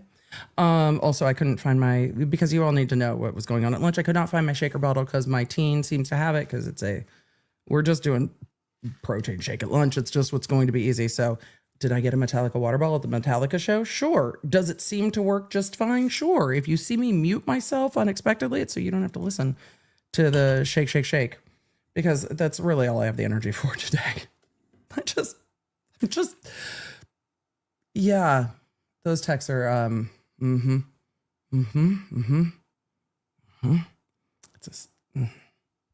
going to be interesting to see how how the questions get answered in this case. And I just wonder if by the time we get to next week, the Commonwealth is just going to introduce accident reconstructionist, medical experts, coroner would need to come before the medical experts for foundation. They said they really only needed about 3.5 weeks, and that puts us to midweek next week. So we might be getting into the defense case by the end of next week, and then the defense will have two and a little weeks, they said, because they've got their experts, and then they have to decide if they're calling any civilians. But I don't think we're going to see the Commonwealth call Higgins, Brian Albert, Nicole Albert. And I wonder if instead of calling them, the defense will just argue it. The defense will just argue. Who didn't the Commonwealth call? Why didn't they ask any questions? Why didn't they have the people in the house? And you don't call them yourself, and you just argue it. We will see. Maui Love asked, Emily, did you hear that the Metallica concert created a small earthquake? I heard that it registered on the Richter scale. I know that Taylor Swift concerts have done that too. That does not surprise me, but I did see that. Look, man, there's nothing you can do. When you start hearing Enter Sandman, the only thing you can do is just start jumping up and down. It's just when that many people jump up and down in one place, am I shocked? Nope. No. Because it's all you can do. It's just all you can do. All right. FLKC said this trial is saving me from SOP creation boredom, and I appreciate that. Now you see how deeply valuable SOPs are. Boring to create, absolutely essential. Absolutely essential. Team Baker has SOPs. Do I have to create them? No. I give input. Then we get to create them. But SOPs are so needed. They're so needed. More SOPs needed to be followed in this case. But yes, concerts have definitely registered on the Richter scale. Does that surprise me? No. Sometimes you have to just jump. You just have to jump. All right. You got to jump around. Jump up and get down. As it turns out, I can't get down. The knees aren't getting down, but the jump around part. Emily, are you deep into summer training for concert series? Yes. Yes. All right, Mr. Jackson, whenever you're ready. Oh boy, back on cross after lunch. Obviously, you read them, so now you've familiarized yourself with that series of text messages that you received from Brian. Now you're familiar with these texts. Yeah. And Higgins, correct? Yes. Would you, I'm going to ask you the same question again. Would you consider those text messages as you reviewed them when you received them from Brian Higgins as being flirtatious or romantic in nature? I would not categorize them to that extent. Certain parts.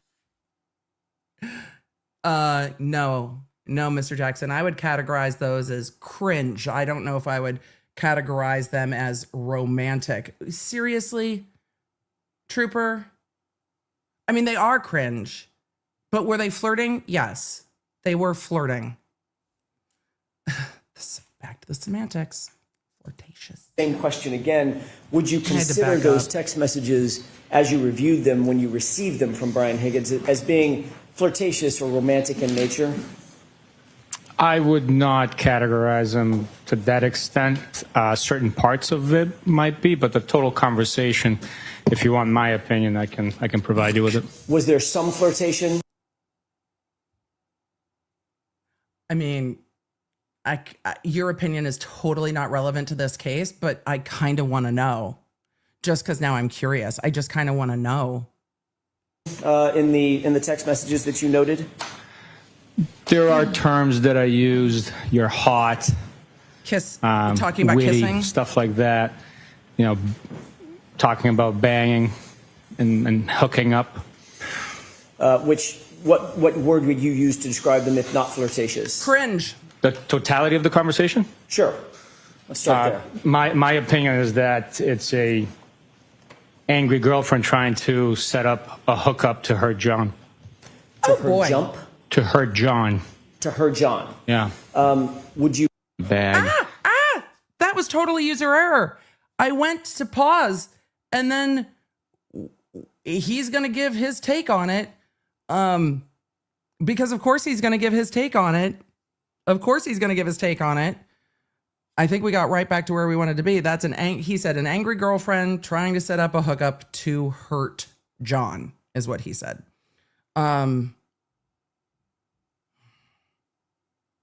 Okay.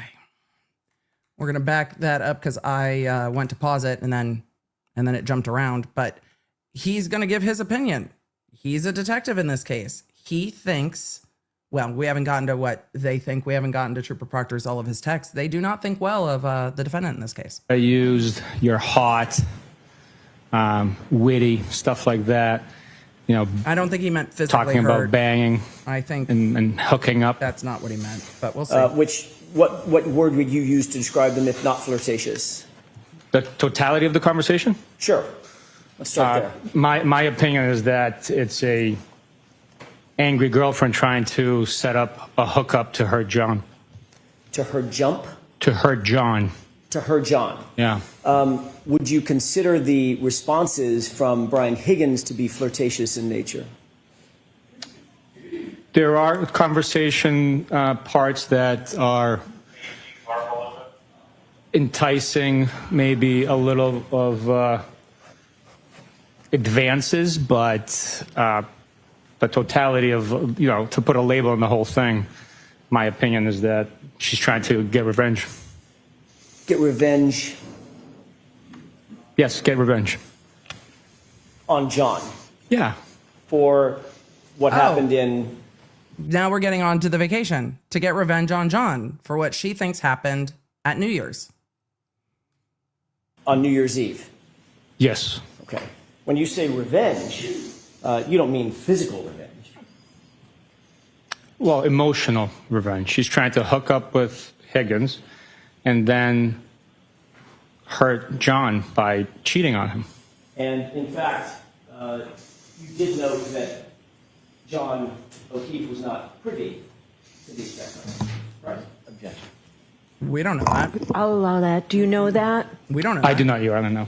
He's not on these texts, is he? Nobody knows if John knows that I or don't not. know if their accounts are synced at this point. I don't know if he's seen them. I don't know. He's not. His phone. You know what his phone number is. You guys got his phone. He's not on the text thread. We do have his device, yes. Do you have any evidence that his account was somehow, I don't even know what that means, synced with what Karen Reed's account? Not from his device, no, but he could have seen the text messages. Okay, so Yeah, there's you no don't evidence know. that he was synced. His account was synced with anything, correct? I'm sorry, can you repeat? There's no evidence- You were facing the other way. I didn't hear. There's no evidence that his account was synced with anything. Not his device that we have, no. And you don't have, as you sit here, you don't have any evidence whatsoever that he saw any of these text messages, correct? We don't have that, but I do not know. Okay, so as Right. There's no way that they know if John knew or John didn't know, or if Karen wanted John to know or not know, because we saw talk about John rewinding the Ring camera footage, which might not be true. It might not be true at all that John was showing Karen the Ring camera footage. She might have been saying that so that Higgins would respond. We just don't know. This is why it's all hearsay. This is why it's not being offered to prove the truth. This is why it's supposed to just be offered to go to the investigation and what they considered in the investigation. Because without bringing people on the stand, you cannot ask them what was meant by the text, what was going on in the text, what was the thought of the text, if it was true, if it was not true. No one knows. But from what Karen Reed is saying in the text is that John thought well of Higgins. There was no indication in any of those texts that he's pissed. As you sit here, my question is very simple. Do you have evidence, affirmative evidence, that John O'Keefe ever saw these text messages?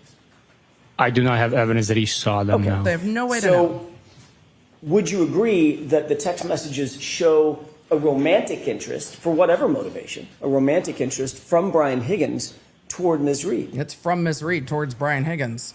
You have to ask that differently. To start, because he's asking for In speculation. your mind, as you read the text messages, did you That's speculation. determine in your head that there was a romantic interest by Brian Higgins toward Karen Reed? In my mind, I saw the text messages for what they were, initiated by Karen Reed, and began a text message conversation with Brian Higgins. And Brian Higgins was responsive to those text messages, correct? They did communicate back and forth. He was responsive to the overtures that Ms. Reed made toward him, correct? This witness is not going to give Jackson what he wants on this point. This isn't Jackson's witness. He's not going to give Jackson what he wants because we know that what the investigators saw, and I think that there are times they interpreted things differently than I would have interpreted them, but we know that they interpreted everything negatively towards Karen Reed. He's not going to say, no, we thought that Higgins was after her. She was after Higgins, and Higgins was like, well, I mean, I'm not going to say no, but I'm also not going to engage unless you're not with John. The jury heard every single text. They can take away from it what they will, but this investigator is not going to get there and make his point. And the point for Jackson is to just ask the questions to interpret it the way they want, but we will see what happens with that. The jury can decide for themselves. I'm curious where this is going to go and if this is going to go well or if this is going to be a swing and a miss. Suggestions. Let's get together for a drink, come over to my house, I'll come over to your house, things of that nature. Those went back and forth between the two, correct? Yes, they went back and forth. Yes. And did you determine that there was an interest by Brian Higgins in Karen Reed? Nope. I read that he repeatedly asked her what's her plan, what's her goal, what's her interest, what's her intent. Did that show you an interest on his part in her? I think at one point he said he was confused, I believe, if I'm not mistaken, or what's the term he used? He was unsure what she wanted. He called her hot. He did, yes. He called her witty. Right from the rip, yes. He said he wanted to spend time with her. Spend time, yes, yeah. He was interested in going over to her house. Yes. He was interested in her possibly coming over to his house. Yes. He told her that he thought she was hot, his words, from the jump, correct? From the rip, jump. From the jump. How do you interpret that? From the jump, I would interpret it as right from the beginning. Maybe the Right. first time they saw each That other. he was like, hey, laid eyes she's on hot. each other. I mean, As a matter of fact, he basically said that, didn't he, in the text message? From the first time I saw you, I thought you were hot. Yes. yes. He constantly was using phrases, to use your words, phrases interested in knowing how she felt about him, correct? Objection. Sustained. To ask it differently. He did say Did the you word interpret interested. He said the Any word of his text interested. messages as Brian Higgins being interested in knowing how she felt, what she was thinking about him. Objection. Ask it again. We're just going into grounds with this When witness you first saw these text messages and you that reviewed them, I don't think's going to did help. you interpret those text messages in your mind? That's what I'm interested in your mind, as Brian Higgins being interested in knowing how Karen Reed felt about him. Nope. That's not how he read that at all. I believe his statement indicates that he was interested in seeing what her interest was, what her intention were, and questioning the fact that she's dating live-in boyfriend with his buddy. And yet he kept the text going. He used the word ghost several times, correct? I do recall reading the word ghost. How did you interpret that word? Objection. I'll allow it. I mean, the jury knows what ghosted means. I interpreted ghost in the common slang terminology as to abandon conversation, stop communicating. He indicated that 2 different times in the text string, correct? I know I read the text messages, by reading them out loud to a room full of people, I don't know. I might not have remember how many times the term ghost came through. Fair I enough. was concentrating more on the reading, not of the Yeah, comprehension because also of each word. being asked to read in public is a high stress marker for quite a lot of people. Being asked to read out loud. Fair enough. But you did note that he used that term in his text messages to her, correct? I think I recall at least once that the term ghost was present in the communication. Did you interpret that? I'm looking for what was in your mind. Did you interpret that, the use of that word by Brian Higgins, as showing some level of frustration at her abandonment of the conversation? No, I did not. Did any of you take that away? Did any of you take away that Higgins was frustrated with abandonment of conversation or frustrated Have with you ever heard the phrase, you ghosted me? not Yes. being... How do you interpret that phrase, just forthcoming? in general? I've heard it communicated between other people. I've never used the term ghosted. I think it's a little after my time in communicating I think he was frustrated with with others, the conversation but I take it as in total. you stopped responding to my text messages. Do you take that, do you interpret that, or did you interpret that as a positive or a negative comment? You ghosted Oh me. my God.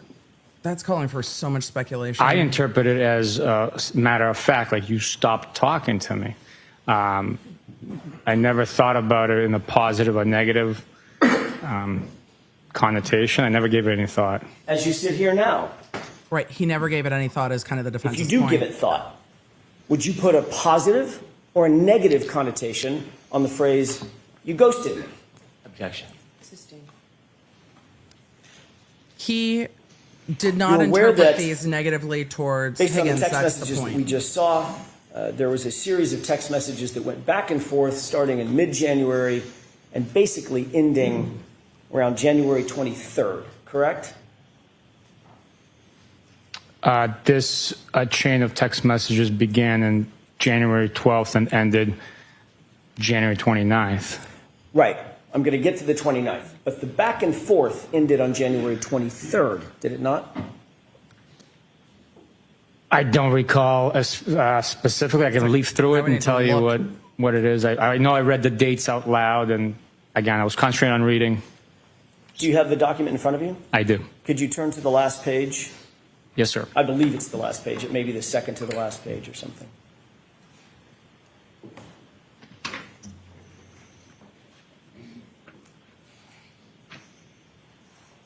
Okay.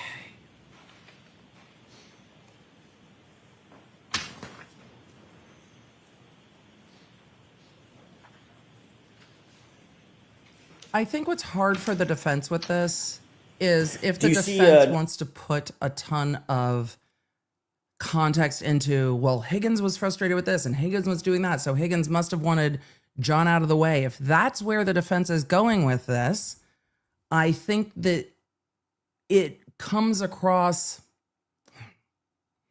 I think it could change the way the Commonwealth's interpretation of Karen Reed's voice messages are read by the jury.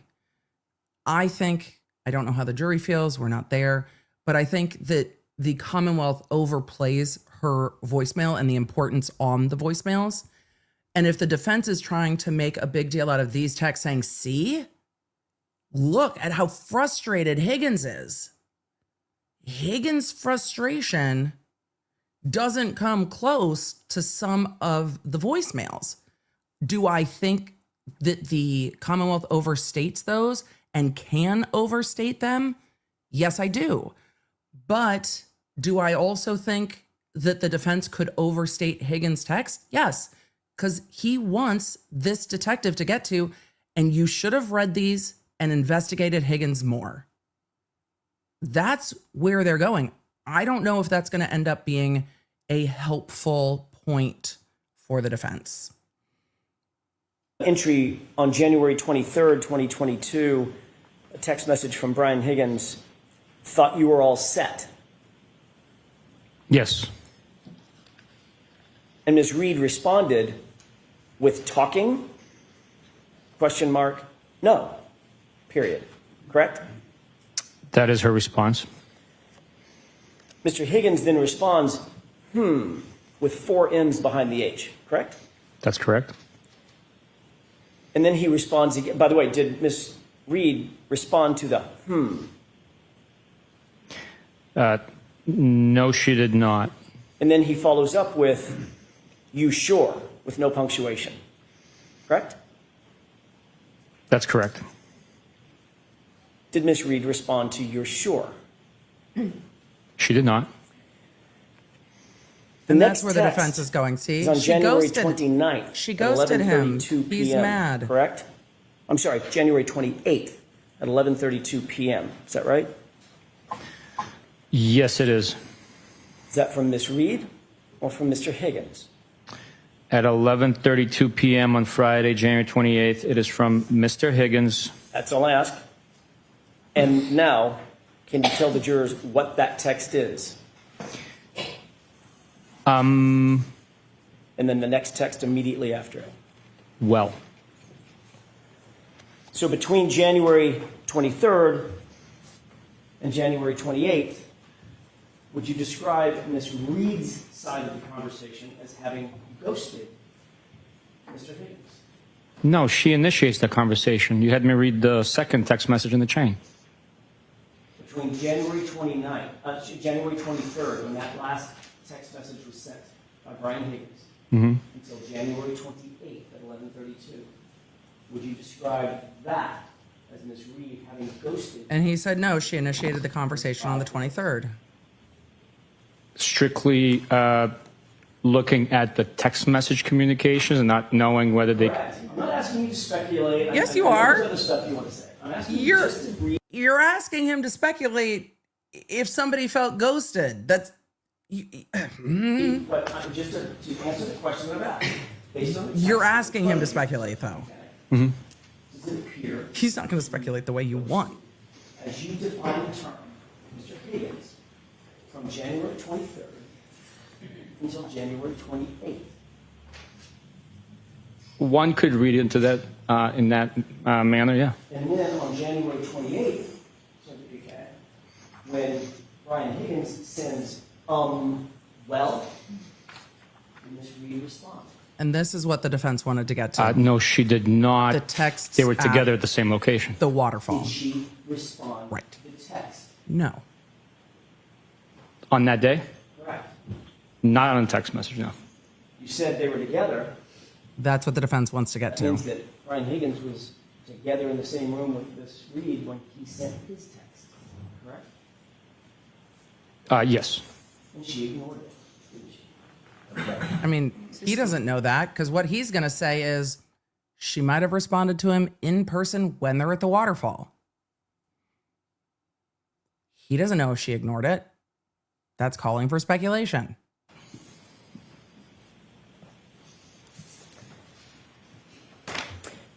If You also Karen wants to received talk about from that, Mr. then Higgins she needs to talk certain up text about it. messages between him, Mr. Higgins, and John O'Keefe himself, correct? He can just Yes, play the yes, we video. did. And one of those text messages, one of the last text messages that they exchanged Yeah, he can play the video. was, as a matter of fact, He can play the video and ask if he sees Karen and Higgins interacting. He can 100% do that. He can't ask him, so Karen ignored him. That calls for speculation. the last text message that was exchanged Play the video. was Brian Higgins at 12:20 a.m. on January 29th, 2022, texting Mr. O'Keefe, "You coming here?" with 3 question marks, correct? I would have to take a look at the document. I don't have a memory of it specifically. I know I reviewed it, but I don't have a memory of the time and content.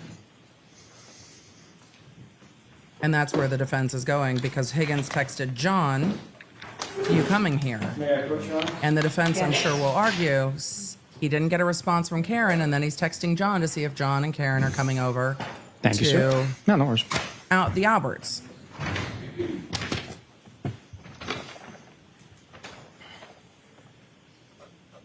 And then eventually we'll tie it back to the investigation with, you knew all of this, and you didn't ask more of Higgins.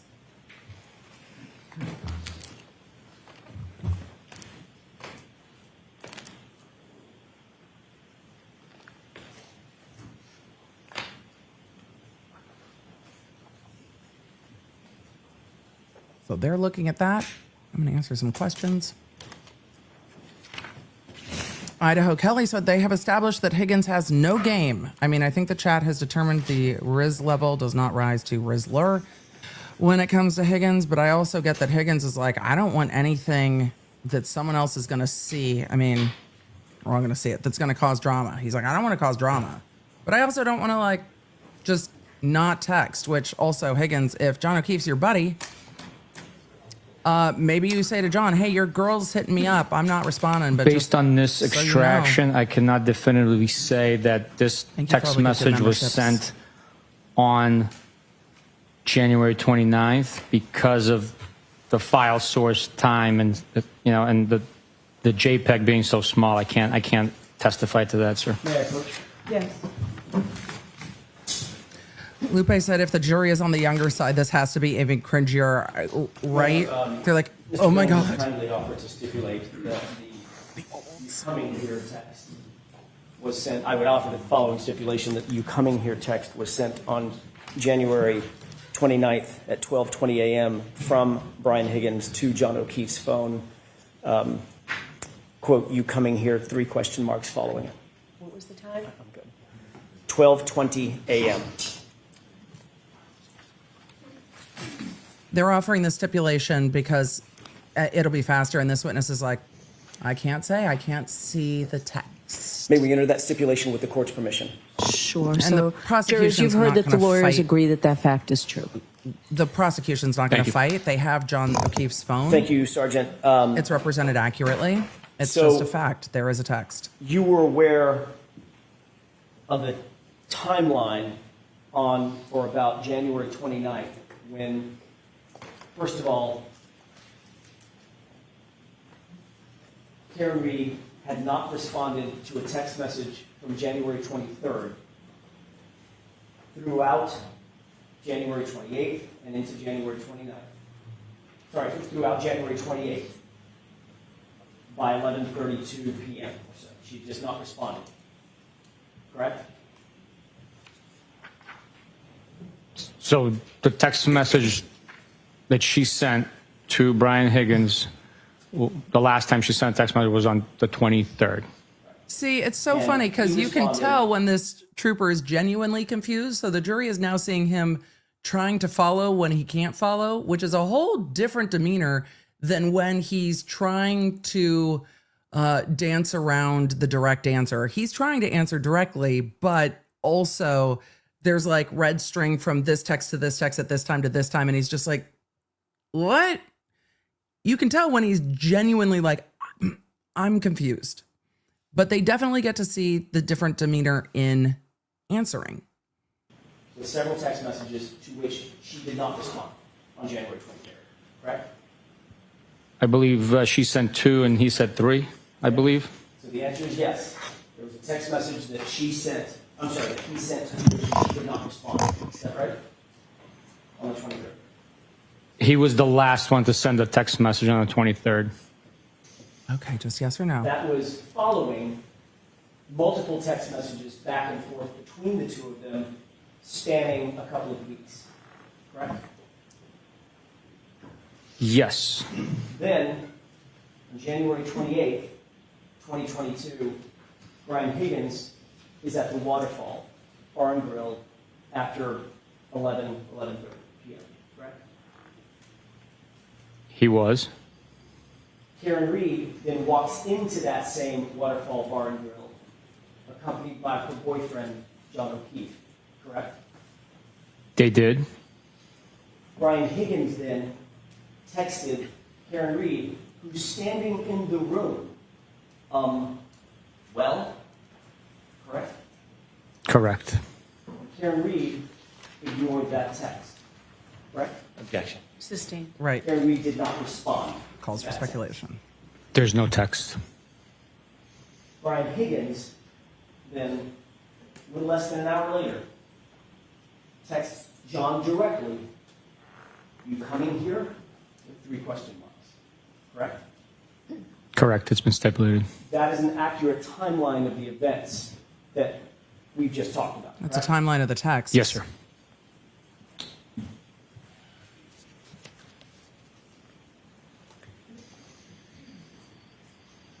You're also aware of a call, your investigation revealed a call between Brian Higgins and Brian Albert at 2:22 a.m. on the 29th, correct? Objection. Sustained. Did your investigation reveal a call between between Brian Higgins and Brian Albert at 2:22 a.m.? Objection. Sustained. May we approach, Your Honor? Okay.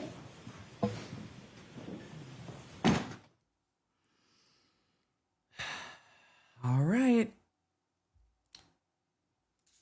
Some of these are not the right witnesses to get into this with, and that is going to be a problem. So we will see, but the defense might have to call on their own some of these witnesses for limited purpose if the prosecution doesn't call them. They are trying to get into areas with this investigator because he's the one that investigated, but there are limits to that.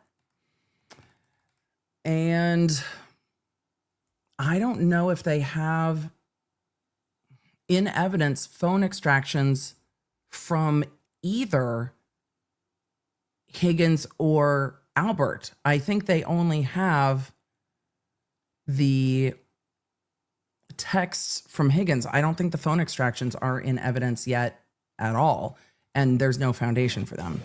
So we'll see where we get to with that. And the problem is, this is not the lead investigator. Just not the lead investigator. Sure. There are going to be some things you just cannot ask and get into with this investigator, but we'll see. Looks like Attorney Little is looking for something. I've seen a lot of you ask, why is Karen allowed to go to sidebar? Because she is the defendant. She has a right to hear what happens at sidebar. The defense asked that she be allowed to use headphones so she could hear the sidebar. The court said no, she can come to sidebar, and she has the right to go Sergeant up to Bukhenik, sidebar.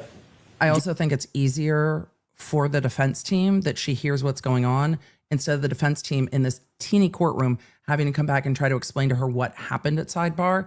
It's easier if she can just observe it and see what her attorneys are asking. Did you become aware during the course of your investigation, then I'll narrow the time frame. He's asking this During a the course bit of your differently. investigation, that there were calls between Brian Higgins and Brian Albert at approximately 2:22 a.m. on the 29th? During the course of my investigation, I was not aware of that. If you have a document that I can see, I can tell you if I've he doesn't ever know. seen it before. Did you seek to secure Brian Albert's cell phone? He didn't. To determine what calls he did and didn't make on No. January 29th or January 28th? No, we did not. Okay. In your experience, would a phone extraction, a cell phone extraction of Brian Albert's phone have revealed calls made and received in the time frame that we're talking about, the 28th and the 29th of January 2022? If a phone is extracted, the records of phone calls being made and received would show those records. Well, You did not receive information. necessarily. Not necessarily. A phone extraction will not necessarily show every call made or received. you need a phone extraction and the records from the carrier. But he's not the lead investigator. So that's part of the problem. From Brian Higgins' phone, specifically the texts that he claimed he pulled off of his phone and gave to you, correct? We received text messages that I read today that Brian Higgins provided from his phone. Did you seek to secure his actual phone for a forensic download or forensic mirror image to get the actual calls made and received or text messages made and received from his phone? No, we did not.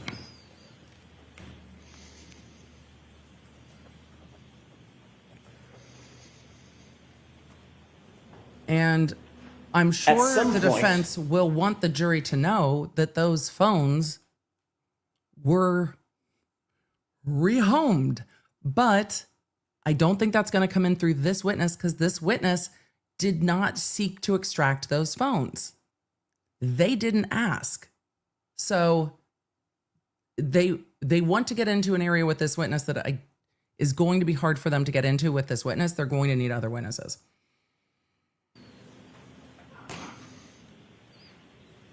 And I imagine... This is just yes or no. At some point, did you become aware of a call between Brian Higgins and Brian Albert at 2:22 a.m. on the morning of the 29th? Just yes or no? No. As you sit here today, Right. this is new information to you. Let me rephrase that. This is unknown information to you. You do not have any information about that? Objection. Sustained. It's asked and answered at this point. We need a time frame, Mr. Jeff.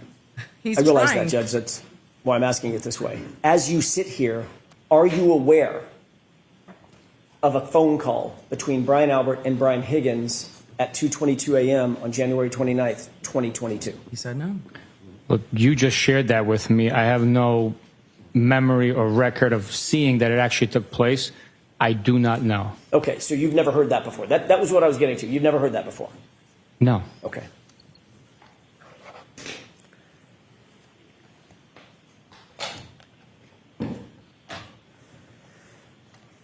You indicated that you did not seek to secure Brian Albert's phone to do a phone Asked and extraction answered. at any time, correct? We did not try to get Brian Albert's phone for any reason whatsoever. Did you become aware during the course of your investigation that Brian Albert destroyed his phone? Oh, that's I'd like to be seen. that's Jurors disregard that. going to be objected to promptly. This is not the right witness to do this with. This has to come in with other witnesses. Yeah, the court's going to be real mad about that. Oh boy. All right, let's fast forward as they're at sidebar. The court already told the jurors to disregard it. I mean, the jurors have heard what they've heard, but the other witnesses have to come in. The defense can call those witnesses.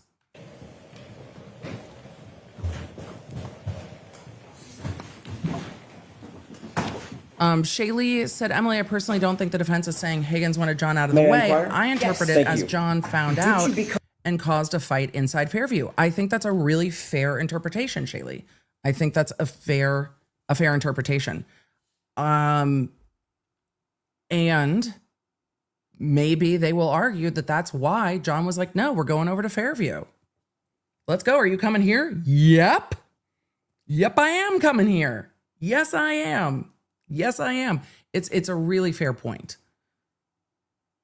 Become aware of a call that was made by Brian Higgins at 1:35 a.m. while at Canton Police Department. I am not aware of that, no.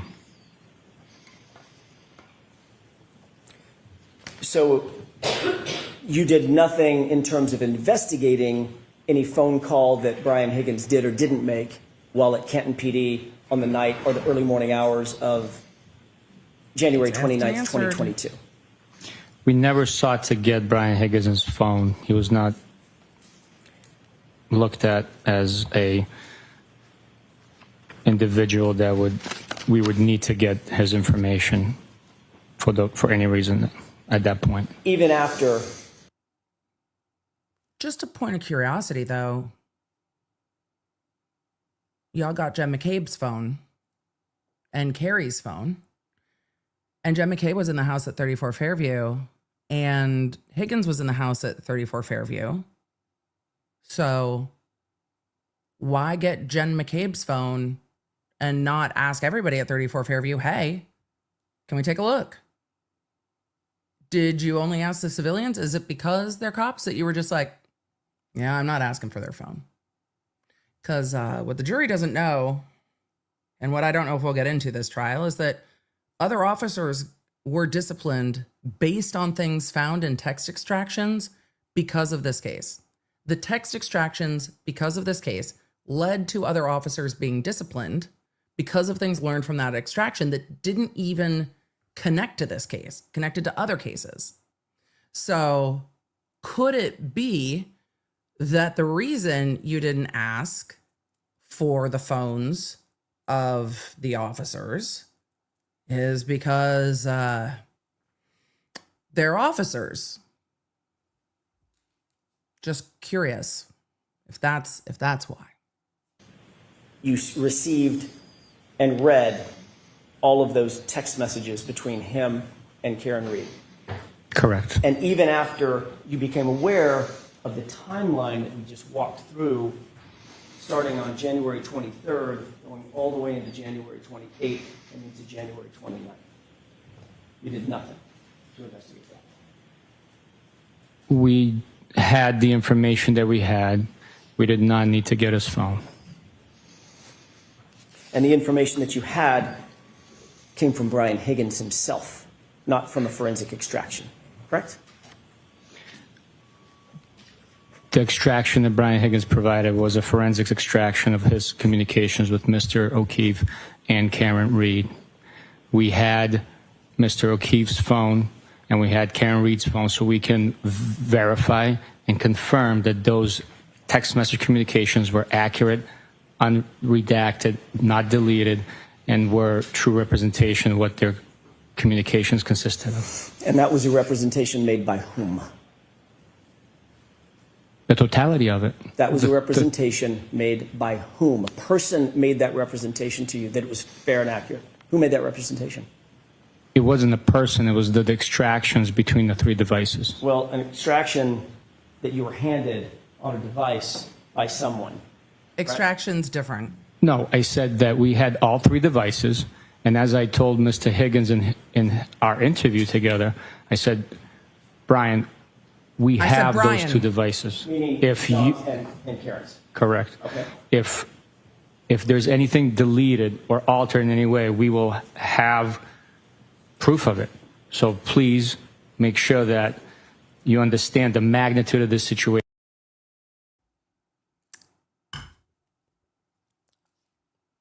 This is new. I'm gonna back this up. We've finally gotten around to an answer that is going to get the defense where they are trying to go. This answer is going to get the defense where they're trying to go. So I needed to back that up as he's like, look, buddy.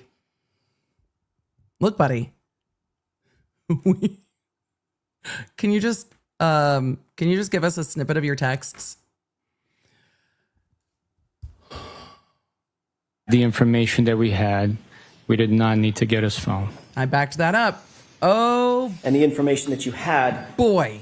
came from Brian Higgins himself, not from a forensic extraction, correct? That's The extraction that Brian Higgins provided was a forensics extraction of his communications with Mr. O'Keefe and Karen Reed. We had Mr. O'Keefe's phone and we had Karen Reed's phone, so we can verify and confirm that those text message communications were accurate, unredacted, not deleted, and were true representation of what their communications consisted of. And that was a representation made by whom? I had The to back totality up. of it. That was a representation made by whom? A person made that representation to you that it was fair and accurate. Who made that representation? It wasn't a person, it was the extractions between the three devices. Well, an extraction that you were handed on a device by someone, correct? No, I said that we had all three devices. I said- And as I told Mr. Higgins in our interview together, I said, Brian, we have those two devices. Meaning If you, John's and Karen's. correct. Okay. If there's anything deleted or altered in any way, we will have proof of it. So please make sure that you understand the magnitude of this situation. We're investigating a homicide. It needs to be accurate. Please. And it was. And you trusted that Please make sure it's accurate. rather than simply getting an extraction from his phone. Correct? Yes. I trusted him, yes, because we trust and verify. And after verifying, the extractions were correct. And following that verification of the Please text make messages, sure, Higgins, did that please make sure that this shit does not blow up on everybody. We're not going to download your entire phone. So please make sure what you give us is accurate. That answer, after all of this, that answer. I told Higgins, we have all the other extractions. So please make sure when you give us the text from your phone that it's accurate. And then they let Higgins give them screenshots and snippets of the texts. That is one of the best answers for the defense in this cross. Because they're going to be able to say, see, they told Higgins, just make sure it matches.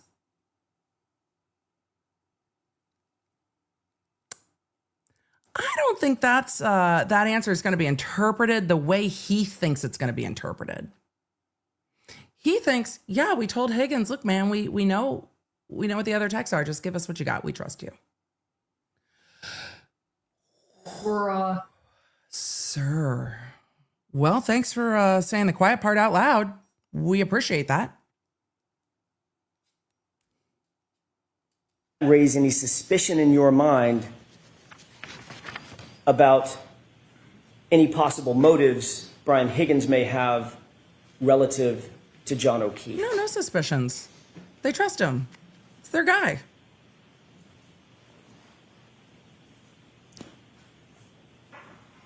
Suspicions of motives? Is that your question? Correct. No, the evidence spoke for itself. The honesty, cooperation of all the witnesses and corroborating, supporting facts spoke for themselves. So I was not suspicious of his motives. The conversation was documented over text message. Where are those? Spoke for itself. Supporting documentation, including a text message at 2:20 a.m., just minutes before John O'Keefe arrived at 34 Fairview from Brian Higgins. Did he say 2 or 12? 12:20 a.m. That's one of the factors, correct?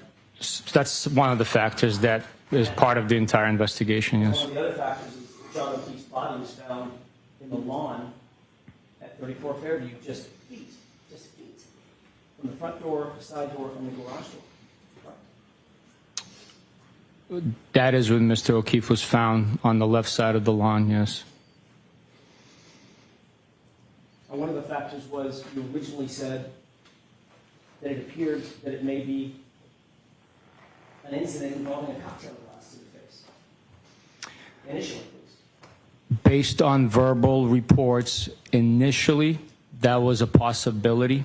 Again, it was before we spoke to I realize it's before a lot of other things happened, but initially, that's what I'm asking about. Yes, initially, it was a possibility. And when you saw John O'Keefe at the hospital, big contusion above his right eye, correct? That is not correct. He had a big egg just above his right eye? That is not correct. You did not see that? His eyelids were swollen, not above his eye. And it wasn't a contusion. Two different paramedics said that they saw what they described as an egg above his right eye. Well, let me ask you differently. Did you speak to any of the paramedics? Yes. Did they describe an egg above his right eye? I'd have to see a report to actually be described as an egg above his right eye. He's like, I don't remember. Was a laceration at his right eye? His right eyelid did have a tiny, tiny laceration. You see a small laceration in his right nostril on his nose? A tiny, tiny laceration, yes. You noted that he didn't have any broken bones or fractures other than to his skull? I did He not didn't know know that. I didn't conduct x-rays or conduct the autopsy. I'm You not a didn't know medical that? professional. You didn't ask the doctors at the time you went and visited him and saw him in the hospital? You didn't go to the Whether or not he autopsy had broken bones or for that fractures? matter. I don't believe they reported that. And another factor that you considered was the fact that in the early morning hours of January 29th, 2022, around 6 a.m., 7 a.m., 8 a.m., there were no taillight pieces found at that location. Zero. Did you consider that? At what point? On January 29th, when say 6 a.m., 7 a.m., 8 a.m., 9 a.m. Consider that? Once we learned that there was damage to the defendant's right rear taillight, Sergeant, I'm not I could only consider at that point because I didn't know what I didn't know. Right. We don't know. We Right. don't know. We work with the evidence that's presented. We don't know and what we don't know. Develop the investigation. And the evidence that was presented at that time, Sergeant, was a leaf blower was used to search the area, the exact area We don't know what we don't you know. described for this jury as being the area That's why you around investigate. fire hydrant, flagpole, where John's body was, and no taillight material was found at all in the first searches. You're aware of that, yes or no?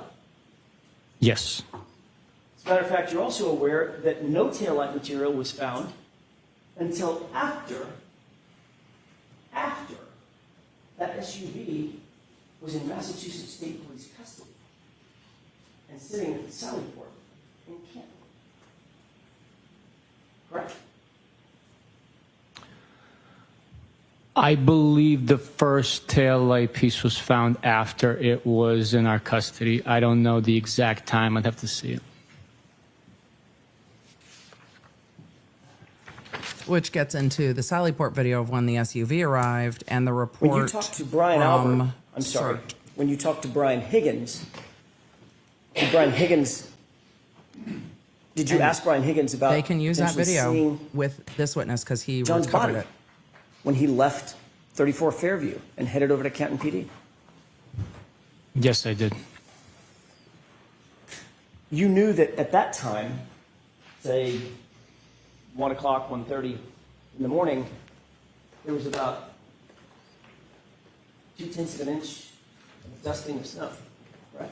Track a cat. Very light. At that point in time, there was a coating. I cannot speak to the amount of snow that was on the ground. But Brian Higgins told you in that interview that he didn't see the body because it was hidden by a snowbank. Objection. Did he say that to you? I don't have a memory of that, Your Honor.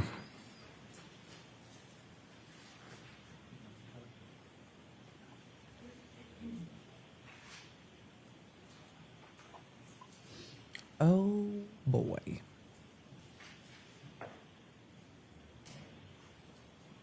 May I approach you? Yes.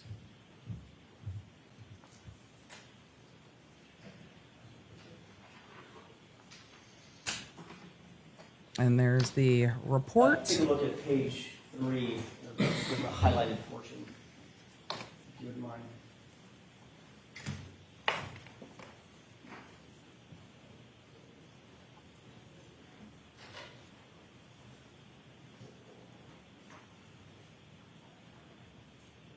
While they are refreshing the recollection on that report, we'll answer some questions as best that I can.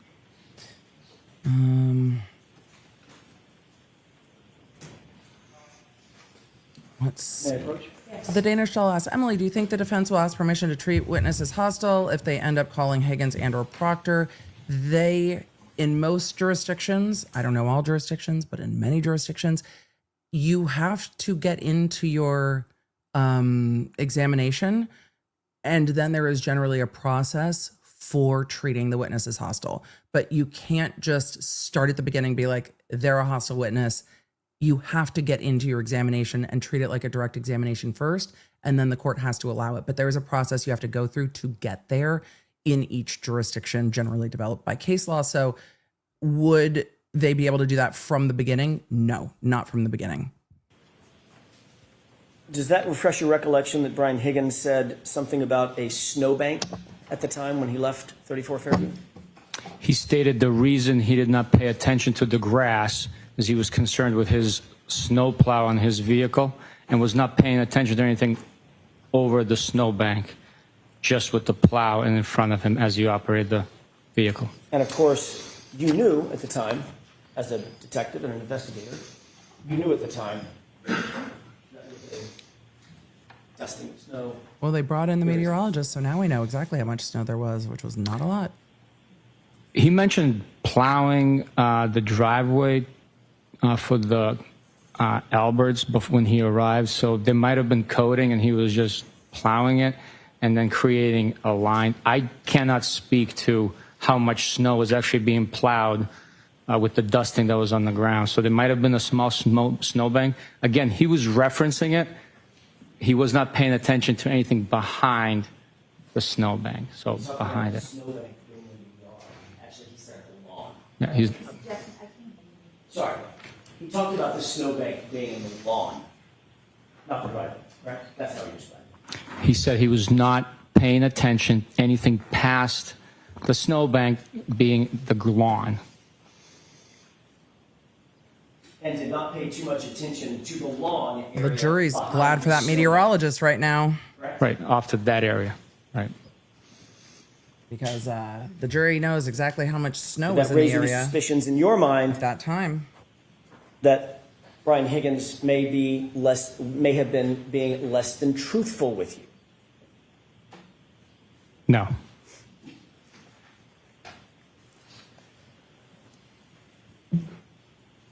And the jury will know all of the Getting back to the Waterfall Bar and Grill, snowfall. you were also aware that Brian the Albert prosecution was at put the it in. Waterfall, correct? At one point, yes, we learned that. And you knew that Brian Albert and Brian Higgins were friends with each other. Is that right? We learned that as well, yes.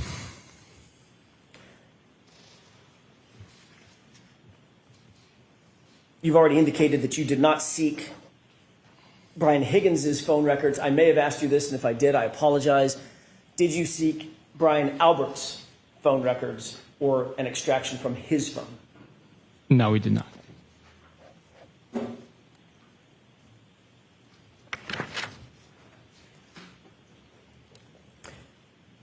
Did you look at the entirety of the waterfall video? Did you review the entirety of the waterfall video when you Chat, all first of you were obtained it? pained by the Or have you texting. looked at it since?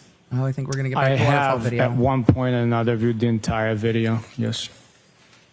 Your Honor, with the court's permission, this has already been marked as evidence. I think the but- defense did a good job getting into the snowbank testimony and whether or not what Higgins said about Exhibit the that for the snowbank. or present that for the jurors. Yes. And I'm asked And to not advance paying this attention to to anything runtime behind the snowbank. 8:30 to about 11:08. So a couple of minutes with the court's permission. Yes. Let's go ahead and play that. Is Grabassing incoming? I can only imagine that it is. Can we pause it briefly, Mr. Wolk? Honestly, at this point, I kind of anticipate it. Yes. Thank you, sir. Can you please, if you can, point for the jurors whether or not you see Brian Higgins in that video? I'll use the screen in front of me for initial indication. I believe that is Brian Higgins right there. Can you do me a favor, just so everybody has a perspective? Can you also point to him there? Okay. There you go, right there. I believe that is Brian Higgins. Okay. Do you see Brian Albert in that video? I can't tell you exactly. Maybe if you run it a little bit longer, or zoom it in, I could possibly. Maybe if the timestamp wasn't right in the way. From right here, right now, I cannot. Sergeant, why don't we play this for a couple of seconds? And if you don't mind, if you get to a point where you recognize the person that you know is Brian Albert, could you just tell me to stop and I'll pause it? Absolutely. Let's go ahead and play it with the court's permission. Sure. Can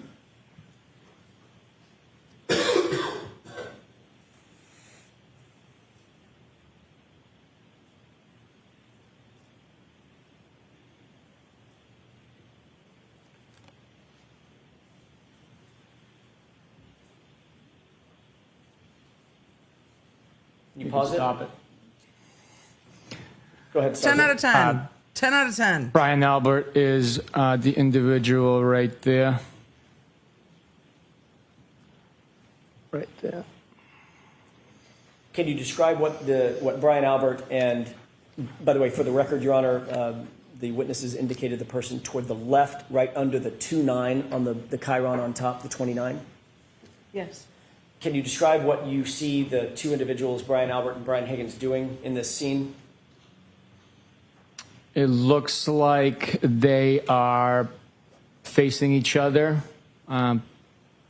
possibly squaring off in a stance. Oh, Can we go ahead and play squaring this off were the words you used. Interesting. It looks like drunk dudes at a bar fucking around with each other. Like, but he did say squaring off, which surprises me. Can we pause it? Sergeant, did you see either of the two men or both of them squaring off in what you would consider to be a fighting stance? I guess it could be considered that. I would look more like ref housing. It's a couple of buddies messing around. Not suggesting they were actually fighting, but a fighting stance. Yeah, no, they were not. They were not fighting. No. Go ahead and play it.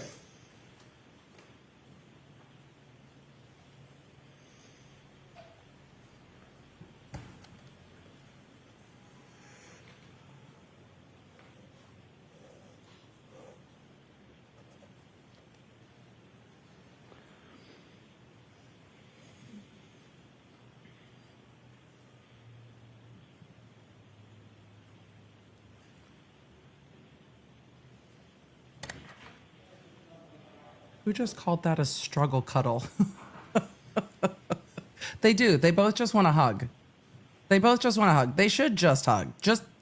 Guys, just a hug. A hug is great. Everybody just wants a hug at the bar. Just, you know. It's all right. Can you pause it? Sergeant, do you happen to see in this shot where just Karen for Reed orientation, do you see my client, Ms. Reed? I'm sorry, I was paying attention to the two gentlemen. That's fair. I was That's kind of an unfair distracted by question. the dudes could you, messing if we play with this each a few other. more seconds, could you look around, scan around, and tell me if you see someone that you believe is my client? Yes, I will try. Let's go ahead and play.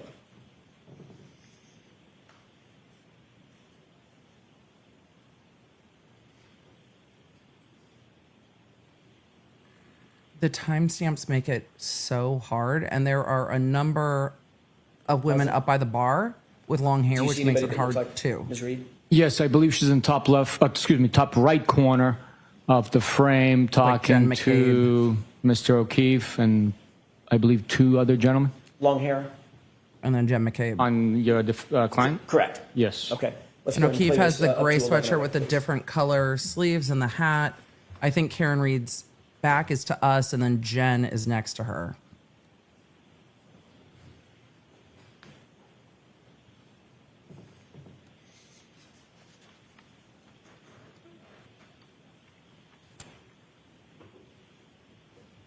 saw a couple. One of you, Tina R in TN, said, "Who's the dude in the plaid off to the right?" Well, I don't think we're going to get to see him this trial, but that is Mr. Kolakithis.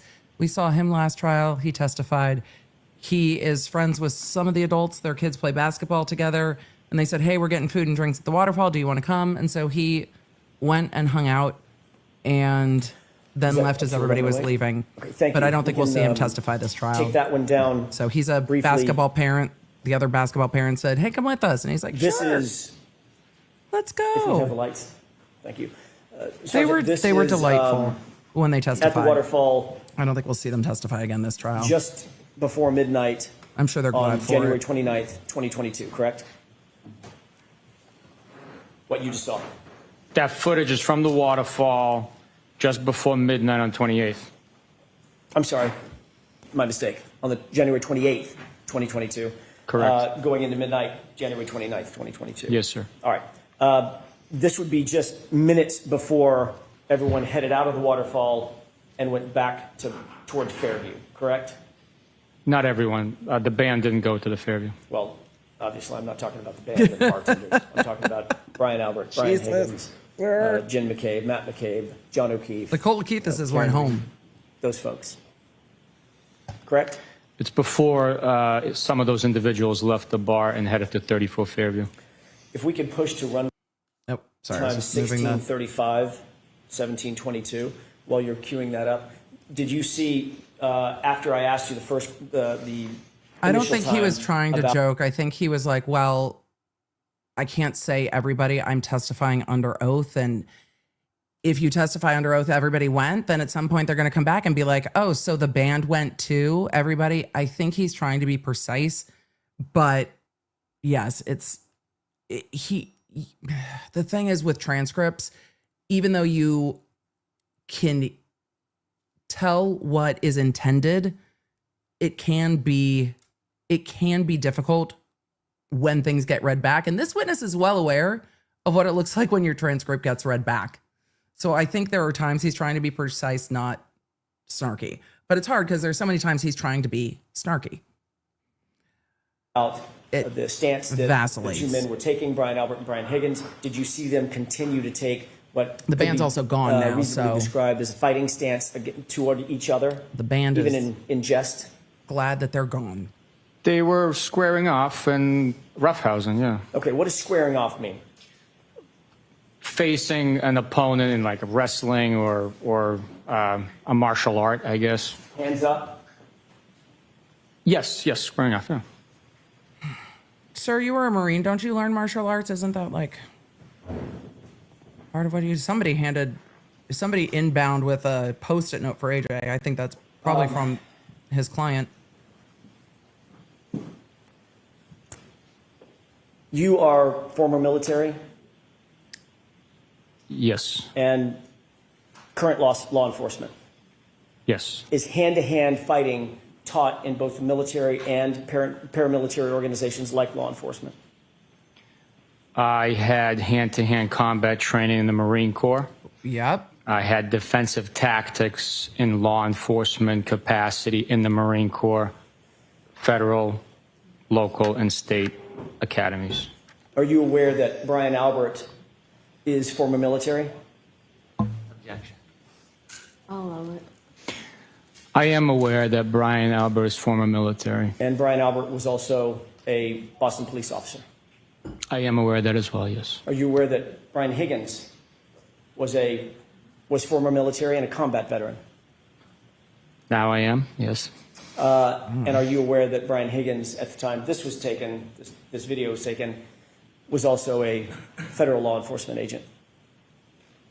I was aware, yes, I was, Okay. yeah. If we can go ahead and run at 16:35 to 17:22 with the court's permission. They're going to run it again. Coroner armpits.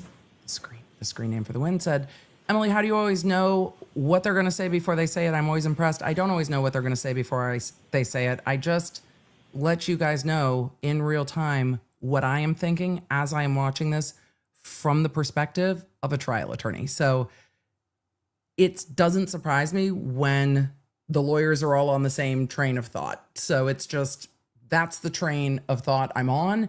That's the question I want to hear next.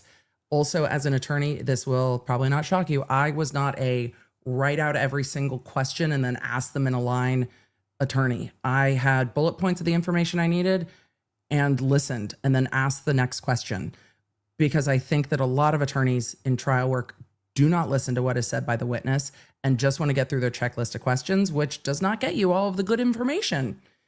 There's a lot of good information to be had and little nuggets. So it's just, I've been, a lawyer 20 years now. It's just the way my brain operates. So that's why I have a lot of trial experience. So, not as many as some like Jackson, but a lot of trial experience because I worked in a really busy office with a lot of trial experience. So it's just that. It's like sports announcers. How do sports announcers know what the coach is going to do? Well, they played the game for a real long time and then became commentators. So when you're looking at the game of trials, it is the thing I know. Oh, I forgot about this video. I'm sorry. They did want to hug. My bad. I had forgotten how much hugging they wanted to do. Say something says EDB has 20 years of law experience at 27. I know it confounds time and space. Look, time is a construct. TARDIS. I forgot about all the wrestling. If you can pause it. Can you describe for the jurors what you see Brian Albert and Brian Higgins doing in this footage?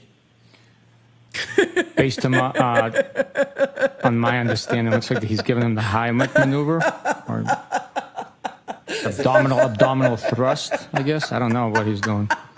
Brian Albert's got his hands around.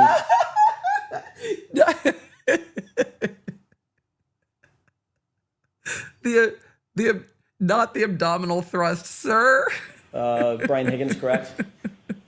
That's what it looks like from here. I have no idea what he's doing. Could it be described as wrestling or grappling? I guess, yeah. They're not grappling. They're not actually grappling.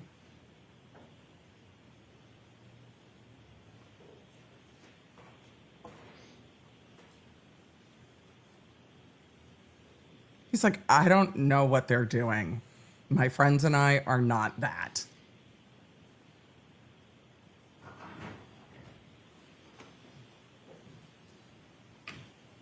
Thank you. If we can take that down.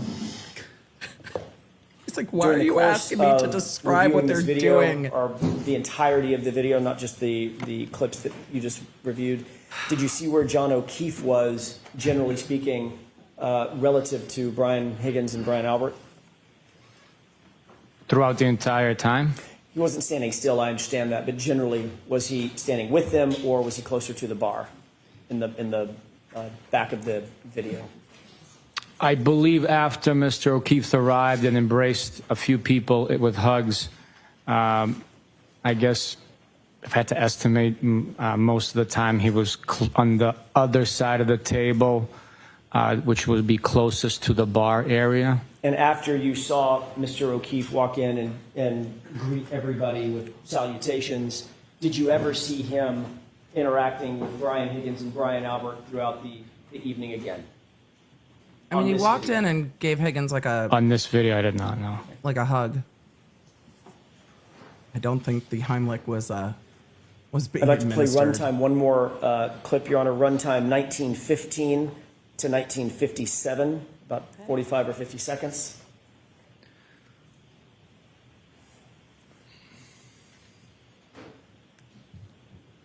Can you pause it? Just to orient the jurors, can you see any individuals that you earlier described, Brian Higgins, Brian Albert, John O'Keefe, Karen Reed, any of those individuals in this clip as yet? Or do we need to play it a little further? I know they skipped past I would need you to play it a little bit Higgins further, and please. Albert Is it kissing each other on the possible, cheek with or the court's whatever. permission to zoom in on the upper They were portion clearly good buddies. Of the video?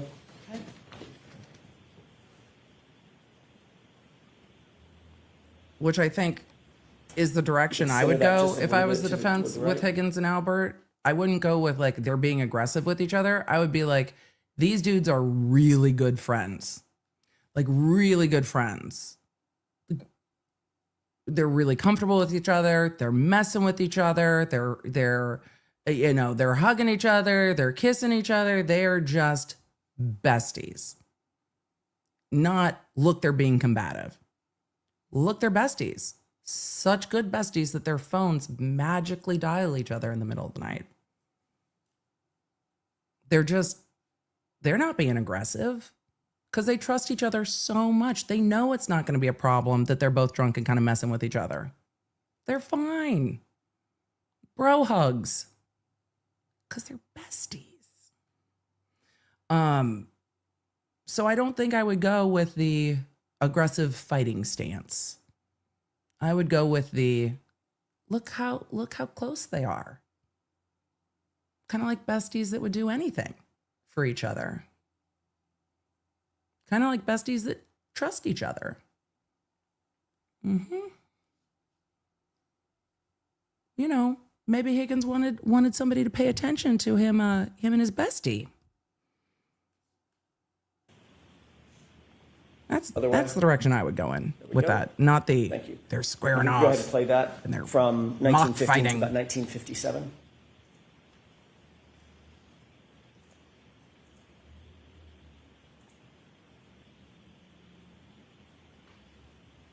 Pause it. Do you recognize the three people center screen now?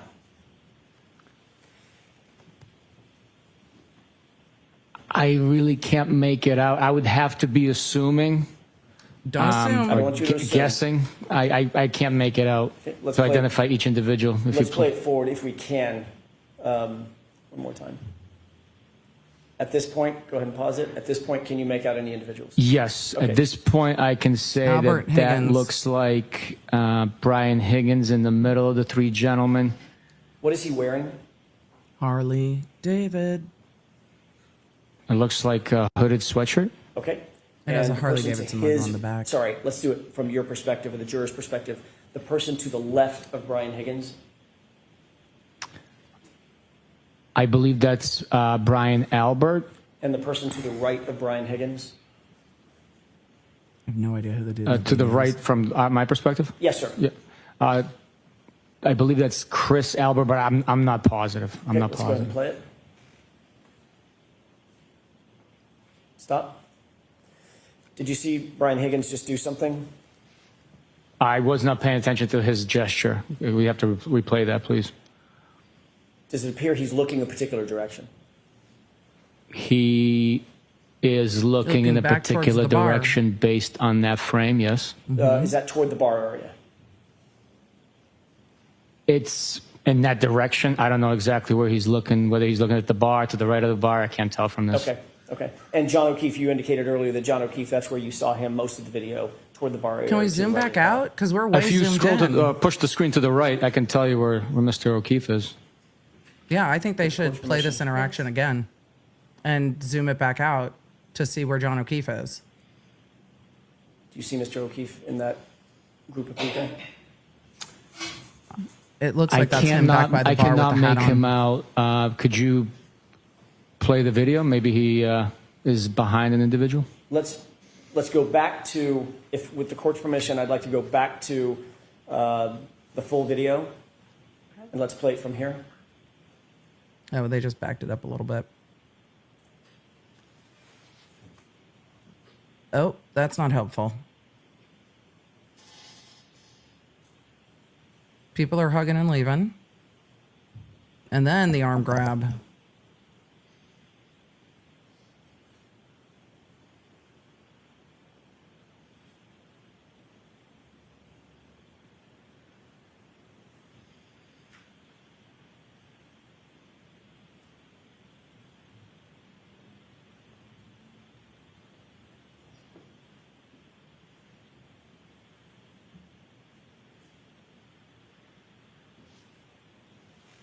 Pause it. Could you see what was happening with Brian Higgins? He was gesturing to someone. I was trying to see Mr. O'Keefe. We were talking about Mr. O'Keefe, so There was never a more clear, hey, we're going. Are we going? Are we all going? Let's go. Are we going? Aren't we going? Understood. I apologize. Understood. With the court's permission, could I play the video one more time They with it zoomed focused it on the other side of the bar? away from Thank you. John Last time. O'Keefe. Can you tell me who to focus on, please, Yes. so I'm not looking for the wrong person? Sure. Thank you.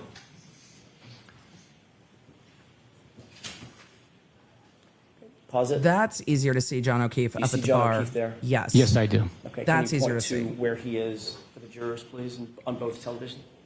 Mr. O'Keefe is right there wearing the sweatshirt, multi-tone gray sweatshirt with the hood on it and his hat. And And this- on the other TV? Right Okay. there. He's appears to be at the I bar. want to watch it paying the again. I bill. didn't see Okay. With this Brian Albert perspective, grabbing could you just Higgins' go ahead and arm. Play that, the 30 or 45 I would seconds want to one watch more it time. again. And but please focus on Mr. Albert. O'Keefe. Chris Albert, yes.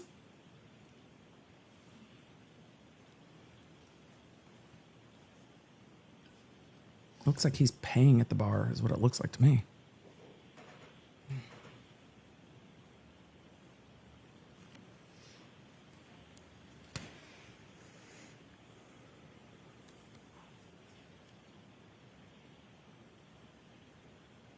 Pause it. Do you see where Mr. O'Keefe is looking at this point? Yes. Where is he looking? What direction? Well, from this vantage point, it looks like he's looking to the left on the screen at the individual he's appears to be conversing with. Okay, go ahead and play it. Pause it. And what about now? Same individual. Okay. He's still engaged in conversation. This is easier to see. This part's easier to see than last time, Pause for it. sure. And what about now? He's taking a sip of beer Right. Which direction is he looking? in the same direction. Okay. Go ahead and play it.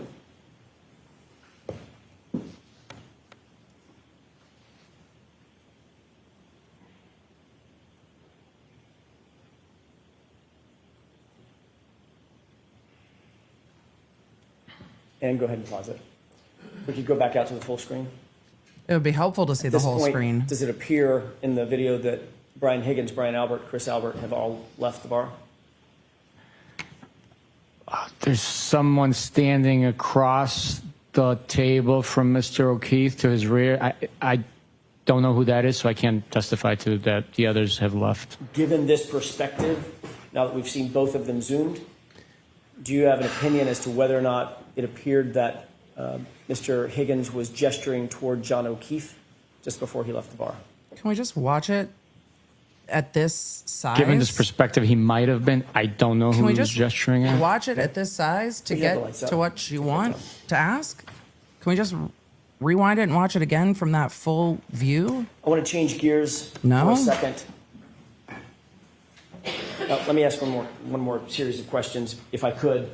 It would be Sergeant. much easier to just watch now that we've seen the one part zoomed in and the other part zoomed in. It would be easier to watch the whole thing.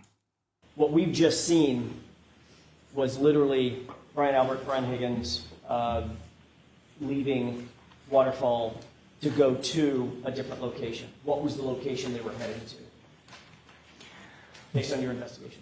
They were heading to 34 Ferry Road. And shortly thereafter, who else followed to go over to 34 Fairview? I'm sorry, you said Chris Albert? No, I didn't. No, you didn't. Okay. Nope. Brian Albert. Judges Brian generally Higgins. take notes of what's They went to 34 Fairview. going on in evidence, and then, what's been admitted, and where they're at. So they take notes as they go through. Mr. O'Keefe also traveled there. Bandit, can the jury rewatch I wanna this later? shift They gears if I can could. when they deliberate. They can't today. But when they go to deliberations, they can just watch the whole video if they want. To another video, did you review certain ring videos specifically relative to One Meadows, the outdoor ring video servicing the carport area? Yes, I have reviewed those videos. If we could, Your Honor, just a moment. This has previously been marked as I don't think we're going to 12A. get to. I don't think we're going to get done with this witness today. If we could with the court's permission, zoom in on the Chevy Traverse in the upper left-hand, the vehicle in the upper left-hand corner of the video? Okay.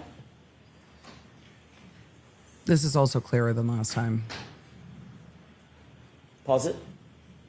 Let's go ahead and zoom in on the upper left-hand corner. Okay. Go ahead and play.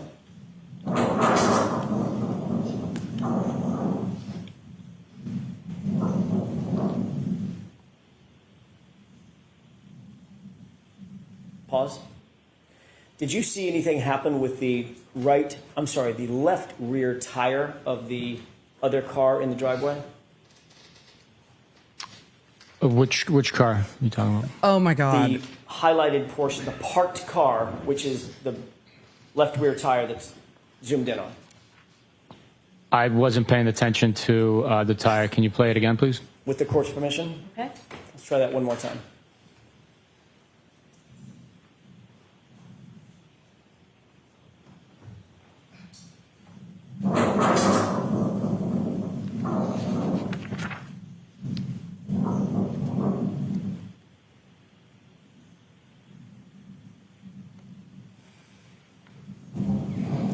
Pause it.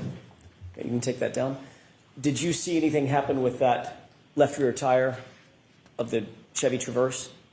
Based on that video, it appears there might have been movement there. Last year, and you've seen this video several times, correct? I have. You saw it during the course of your investigation, not just in the course of proceedings, correct? Right. Last year, you indicated that you observed the vehicle, Miss Reed's vehicle, come near Mr. O'Keefe's car. Which one in that video was Mr. O'Keefe's car? The Chevy Traverse. And that would be the car that was parked and static, not moving, correct? Correct. Right. Having seen this, do you still believe that the SUV came near the Chevy Traverse, or do you believe it struck the Chevy Traverse? With the clarity of that video, there is a lot of movement in the shot. They bump. I don't know if you're going to... Not with great certainty. Call it it- appered that there was movement Yeah, it appeared of the tire, that they but I bumped cannot each say other. with 100% certainty Well, that there not- was movement. bumped each other. It appears... Certainty that tire literally shifted and wiggled Yeah. upon... That the SUV hit the Traverse. Based on the video, there appeared to have been movement. Okay. Yes. You had this video It- for the first 3 years of your investigation. You had this video very early on, correct? That's correct. And for the first several years of your investigation, did you either deny, well, let me ask it this way. Was it your assessment that the SUV did not contact that Chevy Traverse?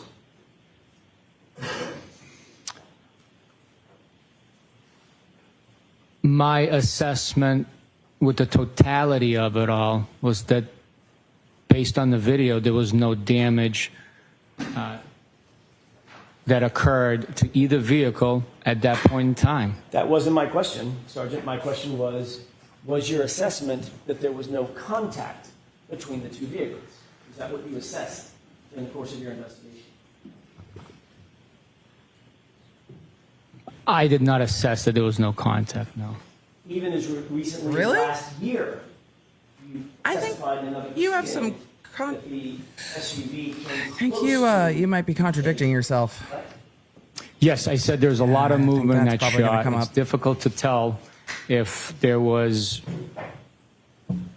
more for me to observe and push that certainty level up. I would have testified differently.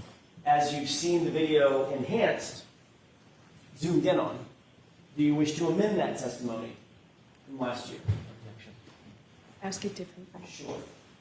Given what you've just seen, what is your testimony now about whether or not that SUV struck the Chevy Traverse? There is movement of the tire. There is There was movement. movement of the tire.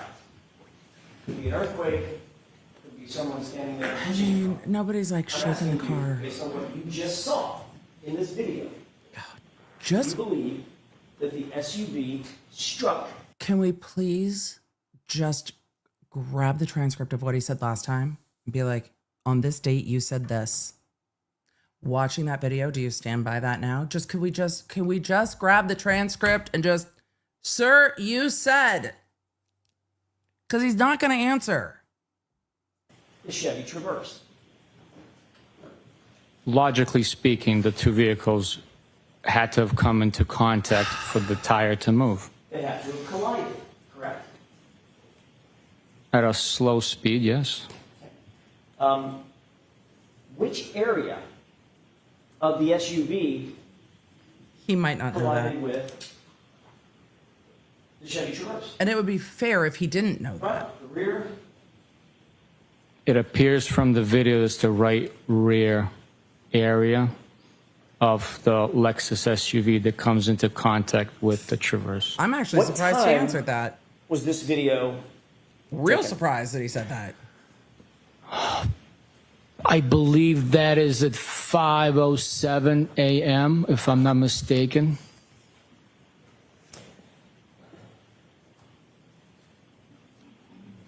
Thank you, Sergeant.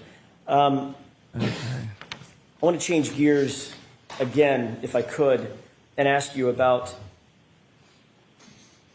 a dog. You're aware that the Alberts, Nicole Albert, Brian Sir, Albert. you're one of the lead investigators. What is this? What is your face doing? I want to change gears again, if I could, and ask you about I had to back it up. a dog. You're aware that the Alberts, Nicole Albert, Brian Albert, had a dog that they named Chloe on on January 28th, 29th of 2022, correct? Objection. I'll allow the question. Were you aware of that? Do you know that there was a dog At named what point in Chloe? time, sir? He asked. He January said 28th, January 29th, 28th, that area. 29th. He Was I aware that they owned a dog named Chloe. on January 28th or 29th? No. Are you aware now that on January 28th or 29th, they owned a dog? There was a dog in the house. Now I am aware, yes. Okay. During the course of your investigation, you learned that, correct? Yes. During the course of your investigation, did you also become aware that the Alberts got rid of their family dog? Objection. I'm going to see you at sidebar on this, please. Sure.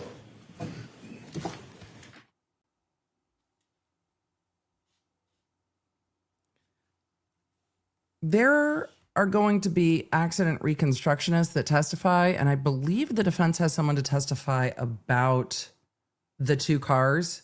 So we are not done with that testimony. We're probably done with that testimony with this witness, but we're not done with that testimony. So they're going to sidebar. Let's see if we can. Oh, they're at sidebar for a minute. That is not a short sidebar by any means. I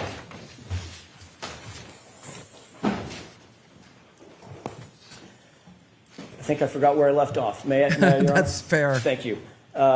Sergeant, at some point during the course of your investigation, did you learn that the Albert family had gotten rid of the dog named Chloe? We learned that they no longer cared for the dog. I don't know if get rid of is accurate. No longer cared Well, for. they don't have it anymore, right? Yes. Okay, so what would you call it? Rehoming. Giving it up for adoption, I guess? I don't know. I'm not a pet owner. Or what if they didn't give it up for adoption? I'm sorry? What if they didn't give it up for adoption? Rehomed, I guess? Okay. So it's no longer with them, right? Correct. They no longer own the dog. Okay, so they got rid of it. It's like you get rid of a car, right? Right? You can get rid of a car, yeah? Okay. And you can get rid of a dog. That's all I'm asking. Yes, you can get rid of a dog, yes. Okay. At some point during the course of your investigation, did you find out that the Albert family got rid of Chloe? See, it's hard because chat knows all of this from the last trial. For those of you new to this trial and this jury does not know this yet. They are hearing this, I think, for the first time in this trial about Chloe no longer being the Albert's family pet. They heard it in opening. I think this is the first time it's coming up in testimony. For those of you that have not watched this trial before who are concerned, it is my understanding that the dog has gone to a farm, not like a euphemistic farm, but like an actual farm in Vermont. The prosecution says that they went and did measurements with Chloe the dog. It has not been clear to me that it is the same Chloe the dog. I don't know. We'll get there because somebody went and visited Chloe the dog in Vermont, but it is my understanding that Chloe the dog is no longer with the Alberts, but didn't like is still with us, just living elsewhere. So I saw lots of concerns for Chloe. I believe no dogs have been harmed in this trial. So I know all of you are like, is the dog going to be okay? The dog is living elsewhere. We learned that they no longer owned Chloe, yes. Okay. When did you Right. learn that?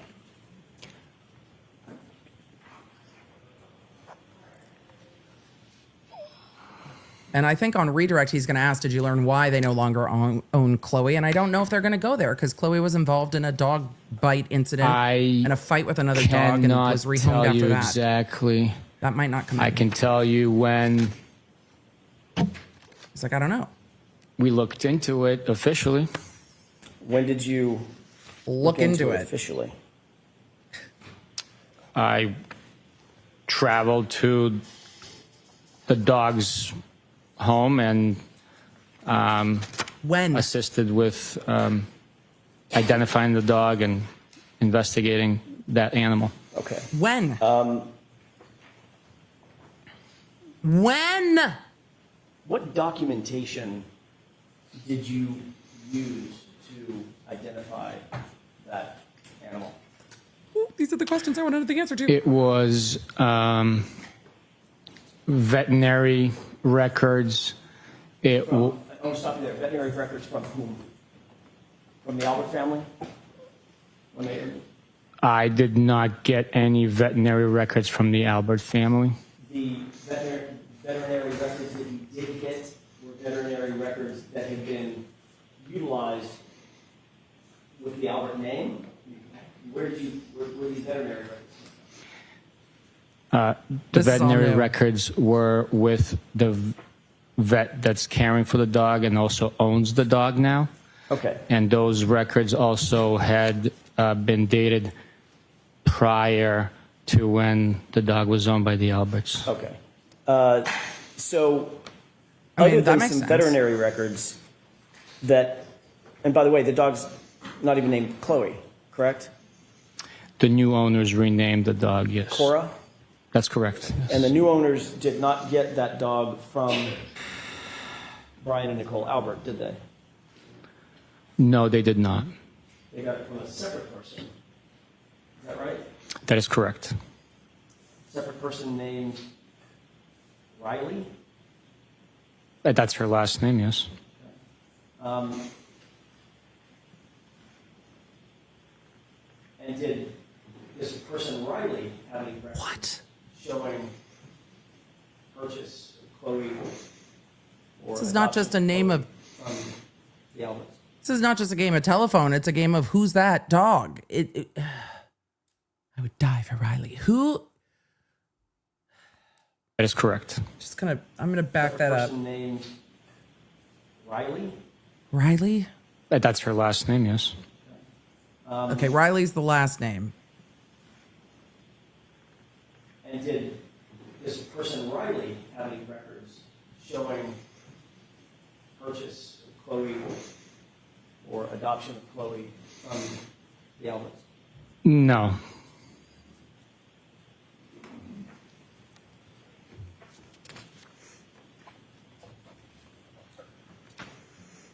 Chad, it's my understanding that the dog does have new owners and is the The, same dog, but I don't know if that's to a trial level degree of certainty.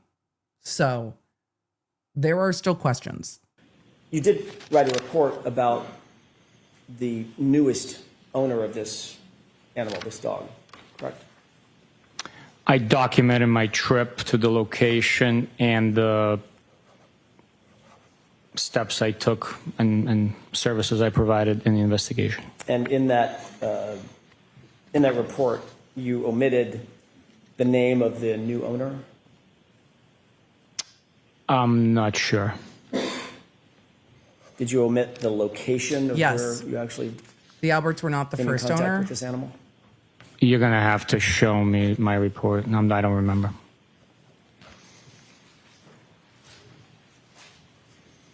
It's a great movie, Anne. But the issue of is it the same dog is an issue. Like, is this the same dog is an issue. Yes. It will come up more, but the Alberts were not the first owner.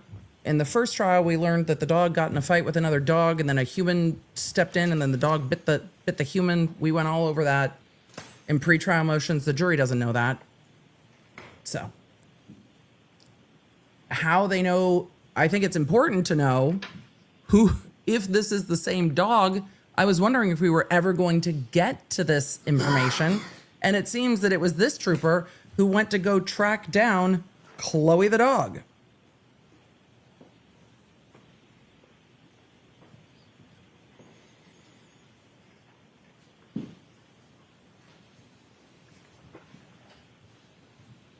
And yes, Chad, I see you asking me who let the dogs out. Who? I don't know. I am so confused as to how the dog Okay. got to I Riley, apologize about that. No to the problem. new Slow owner. this down just a little bit. I'm so confused. approach? Yes. It seems that the witness is confused. It seems that Jackson is confused. Reviewing your report, refresh your recollection as to whether or not the new owner's WTF. identifying information is in this report? It did. And is that information in the report? No, it is not. You've got, there are some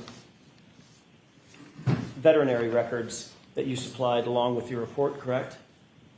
Yes. That you gathered? I'm sorry, what was That you it? gathered along while you were doing Yes, yes. May I approach? Yes. This is not going to be the end of this, by the way. We're going to hear hopefully more about how they connected it to being the same dog. Thank you. If you'll take a look at those 4 documents.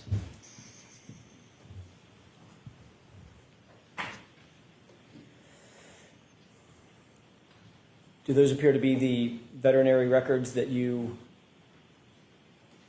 gathered related to this animal?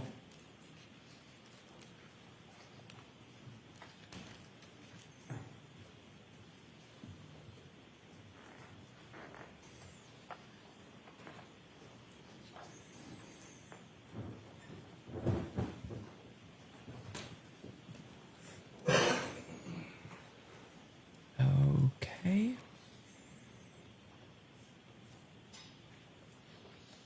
I know I normally zoom, but with this witness, for me, the Yes, length it of the does. pauses Do any actually of those matter. records, any of the veterinary records, the 4 pages that you're holding, even include the name Korra or the name of the new owner?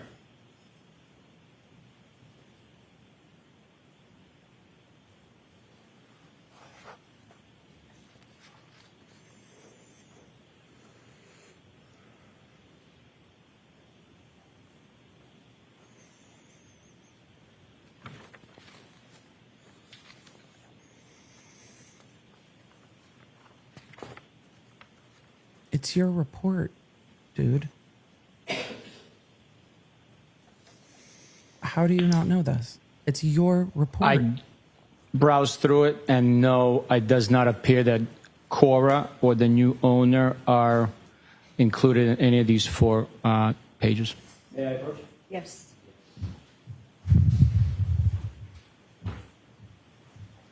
The defense, I imagine, later will argue, why is this information left out? You don't have any transfer don't we records have it? for Chloe, correct? All the records that are provided by the owner. I'm going to go through a series of questions, Sergeant. If you can answer it yes or no, that might make it go a little faster. You don't have any transfer records, correct? Nothing's going faster.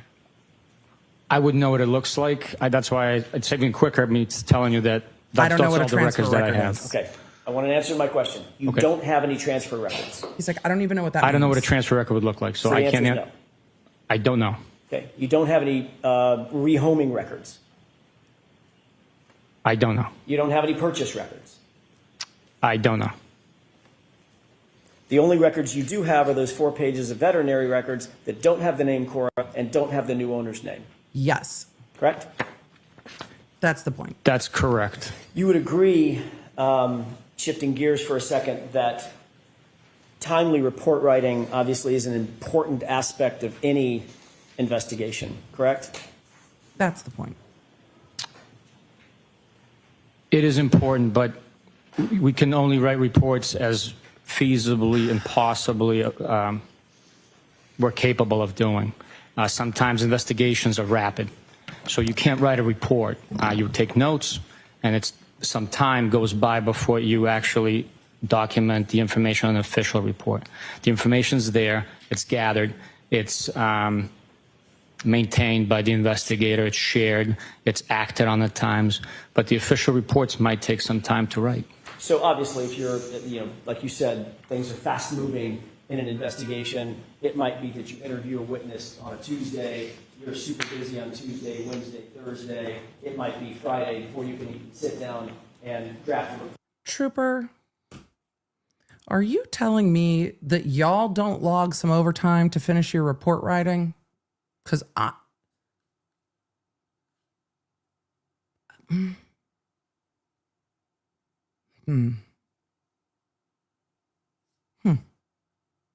Report about that interview that you did on Tuesday, correct? Different circumstances dictate differently. That would be completely normal. Yes, it is. But most of the time, it's best practices, and you're taught, and you teach your subordinates, that it's best practices to reduce to writing and memorialize a report Close in time. Close in time to Yep. the event in question that's being memorialized as you can, right? Obviously. Perfect world. In the perfect world, we'd write it as it's happening.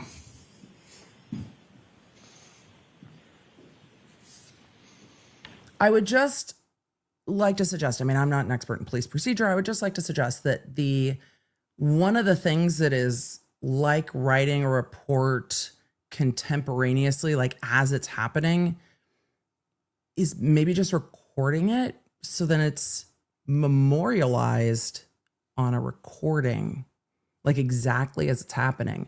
And then it can be distilled into a report later.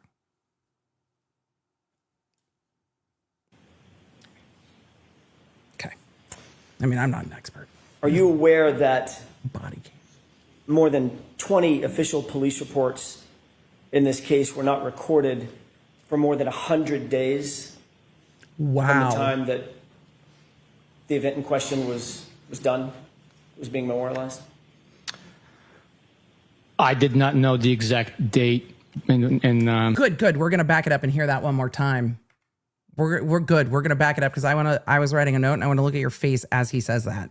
In the perfect world, we'd write it as it's happening.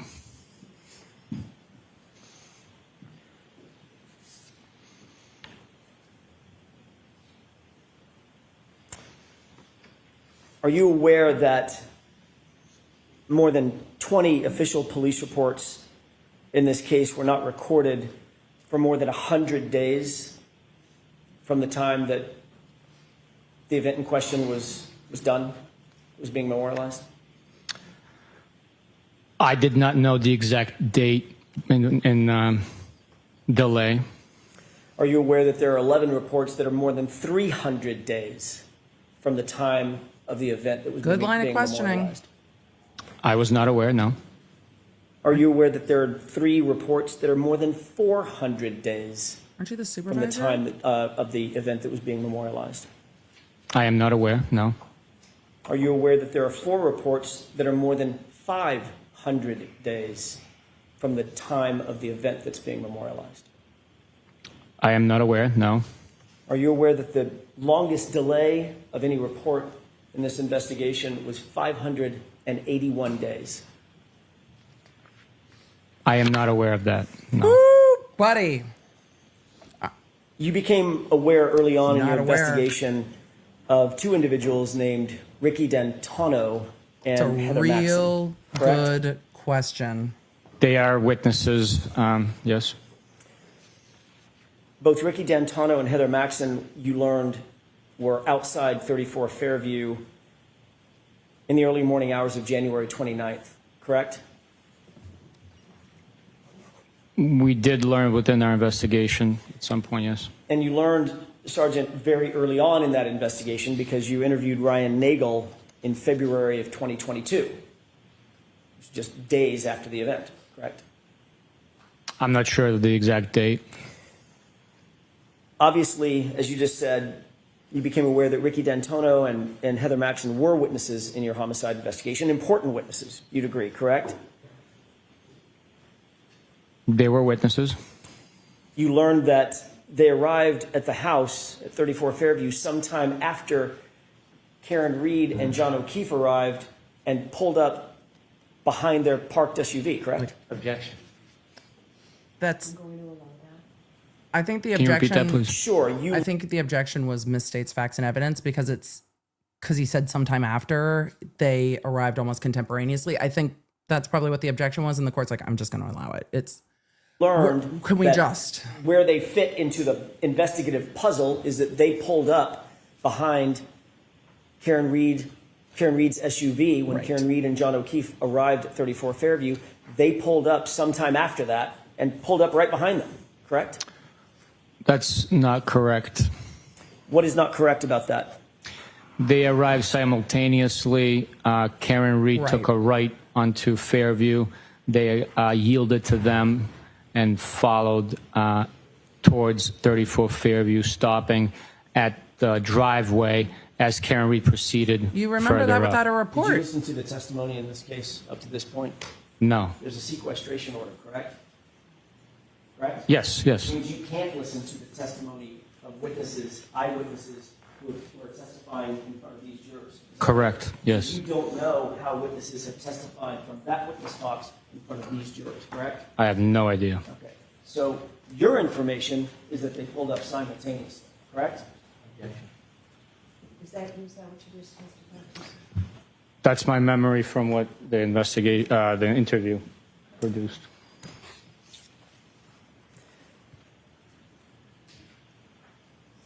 You certainly knew that there were eyewitnesses to the condition. I'm wondering if he said something different previously, but I'm sure Jackson will get there if he did, but that's not the point. There's like, did you hear Jackson verbally asterisk that to come back to later? It was like, wait a second, asterisk. And then we got to move forward because I'm not sure what's in the reports about when they pulled up. And the location of Miss Reed's SUV, correct? Yes, from their interviews, yes. And you also are aware that they would have been in a position to see the occupants of Miss Reed's SUV as they were behind it and then pulled Chat, around it. I correct? love that you guys are asking like, wait, get to that point. The reason AJ's not going to run down that rabbit hole of what he knows or doesn't know is because the point he's trying to make is that Ryan Nagel was interviewed in February 2022 and Ricky D'Antonio and Heather Maxson were not interviewed for a substantial amount of time. And he's trying to get to how long it took to interview the other occupants of Ricky's truck because Ricky was driving. And Ricky was, well, Ricky, don't lose that. Ricky was the sober driver, so he was the least intoxicated, but they interviewed Ryan Nagel. They knew he was in Ricky D'Antonio's truck. They knew Heather was with him, and they weren't interviewed forever. So that's why he's not going to side quest into how do you know that? He wants to follow the chain of, or the chain of thought, the track of thought, the whatever, the train of thought. My brain has stopped, but to how long the report was. That's why there's no side quest into what he said before. Did you become aware that they were in a position behind the SUV? Because it's the length. And as they pull around it, they could still see the SUV. The length to the interview is the issue.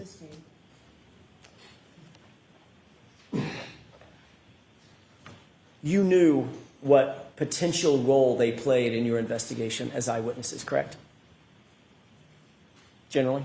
From the time they interviewed Ryan. When we interviewed they them, should've. when we learned of their existence, when we interviewed them, Exactly. we collected information based on their recollection. You learned of their My existence question in February was, 2022, you're aware though. that they had a certain perspective as it relates to the SUV that night, early morning hours, right? Based on their interviews, they had a perspective with the brake light being on constantly. I'm asking you what they said. Oh my God. I'm asking you if during the course of your investigation, You're aware they had information. Antonio and Heather Maxson had a perspective. They were eyewitnesses to certain things. As Yes. relative to the SUV. Right? Yes. Right. And you You became... instructed your subordinate, Michael Proctor, to interview those witnesses in August of 2022, correct? I'm not sure when they were interviewed. I don't have a memory of instructing him to go interview them. February to August is still a long time, but I bet that's not when they were interviewed.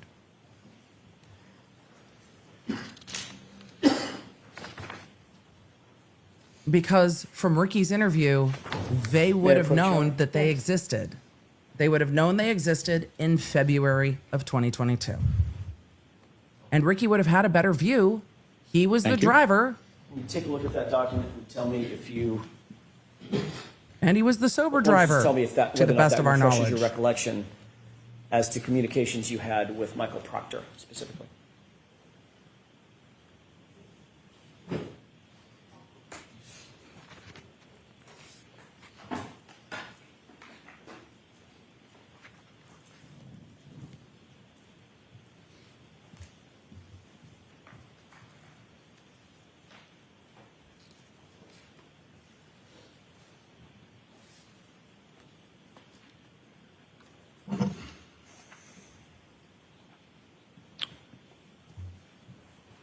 Thank you, Sergeant. Does that refresh your recollection as to a conversation, or I'm sorry, a communication that you had with Michael Proctor? Unfortunately, it does not. I will take the document at face value. I do not have a memory of having these communications, but I will take the document if it's authentic and it is true and accurate that it took place. But I do not have a memory of sending these text messages. May I approach you? Yes. Really? Their text you sent. You have no memory. Also, my name's misspelled in there. Is that from the extraction, or where is that from? Couldn't tell you. Wasn't me. Appreciate it. Thank you. I can't take credit for that. Hey, buddy. The defense isn't generating police reports. Jackson, it wanted me. The defense isn't generating police reports. It's your department. It's your department. Who misspelled your name? Probably Proctor. Can't even get my name right. I do not have a memory of sending I these had to rewind text that messages. because, good Lord. It's like, my name's not even spelled right. Are these authentic? Also, my name's misspelled in there. Is that from the extraction, or where is that from? Couldn't tell you. Wasn't me. Appreciate it. Thank you. I can't take credit for that. Thanks. It wanted me. I can't take credit for that. If your memory is not He's like, refreshed about that "They're your particular reports, communication, guy." do you remember in general communicating with Michael Proctor about interviewing Ricky Chat Dunn? has made an excellent point. A number of you in the chat made an excellent point. They might not necessarily be from his department if they're reports from FBI, because they are extractions of text messages, and the defense does have discovery from the federal investigation in this case. We know that. The jury does not know that. So it is a good point that those reports, my assumption is not necessarily accurate, that those are, or my snark assumption that those are from his department. They very well may not be. It's an excellent point, chat. You guys are much sharper on a Friday afternoon than I am right now. It's a very fair point. Where did these come from? Which is also kind of a serve if you're the defense, like going with the arguendo, that might be the reports from another agency. And it might be kind of a serve to be like, hey, look at these. He's like, I don't know where those reports come from. They're not coming from Canton PD. They're not coming from Mass state police. So where else could they be coming from? They could be coming from a undisclosed federal agency, or in theory, they could also be coming from the disciplinary board, because they could be coming from that is another agency that would have turned over documents to the defense, is from all the disciplinary investigations. So there are two other places they could come from. My name's misspelled. Who did that? Maybe it was the FBI. Tono and Heather Maxson. Could be. I do not know. I'm sorry. Would that have been something that you would have found important relatively early on in the investigation? Now, these are eyewitnesses. Let's get them interviewed. Yes, it is. It is important to interview anyone that's an eyewitness. Sometimes it takes longer because. Are you listening? Because. I'm sorry. Thanks.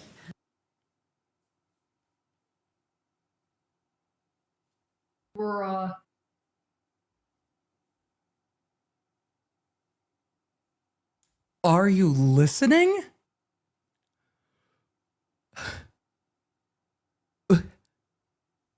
Oh, sir. Oh, no. No, no. No, no, no, no, no. No, no, no. No, no. No, no, no. No. No. It is important. Hold on. I gotta just back. Are you listening? Chad, I rewound. And if you're listening in the background, just come back for a second. I know you're folding laundry and finishing your craft project, and I appreciate you for being productive. Just come back for a minute and watch this dude's face. Just come back for a minute. The Proctor about interviewing Ricky D'Antonio and Heather Maxson. I do not know. I'm sorry. Would that have been something that you would have found important relatively early on in the investigation? Now, these are eyewitnesses. Let's get them interviewed. I mean, or look up from playing Midas March. It's fair. Yes, it is. It is important to interview anyone that's an eyewitness. Sometimes it takes longer because. Are you listening? I'm sorry. Thanks. You asked the question. I just wanted to answer. I know the answers to my own questions. Go ahead. Okay. Are you listening? Yes, thanks. Just to make sure you heard the answer. You asked the question. I know the answers to my questions. Sir, he just wants the jury to see you do it. He knows what you're going to do. He just wants the jury to see you do it. It's you're missing the game that's happening.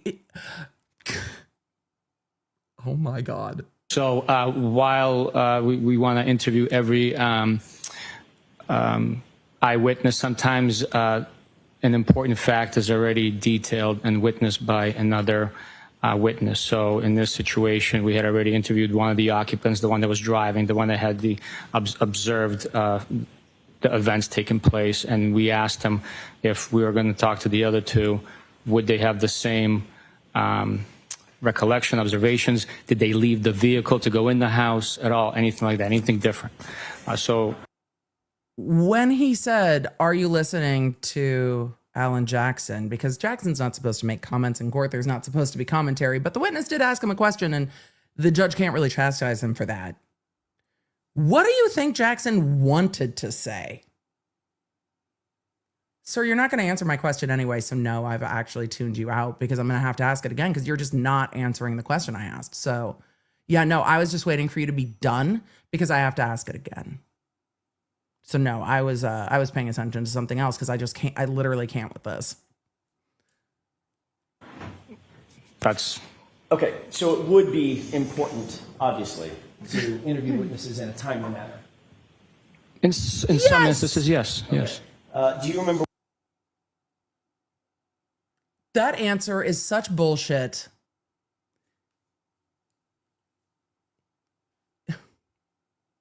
Find me someone else in law enforcement that's going to say it's not important to interview witnesses in close of time as you can.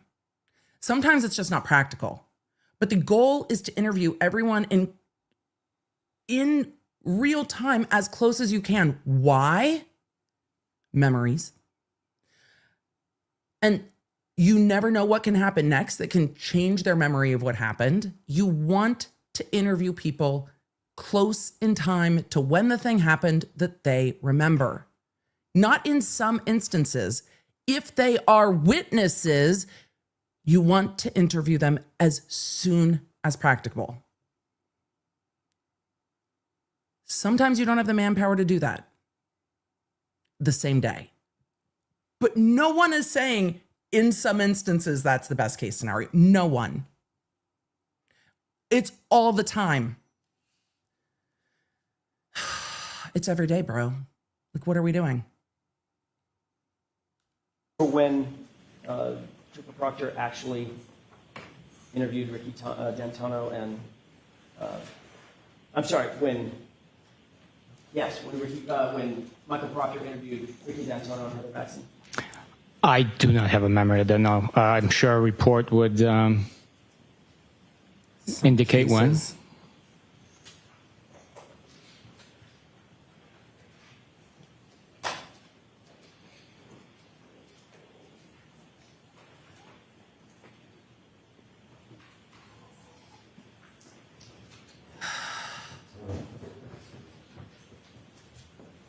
May I approach that? Yes.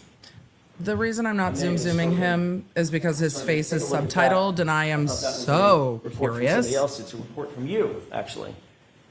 Tell me if that refreshes your recollection as to when. It's a report Ricky from D'Antona you, actually. was actually interviewed. Shocking. Shocking. Yes, this You wrote report, one. authored by me, Gold was star. states that on Saturday, September 2nd, he was interviewed. What year? 2023. When? He was interviewed when? Hold on. Let me just make sure I got this right. It's late. Y'all interviewed Ryan Nagel February 2022. This happened January 29, 2022. You knew that Ryan was in Ricky's truck. I feel like I have to say Ricky D'Antona because it's like one of those names that I feel like even from elementary school, everyone just calls Ricky D'Antona Ricky D'Antona. It just seems like the right result. You knew that Ricky was the driver because they were all in Ricky D'Antona's truck. That's what Ryan said like over and over again. And he was interviewed, and you texted Proctor in August 2022, hey, maybe interview Ricky. He showed you those texts. February to August of 2022. And Ricky was interviewed when? Was states that on Saturday, September 2nd, he was interviewed. What year? 2023.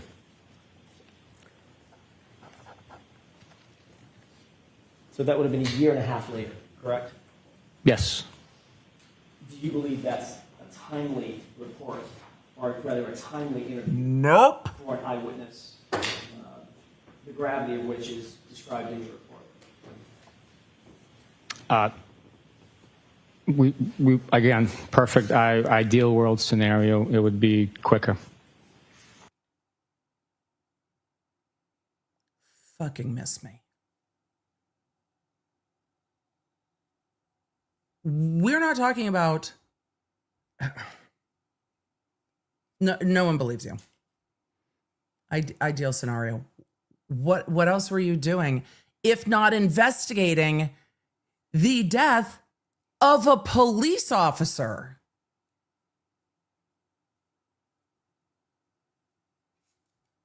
What y'all busy So that would doing? be, no excuses. Perfect not world. going to bars, but that would be untimely. It's untimely. Year and a half later. We do the best we can. Do you? You indicated that your memory was that the cars arrived simultaneously.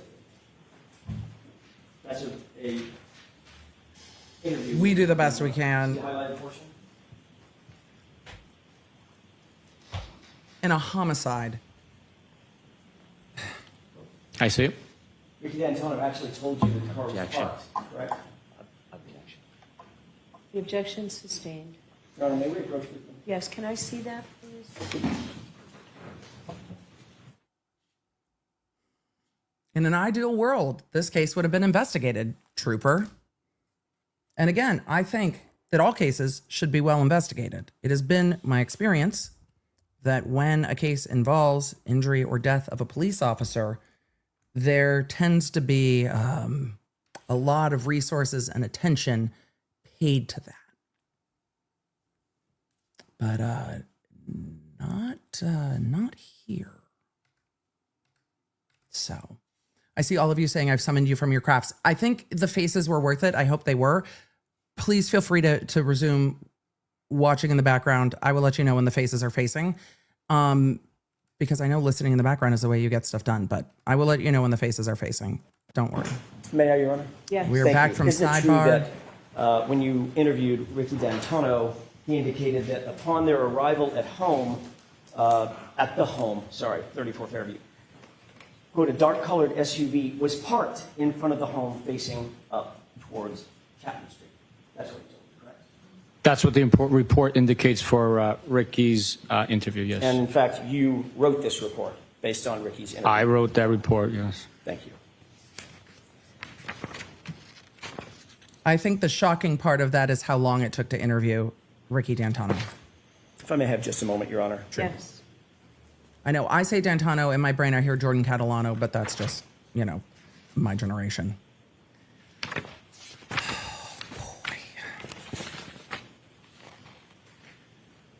Jackson is looking for something. Your Honor, I'm just about to start. Why don't we come to sidebar now from the floor? I'm just about to go into another section of questioning. I think that Jackson was mindful of the clock and the fact that the judge is like, 4:00, great. All right, bye, everybody.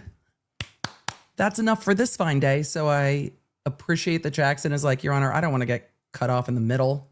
So can we just, because Jackson's not done. For all of you asking, what did Ricky D'Antano do? He just drove his friend. He literally just drove his friend. They went to go pick up Julie Nagel, Ryan's sister. And then Julie was like, y'all come in. And they were like, deuces, we're going home. And then they left. But they were pulling onto Fairview at the same time Karen Reed was pulling onto Fairview. And they saw Karen Reed's car. They parked behind Karen Reed's car. She had parked first. So no, it's what he saw that is the relevant bit. Especially as this moves along, I think it becomes more important for me to talk to the lawyers about scheduling to give you some idea on how we're doing. I can tell you that everybody's in agreement that we are right on schedule. So we're not behind schedule. Optimistically, maybe we're still a little bit ahead, but we are on schedule for planning purposes. Your Honor, I have Dave Matthews tickets in June. I have questions about what on schedule means. Monday, I'm going to ask you all to come in at 10. So we'll start. Oh, it's going to go down on Monday. We got some jury not present argument that needs to happen. It will, optimistically, maybe we're still a little bit ahead, but we are on schedule. I backed up. Monday, I'm going to ask you all to come in at 10. So we'll start at 10 o'clock on Monday, and we will go a full day Monday. We'll leave every day next week. We'll use a full day. So we will see you next week. Those same cautions. Please do not discuss this case with anyone. Don't do any independent research or investigation into this case. If you happen to see, hear, or read anything about this case, please disregard it and let us know. Be very careful with your social media use, and have a great weekend. See you Monday at 10. Have a good weekend, everybody. All right, jury's out. I'm going to see. I don't think the lawyers go back on the record. Oh, maybe they do. Hold on. So the jury's coming in a little bit later on Monday. Let's see what the court has to say. Court's in session, please proceed. All right, so Monday we'll start with the jury at 10. If you need me before 10, please let people know so that we can deal with anything we can beforehand. I'll be here before 10. So, all right, we'll see you on Monday. Your Honor. Thank you. All rise. Oh, okay. So maybe they're not going to argue stuff on Monday.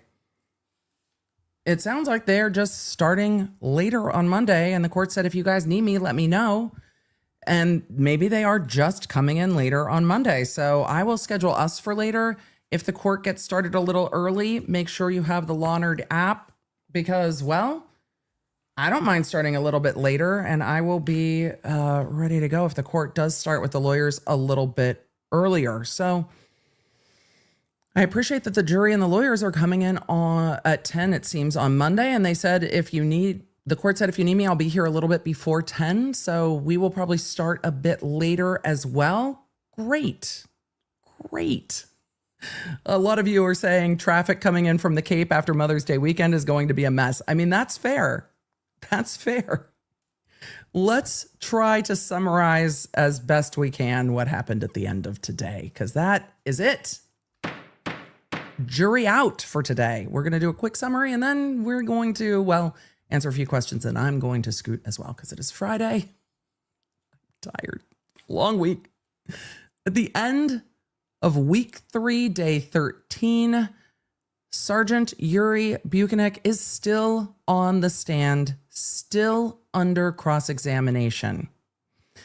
Part of what made that cross-examination take so much time was the reading in of all of the text messages between Brian Higgins and Karen Reed. I think one of the really effective parts of cross-examination this afternoon was going through how long it took to write reports, we are just getting into how long it took to interview witnesses, including the fact that witness Ryan Nagel was interviewed in February 2022, but the other passengers of that truck, Ricky D'Antano's truck, were not interviewed until September of 2023. And Jackson went through.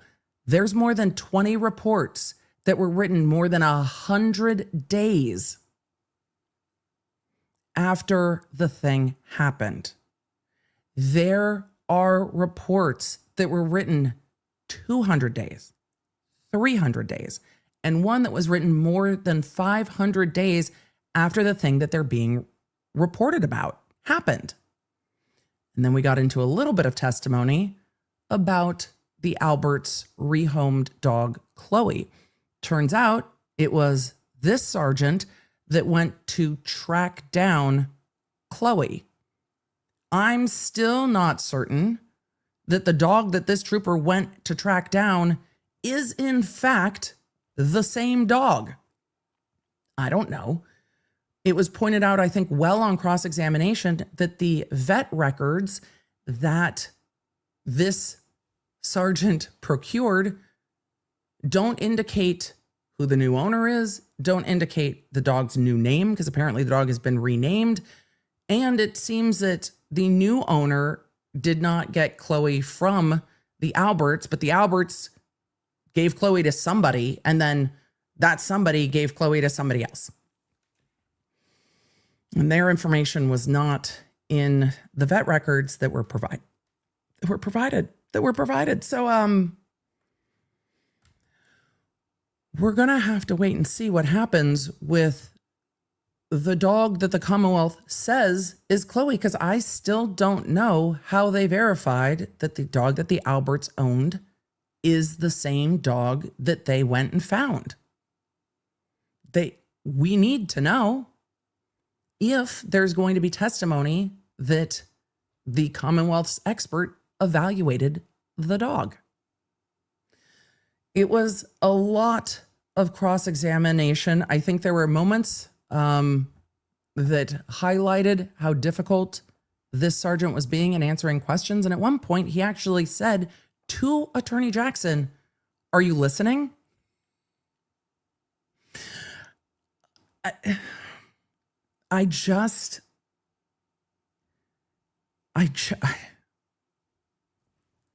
What is even happening? So Monday, we are going to resume this trial with more cross-examination of this trooper. One thing that is becoming clearer to me is that as this cross-examination goes forward, it seems the defense is planning that the Commonwealth will not be calling Brian Albert or Brian Higgins or Ricky D'Antano or others. And it seems that they are doing everything that they can to get into the information they want about those witnesses through this sergeant who was the lead investigator. And while there are still reports that Karen Reed believes that Trooper Proctor won't be called, it's going to be really interesting to see how that plays out, if that is the Commonwealth's strategy to not call Trooper Proctor, because I think it's a landmine for the Commonwealth either way. But they knew that when they decided to retry this case. They knew it was going to be, and they decided to retry the case. I'm just interested to see how they're going to deal with it, because if you don't call Trooper Proctor, the defense has a great argument of all the witnesses that the Commonwealth didn't present. And if you do call Trooper Proctor, well, then you have the testimony from Trooper Proctor and the text messages and the rest of it. So I'm not sure what the Commonwealth will decide to do, and they may change their mind. I'm going to be real interested to see who the next witness is after this trooper, because there's going to be more testimony. I don't know if we're going to have many more civilians, though, and I don't know if the Commonwealth will choose to call John O'Keefe's niece and nephew. I know that they have to call, at some point, their medical expert, their reconstructionist, maybe the foundational witnesses for who did extractions from Karen Reed's vehicle and testing of Karen Reed's vehicle. So we'll see. We've got a couple more weeks of trial at a minimum. The court has been telling the jury that they're ahead of schedule, and that trial should be full days all next week. So, y'all, it's going to be a real busy May, and I don't think we're going to see many more civilian witnesses in this case. So let's get to questions. You've got questions. I've got questions. We've got questions. Let's get to the questions, shall we? I don't even know. Like, the FBI. Oh boy, oh boy, oh boy, y'all. Today's been a day. Today has been a day. And I mean, the text messages, I wonder if the jury is just like, oh, okay, but like, what happened to the victim though? Like, what were the victim's injuries? Are we gonna get there? It's a murder case. So can we get to that? Can we get to that? Let's see. It's Jess asked in the chat, do we know why Proctor was fired? We do. I have covered it. The jury does not know that yet. We know that because I was covering it. But yes, Trooper Proctor was fired because of his actions in this investigation. So, yeah. It's not an easy thing to fire a law enforcement officer, and there were specific findings made about his actions in this investigation, and that is a lot. Melanie asks, who renamed a 7-year-old dog? I have no idea. I don't know. I don't know why. I do not know. Beautiful Dreamer gifted 5 memberships. Thank you. I saw a couple rehomed Sallyport camera said Emily did new filings on ARCA. They were due. Filings weren't due. Reports needed to be turned over between the parties, but those reports will not be on the docket. Those are reports between the parties, and I can only imagine, because they were to be turned over to Brennan, that Brennan would have put it on the record if they did not receive it. Does anyone think that Brennan's going to let that go if they didn't receive it? I don't think so. So, Gator Gal asked, do you think they'll get to the Sallyport video? I imagine the defense wants to get to the Sallyport video that shows when Karen Reed's car is being pulled in, to timestamp that in evidence. I think that they will. Will they do it with this witness or another witness? I don't know, but I think that they will. So let's see. Chrissy said, I do the same. The name Trip, I always have to say Trip McNeely. Exactly. Because it's Trip McNeely. Do you think Hank supports this level of stonewalling from the witness? No, I think Brennan is probably annoyed, but there's nothing he can say to the witness. He can just sit there and not object. There's nothing he can say. I imagine that Hank is also really annoyed, like really annoyed, because the trooper's face says that he thinks he's doing something. To me, I might be reading into it. But I don't think it's going to land that way. And I imagine Brennan's like, you're just making this worse and worse and worse and worse. You're just making it worse for yourself. But I just don't know how he thinks that not answering the questions clearly is going to work.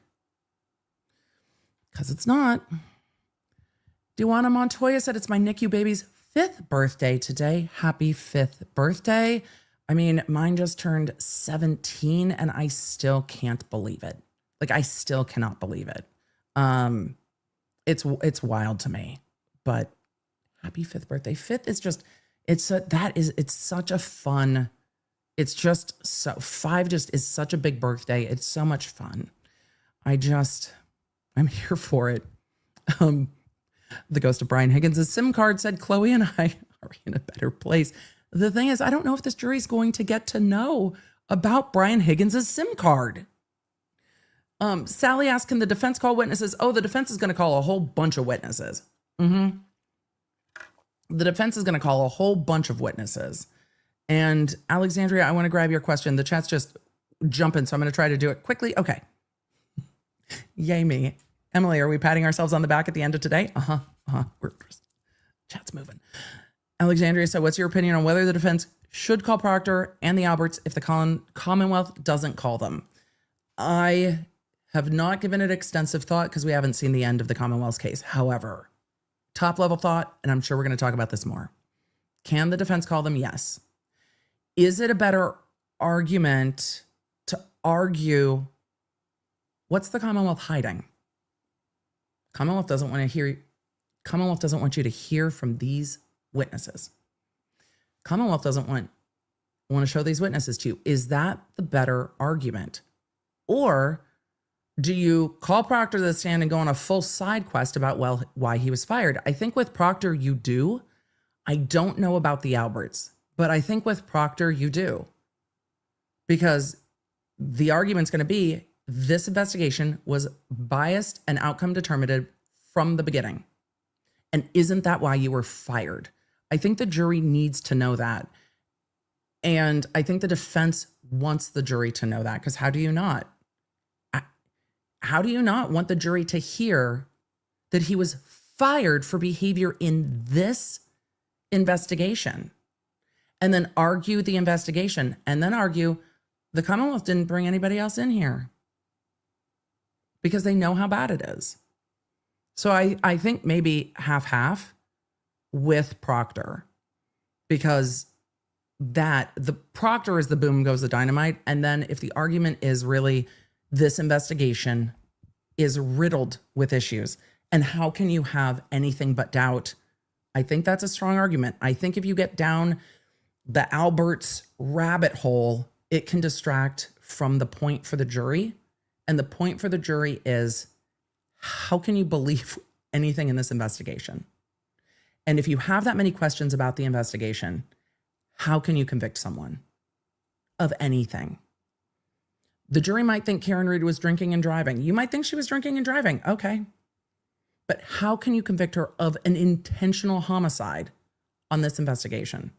And then argue, did the Commonwealth prove to you that John O'Keefe was hit by a car by Karen Reed, or as to count 2, was a substantial cause of his death? So I think they have to get to Proctor, and I think they can. I'm interested to see what the new experts for the Commonwealth say, because there are some new experts coming up that we have not seen, and I'm interested to see what those experts have to say. So I saw a couple questions about what my hat says. It's my fax hat. And I saw a lot of you ask, when will they be restocked? We are working on restocking the fax hats. It's my fax hat. We are working on restocking the fax hat. I wish the facts were clearer in this case. I wish I could just say we have this fact, this. The facts that we have that aren't contested and don't have multiple reasonable interpretations are limited. And the jury instruction that is going to become, I think, repeated a lot by me is if a fact has two reasonable interpretations, then the jury must pick the interpretation that points towards innocence. So if the jury's sitting there going, it could be this, it could be this, the jury instruction tells them if it could be either, it has to be innocence. I just hope that at the end of this trial, they have a bit more time to argue because it's needed, very much needed. So I think these were good cross-examinations, really good cross-examinations. Ely said, can any of these people give a direct answer? We saw a few witnesses that did and a lot of witnesses that didn't. So a lot of witnesses that didn't. Can they scan Chloe's microchip? Does she have one? I have no idea, Kate. I imagine if there was a microchip, that would have just come up. That would be my guess. So that's my assumption. Wouldn't it have come up by now? Colleen said, oh my God, the dog is in WITSEC. Martha in the chat asked if the Alberts sold their home. Yes, the Alberts sold their home after this. I don't know if that will come up in evidence in this trial. It came up last trial because it was their family home, like a generational family home that they sold. And so at some point prior, when we were talking about Brian Albert particularly, it's like, so you got rid of your home, you got rid of your dog, you got rid of your phone. That's a lot. It's a lot. Oh, chat. Who is singing the time work about the pelvic thrust? That is 10 out of 10. It went by so fast, but that is a 10 out of 10 Rocky Horror reference in the chat. Kimberly said Chloe being rehomed is wild. She's an eyewitness. And she even changed her identity. Maybe Chloe was ready to rehome herself. She was like, enough with these people. I mean, they don't even let me hang out with their friends. It's crazy to me that some of Brian Albert Jr.'s close friends, or at least the one we heard from in this case, didn't know that the family really, they like, oh, we've heard that the family has a dog, but the dog was never around. It's a good point of argument. And notably, we haven't heard from Julie Nagel at all. We haven't heard from Julie Nagel at all. There are so many names that come up in this case again and again and again that the jury hasn't heard from yet. And at some point, I wonder if it sits with the jury too of, well, what do they have to say? Like, what do they have to say? Because I want to know. Let's see. Oh, y'all said he remembers his combo with Higgins, but not who he handed the evidence to. For some of you in the chat asking, who is Julie Nagel? She was at 34 Fairview with Brian Higgins Jr. for his birthday, and she went out to the truck to talk to her brother because her brother and Ricky were going to pick her up and give her a ride home. And she's like, you guys come in. And then she's like, we're going to stay. And then she went home with Jen and Matt McCabe and her friend, I think Ashley, that testified. They all went home together, but we haven't seen her testify about walking out of the home and being at 34 Fairview and the rest of it. Michaela asked, why did they have the trooper read out Higgins' text? Was he connected to this interaction relationship in some way? No. And Lordy, this man needs to practice how to read. It is difficult, I think, to read in public and then to read text in public, especially when you don't know what's happening. There are days on stream where I'm like, these words are on the page and not coming out of my mouth. So I get it, how difficult it is to read in all those texts, especially with misspellings. Because with misspellings, you're not supposed to fill in the correct word, which makes it, I think, even more difficult to read on the stand. So I feel for him in that. Why did they have him read in the text? I don't think they're going to call Brian Higgins. And it's, did the investigation know all of this? Did you know all of this? And even with all of that, did you investigate further what was going on between Karen, John, and potentially Higgins? Was there an issue between the three of them? They were all at the waterfall together. Higgins is texting Karen while they're at the waterfall. She's there with John after they had been sending awkward, flirty texts. Didn't you look into that more? Didn't you want to know? Didn't you investigate? Oh, no, we asked Higgins, hey, buddy, remember, we have all the other phones, so we need you to give us your texts. We need you to give us your text, and just know that like we have everybody else's phone, so it needs to match up. That testimony was wild. Did you notice Jackson didn't follow up on it at all? If I'm Jackson, I wouldn't follow up on it either. I would just look at Alessi's notes about it, because it's going to be like ding, ding, and argue it later. I wouldn't give him a chance to explain it at all. Because you're investigating the case and you told Brian Higgins, hey, make sure when you give us your text, they line up. That testimony is wild. And I think you just put that right to the side. And if the jury forgets about it, it's totally fine, because you bring it out in closing with your argument. And I think when you bring that out in argument in line with this was a terrible investigation, it's a, oh, I forgot about that. I think it has more power then. So Michelle said, you keep mentioning Alessi as Alessi closing. Jackson's going to close, but I think Alessi is keeping note of what the witnesses say for points to follow up on. I think Alessi is also processing, because Jackson is processing, asking the next question and wrangling the witness, which takes a ton of energy and focus. And I think Alessi, because we've seen him kind of writing quite a bit, I think Alessi is keeping pretty detailed notes on the takeaway nuggets from this witness's testimony, because they truly don't have time over the weekend to go back and rewatch it all. And it can be difficult as the attorney asking the questions to also process all the incoming information. Sometimes it's like, okay, asterisk, that was important, this was important, and you need to have those things saved for later to bring up in your closing. But they've got so many attorneys on the team that they have enough people to be like this, that, this, and save those moments. And then they can go back to, well, they have the ability to go back to YouTube videos and watch them, which is, I think, a huge benefit for the attorneys in this case, that they can go back and rewatch it. If you have live transcription, it helps, but being able to go back and catch the things you might not have caught in the moment is a huge benefit. Sophie said, not calling all the witnesses looks shady as hell. I don't disagree. The Commonwealth is definitely not going to call all of them. I think there are some witnesses from the last trial they don't need to call and that were cumulative. But I think there are key names coming up that the Commonwealth not calling is a problem.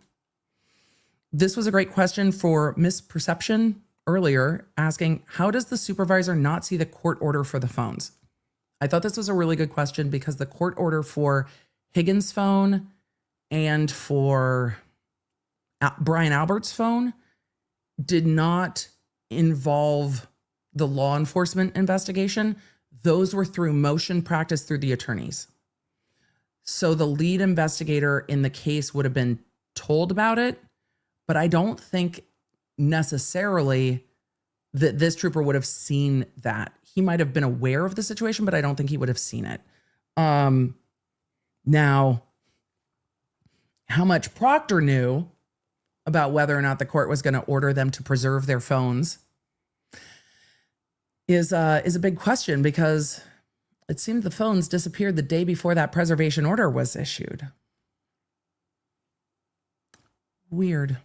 I don't think the jury's going to know that this time, but those came up through motion practice, so it seems the supervisor wasn't super dialed in to what was going on with the witnesses. So there were motion practice, and then it was, can we preserve it while we go through the motion practice? And then they were gone, and it was like, oh, it's moot now because the phones are gone. So, Rainey in the chat asks, why do you think they're not going to call Higgins? What information does Higgins have that helps the Commonwealth? That's my train of thought. What information is Higgins going to provide that helps the Commonwealth? His text with Karen Reed? Those are already in. That he was at 34 Fairview? That's already in. That he was at the waterfall? That's already in. What information does he provide that is opening a can of worms for the Commonwealth? Well, those phone calls between Higgins and Albert, those. Why are the defense attorneys on the prosecution witness list? I have no idea what they think they're going to do with that. But I think Higgins does not help the Commonwealth's case. Now, can the defense call him? Absolutely. I don't know if they will, though, because they put all these texts in through somebody else. They might choose not to. Perry said catching up, crime scene was writing to him as well. Yes, it seems that this sergeant in the crime scene had a good thing going. The crime scene was speaking to him and singing to him and filling out his evidence bags. It was just great. It was just great. So let's see. Flipping out said, I tried talking to my teens in TeenSpeak and they told me to stay in my century. They're like, ma'am, did you tell them to sit and spin? No, probably not appropriate. Not appropriate. How long has it been since you've seen that phrase come up ever? Matt Bond, good to see you. Matt said, for the record, on the record, let the record show. Yep. Hello, spiffy legal mumbo jumbo. Talkie sister from another mister. Good to see you, Matt. I know we're way behind on chats. We are, and I've got to get scooting as well. But man, oh man, with all of the things. Happy at Heart asks, why is the defense putting this in? Just like, why did they allow interviews? I think the defense has things in there they want to argue about the investigation. And I think that the defense, and again, not the defense, not a defense attorney, but I would imagine that the defense is looking at the text between Higgins and Karen as not more damaging to them than helpful. And we know the Commonwealth is using a bunch of clips from interviews from Karen. So are the texts worse than that? Probably not. Are the texts kind of sad? Yeah. So, does it hurt more than help is really the question. And I think the defense would weigh that and say it helps. Then again, it could be the simple answer that Karen wants them to do it. And that's one of the things about defense attorneys. Karen wants them to do it. Karen wants them to put it in. Lara in the chat asked, do you think the text help towards third-party culpability? No, I don't. I don't think they get them there. I think they do go a long way to, hey, you didn't investigate any of this. And in fact, you told Higgins, like, hey, dude, make sure they match up when you give us your cell phone. And you didn't extract his cell phone. You let him just give you the pieces he picked and chose. Because you weren't really investigating. And they're going to use Proctor's text and be like, see, you weren't really investigating. You were just really supporting your conclusion. Mad Honeybee, thank you for the super chat, said the sad part is even if Karen did this, the investigation was so poorly done. There will always be speculation about this case. So sad for Officer O'Keefe. He deserves better. And happy early Mother's Day to you and all the moms out there. Thank you so much, Mad Honeybee. And I think the investigation in this case is just so badly done that they are going to have a very difficult time proving anything beyond a reasonable doubt. And well, you know how I feel about the investigation. And victims deserve better and families deserve answers. And if the investigation was done well and there was not enough evidence to prosecute, at least you can explain to the victim's family, this is the answer. It's not enough to prosecute this case. It's not enough. And so it's not going to be prosecuted. Does that frustrate people? Yes. Is that a hard conversation to have? Yes. But it's not like you accidentally become a prosecutor. It is a job that you choose. And that job comes with responsibilities. But you can't prosecute a case that can't be proven, even if it frustrates the victims or the victim's family, because it is frustrating. But it's also part of the job. It is not easy to say no when people do not want you to say no. No is a hard answer. So anyway, that's how I feel about that. So Hazen, I hope you're feeling better. Hazen said 6 staples yesterday. I hope you're feeling better. That staples are not fun. An injury would have bled profusely based on personal experience. We will see how they get into that testimony when we finally get medical testimony. Amy, good to see you in the chat. Thank you for the gift of memberships. All right, I think we are just about caught up with questions. Sarah, this is a great suggestion. Sarah said EDB, brown sugar cold foam for the win today. I haven't tried it. Curious if you've tried the cherry cold foam. It's amazing. I haven't. Strawberry cold foam, yes. Chocolate cold foam, yes. I'll have to try the other. Yes. Kat asked a great question earlier today too, so I hope at this point you get to see the answer. How can they legally leave out so much testimony and leave it to the defense to explain? The prosecution can choose how to present their case beyond a reasonable doubt. They do not have to bring everything in existence into a case, and most time the prosecution does not bring in everything in existence into a case. But it is a double-edged sword because juries do not like feeling like they are missing something, in my experience, and humans do not like to feel like they don't have all the information.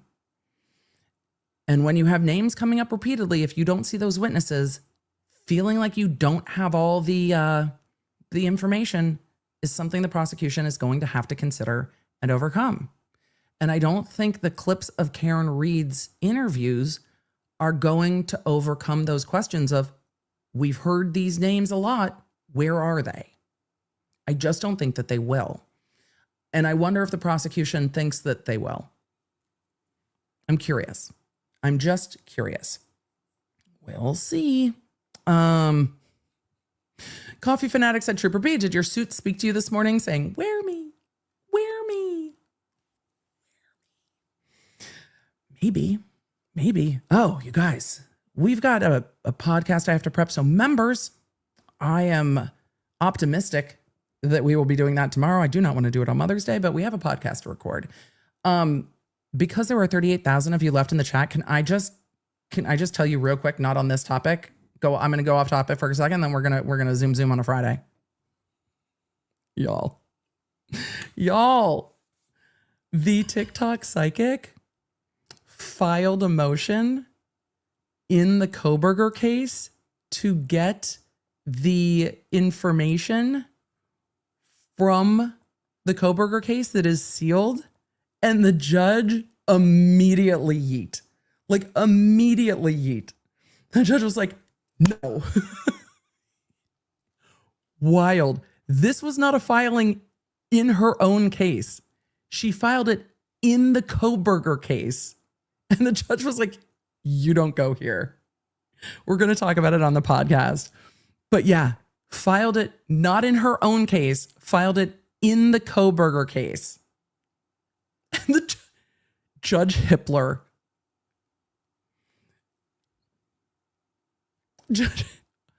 Immediately no. Yeah, she did. We're going to talk about it in the podcast. Yeah, she did. We're going to talk about Diddy in the podcast too, since he is going through jury selection and trials getting started. There's some stuff going on there, but oh yeah, she did. Judge Hippler has to be like, the fuck? What? Because Judge Hippler has no idea what's going on in that other case. Judge Hippler is the human embodiment of, I wasn't even supposed to be here today. You know he has no idea what's going on in that civil defamation suit. So to get a non-party filing asking for all kinds of stuff that she can't get, immediate court order, and he wouldn't even allow her filing to be filed on the docket. And I'm so sad because I really want to see it. But I wonder if, no, I don't wonder if, I suspect that she will file what she filed in the Koberger case in her own case to complain that she didn't get what she was asking for. So I think we'll get to see it soon. That's my suspicion. And she's going to be like, Your Honor, I asked and the judge didn't give it to me. I think we'll get to see it that way. So, oh boy, we've got lots to cover for the podcast this week. Members, I will let you know in the member spaces when I'm going to record, but I have a little bit more prep to do before we get to podcast recording. So thank you, everybody. I appreciate you. Just hang on for one more day because we've got lots to do. So I will see you Monday. The Emily Show podcast will drop Monday before we go live in court. Will be a little bit later. Make sure you get the Law & Order app because the jury's coming back at 10. I'll keep an eye on the feeds.